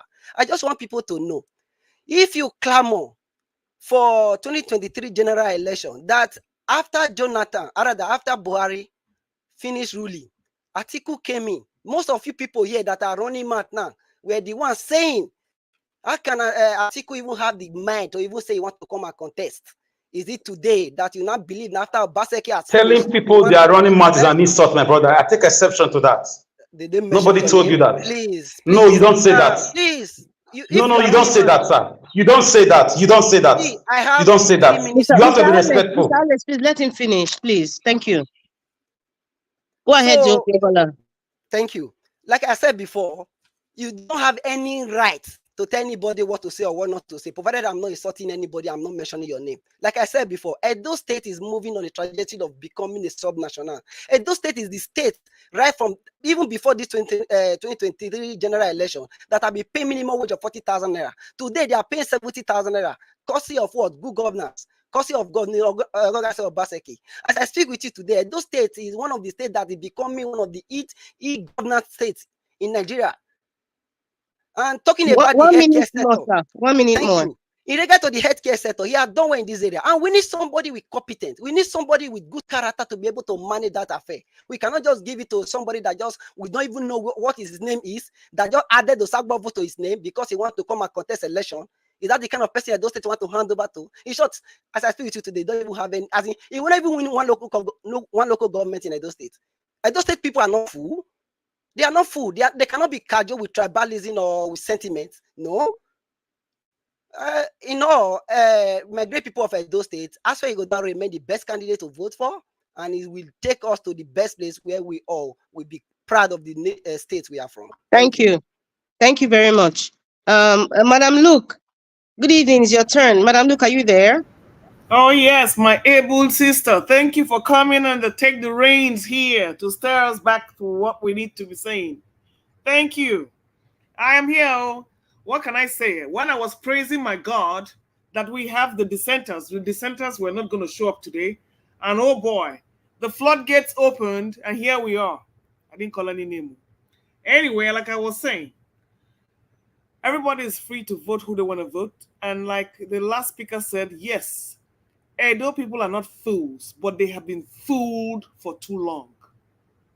The fact that you fool me doesn't mean I'm a fool. You are only using your power, of incumbency to terrorize and steal the mandate of the people. That does not make us fools. We are not fools. But because we are helpless, because of the wickedness that the government has bestowed upon the people and keep using to terrorize the people by breaking down their houses, destroying their businesses, terrorizing them, how do you think they're going to not play like fools? The fact that the people are quiet, yes, does not make them fools. But your PDP government, your APC government have fooled the people for too long. But no, we are not fools. And we refuse to be fooled anymore. And you're telling us, which local government did the PDP win during the presidential elections? Is it because Obaseki came in there and did what he had to do? Or well, it wasn't there. It wasn't time for them to vote anyway. That's why we are here. But the same thing happened in Lagos. The same thing happened in Delta. PDP didn't win. Even in Enugu State, we have blatant INEC infractions. And you're telling us that the two people are not fools. You can't call us fools. The fact that we're quiet doesn't mean we don't know what is going on. We are being dehumanized and we are being robbed on a daily basis. But every day is for the thief and one day is for the owner of the house. So everybody, you better check your mouth and check yourself and say what you're saying. You can only fool the people some of the time, but you cannot fool them all the time. Thank you. I got to go to work. Thank you very much. I think the next person is Mr. Abdul Malik. Mr. Abdul Malik, are you there? Yeah, I'm here. But give Black Panther and Okay, no, I Chris will go my. to the next person. Okay, next person is Mr. Black Panther. After Black Panther, after you're done, I will see if Mr. Maluk is available. Go ahead, 5 minutes, sir. Thank you, Madam Rita. God bless you. I thank everyone again for doing a wonderful job. I thank Mr. Tiobala for still using the rhetoric of the old gags that have destroyed Nigeria. Thank you very much. Like I thank Madam Luke. Your statement was sweet, but it's bitter to those that don't love the truth. We cannot be gagged. Neither by our statement we are taking anybody's rights. It is the prerequisite right of every citizen of Edo State to vote whoever, but we have the power of the tongue to tell them how it started and how far they've taken us to, and how we can change the old gags that told us that zoning is a good system for our country. But I tell you, those old gags that have distorted the democracy in quotes that they've given to you by decree, you have aligned with them, and you come back the next day to say they have done wreck to your state. Now you are aligning with them. They have given you something that is bundled up with tribal, cake, and you are swallowing and eating it carefully without no delay. Now, Mr. Tiobala, I guess, I don't know if you have enjoyed democracy during Shagari regime. I don't know if you were taught history in secondary school, if you were opportune to be taught from the onset. If you have been taught from the onset, you will have that thing in you that I have been cheated. There is no tribe, no sentiment can separate the Edolite. It's not supposed to be so. Our Oba have not separated us, and we have been it for a very long time. But now they have used their rhetoric, and we are buying their rhetoric to deceive ourselves, to tell the Edolite it is the turn of the South North, or whatever you call it, marginalized people. And that is democracy to you. That is democracy. But I will tell you people, if you continue this rhetoric, you will never have good Edo State. You will never, mark my word. And I'm going to play this thing again. They're going to play this thing. History will turn down on us. You will never have good Edo State if the power is shifted down to those that dictated, that decree that you must follow the democracy. You will never have a good Edo State. You are playing to the regalia. You are like a masquerade they bring out every day, every season to come and dance the macabre dance on the Eagle Square. And I pray that Edo State will not bring in APC nor PDP. But Edo State will bring a man that will till the soil, and we will till the soil with him. We will all gather together and make Edo State the way we want Edo State to become. It is not his own. It is not his own ideal that will bring. It is the collective ideal of every one of us that will make him succeed. And the person of Olumide Akpata is the henchman, the man that will hold the sword, the man that will hold the arrow to take these shenanigans out. And we all start in a very good platform of owning Edo State, of tilling the soil of Edo State, and driving all the intruders out of Edo State. And Edo State will become great again. With all these things, the shenanigans this so-called governor did, Edo State is not tilled. Look at the video Najawa showed you. Is that the Edo State you wanted? About 1999, we started this rigmaroing. Is that is what we have benefited from 1999 till date? No road. Sakomba Road, dead. Upper Road is nothing to talk about. Go as it is too much to say. And we are still in there. They are using Ring Road to advertise to you. Oh, Edo State is beautiful. They are using Secretariat to advertise to you. They are using School of Nursing to advertise to you. I will state it categorically clear. It is not a must. You must have state nursing school. If we call ourselves a federated state, we need to develop and put in place infrastructures. We need to start the basic of education. We need to feed the basic of education in those states. And that is the simple primary and secondary institution. We need to build on it. And when we build the ideal into them, that the state is great, then we cannot start building on other things. If you don't keep the foundation and make it very strong, whatever you build on this so-called Edo State foundation, it will fall. I am not wishing for it to fall, but the way we are going into it, it will fall. Because we have played this game before. It is my turn. It is my turn. I want to have a cake. I want to have a share. If we continue, I promise you, not even sin, I promise you, you will never have a good Edo State until we sit down and tell ourselves we need a new party that have the social democratic ideal to make the people till the soil and work hard to bring about a good Edo State. That is the person, and the person is Olumide Akpata of the Labour Party. Ain't no stopping him. He's our guy. We will follow him and we'll till the soil of Edo State Thank and you we'll make very Edo much. State prosperous. Thank you, Madam. Thank you very much. And the next person is Mr. Jonathan. 5 minutes, sir. Thank you. Thank you very much. You see, I will say this again.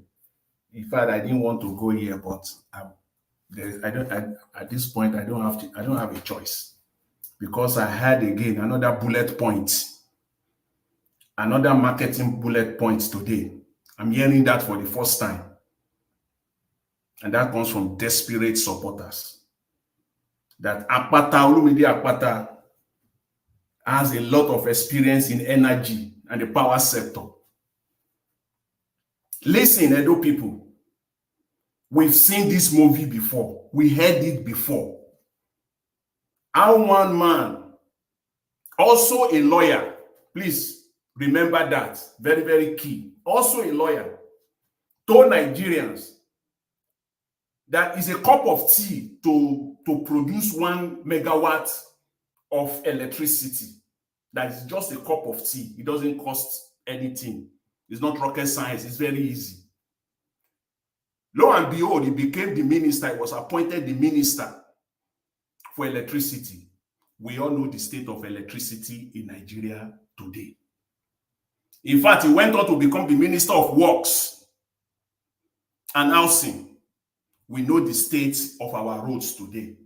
The fact that you are a service provider, a lawyer, a typical lawyer, who had participated in drafting agreement, in working with entities to draft their agreement for their energy project or power project, does not make you an expert in that area. They manipulate Nigerians, manipulate their senses. Mr. Jonathan, being an expert and having the experience are two different things. Wait now, expertise, and it doesn't mean that you have experience there. It doesn't mean that you have an expertise. What are you talking about? Have you used the services? Have you used the services? Go ahead. Olumide Akpata is a corporate lawyer. He's a corporate lawyer. Sir. Interrupt people also. Okay, go ahead, sir. Go ahead. Let it flow. Why are you interrupting me? See, expertise and experience. Yes, if you are a lawyer, have you used a lawyer before to work for you, to draft an agreement for you? I can tell you that I do that. That's my job. The fact that I'm on this platform does not, and that's what I do. You will still sit down with your lawyer. You have to tell him like a kindergarten exactly what you wanted. And he will do it, he will draft it for you from the legal perspective. It doesn't make him an expert, one bit. It doesn't make him that he has one bit, nothing. You have to provide everything he needs, he will need to craft the agreement for you. So that doesn't make him an expert of any kind in power. We've seen this movie before. It's a soap opera. Please don't sell that to Edo people. We don't want a service provider. And then I hear again, a criminal. You can once be a criminal, and then you can turn around and be a good man. and that it is all well. Fine, it is all well. You can be a bad man and then become a good man. But unfortunately, this is so hypocritical when it comes to people supporting the candidate of the Labour Party. Have I used 5 minutes now? Sorry, Mr. Elvis, I'm giving him 1 minute because I interrupted. Please, I 1 minute. you can have your party, you can have your Labour Party, Akpata Party. Since you don't want to have a robust debate discussion, you can go on. No, Mr. Jonathan, I gave you 1 minute extra. That's what I'm saying. You guys can prove. You people are here. You can have your What do you mean, you people? Mr. Jonathan, Jonathan. Akpata Party, because I started He's talking. giving you 1 minute extra. Don't be confrontational. Give me 1 minute. Mr. Jonathan, I just said I give you 1 minute extra because I interrupted. I've not even used 5 minutes. Okay, do you know what? You can take 2 minutes. Take 2 minutes, please, Mr. Elvis. I'm giving Mr. Jonathan 2 minutes. Go ahead, sir. No, you're not a bad person. I want you to express yourself, sir. Sir, your time is ticking. I gave you 2 minutes, sir. Let it tick. I will leave the party.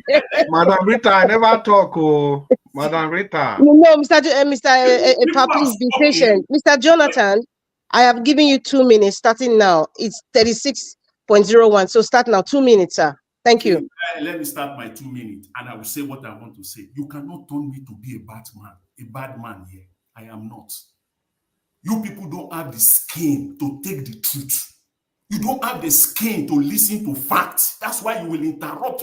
When is anything I'm saying, is it wrong? Am I lying? You can't take facts. Hypocritical supporters. You support a candidate if everything is going on. If anybody does it anywhere else, all hell will break loose. But if it happens in Labour Party, it is all well and fine. We can accommodate it. I'm not there. That's what I'm saying here. Muslim ticket was bad in 2023. Muslim ticket was bad. There are also quality candidates in other parts of northern Nigeria. But now, it is no longer bad. It is no longer bad to have a candidate, one candidate emerge from the same senatorial district over and over again. As if also, there are also no good candidates, competent candidates from other senatorial districts as well that have not had it before.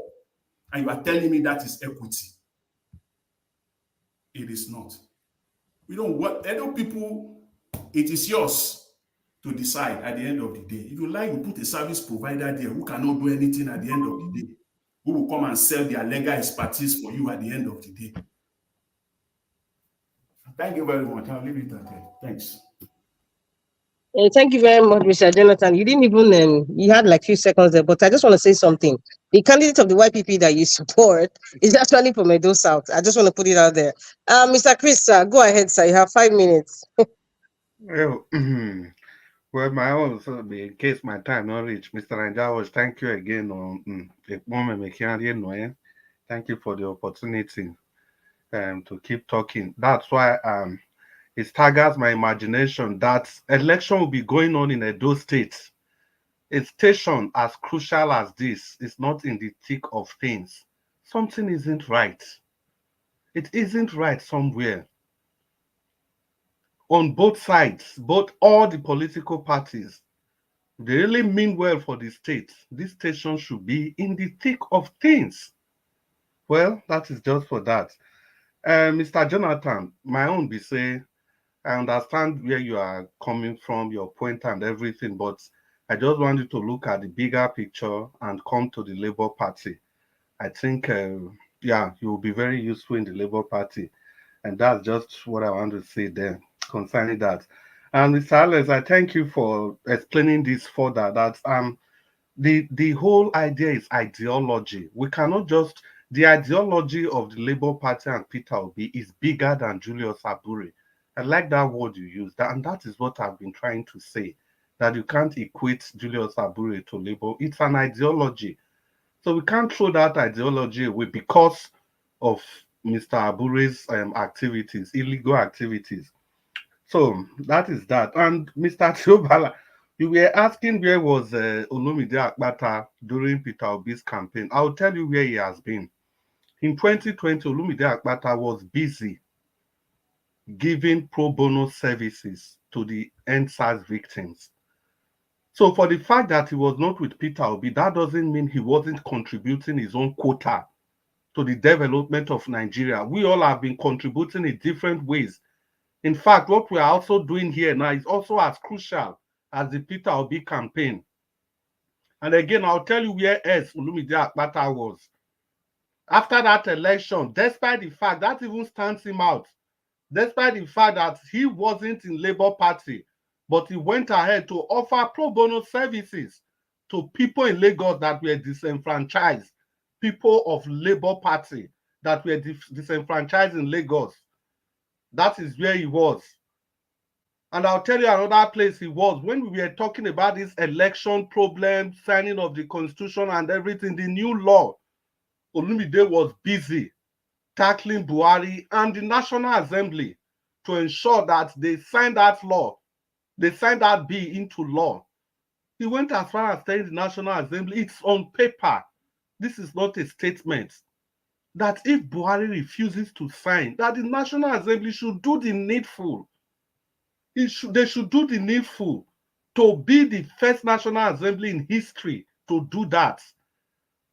Those are the places that he has been. So for the fact that he was not a Labour Party, that doesn't mean that he has not been fighting for Nigeria. And we are talking about the emergence of Olumide Akpata.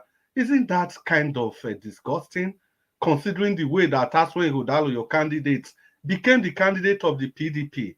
Isn't that disgusting? I'm just surprised the kind of similarities we are using in situations like this. I'm just kind of surprised. Is it that we are bereft of ideas? Then we just think we can throw anything for any person to grab. It is about Edo State. It's not. It has nothing to do with zoning or whatever. Equity is when you have good governance. There's nothing bigger than that. Look at the North. For how many years we've had it, they've been the president for the vast majority of the period we've had independence. But what about education, developmental indices in the North? Education, zero. Almost everything, zero. Yeah, they produce president year in, year out. Katsina alone has produced how many presidents? Produced Shagari, produced Yaradua, produced Buhari, but yet, look at where Katsina is today. So even this zoning you people are talking about, it was a PDP arrangement.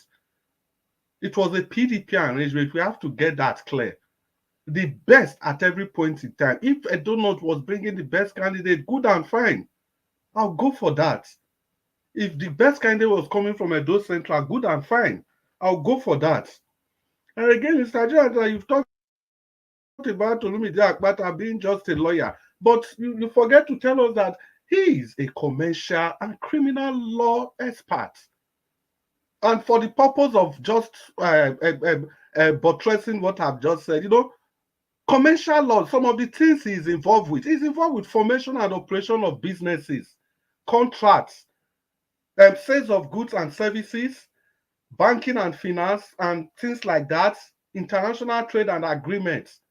So what else? What kind of experience do you want? How else can somebody be a businessman if he has this vast level of experience in these different areas? And again, being a criminal lawyer, that is the icing. That is just the icing for me. Because no wonder he has that level of boldness. That's why I can look at any person to his face and tell him or her, whoever the person is, he speaks 30 truth seconds to power. more, sir. Yeah, I'll just round up. Now, he speaks truth to power at every point in time. And that's the kind of person we want to wrestle this INEC down.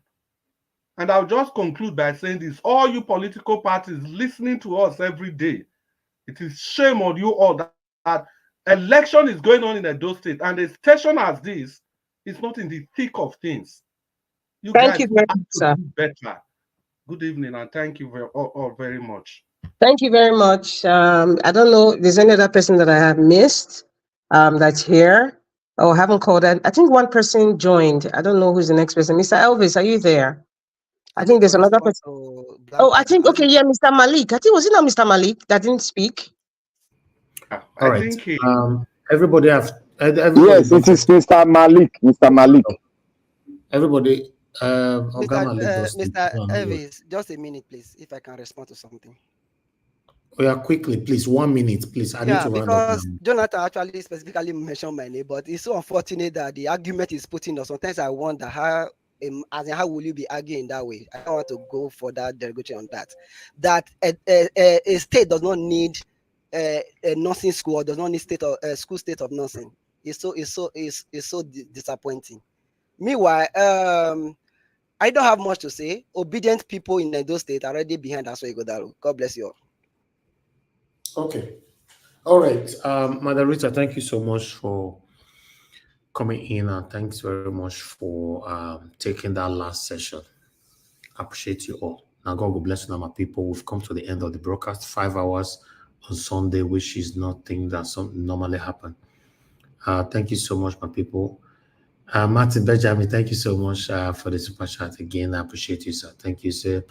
My brother Elvis. My brother Jonathan should address the panel with their names, not you people. We are all fighting for the same purpose. Okay, Mr. Jonathan, please take correction from that. Somebody is correcting you from the comment section. They shouldn't be saying you people. You know, if you know you don't want to be addressed the same way, don't address people like that. So I succumb to that. But meanwhile, I'd like us to move on. I appreciate every one of you, my people. Everybody on the comment section have acknowledged you guys already. Earlier on, I'd like to quickly re-echo few names. Madam Ame Bright, thank you very much. Mother to Happy Life, thank you. Good evening to you all. Mother Luke, thank you very much. Mother of all, Mommy Diaspora, thank you very much, Mommy. I appreciate you always. Martin Benjamin, once again, thank you very much. I appreciate you, sir. Rosie Ayosh, Patience Iganwa, Dania, Amafun, thank you. God bless you all, my people. We've come to the end of the broadcast. Please allow us to end the show right now so we can come back here again tomorrow, 6 p.m. Nigerian time, so that we can continue to talk about the things that's affecting you and I. As you all know that no matter how we try to talk here, time is not enough. Everybody really want to talk, expatiate, and elaborate on the topic. But let's always work with time. Anyway, I'm going to go bless you now. Good night and bye for now.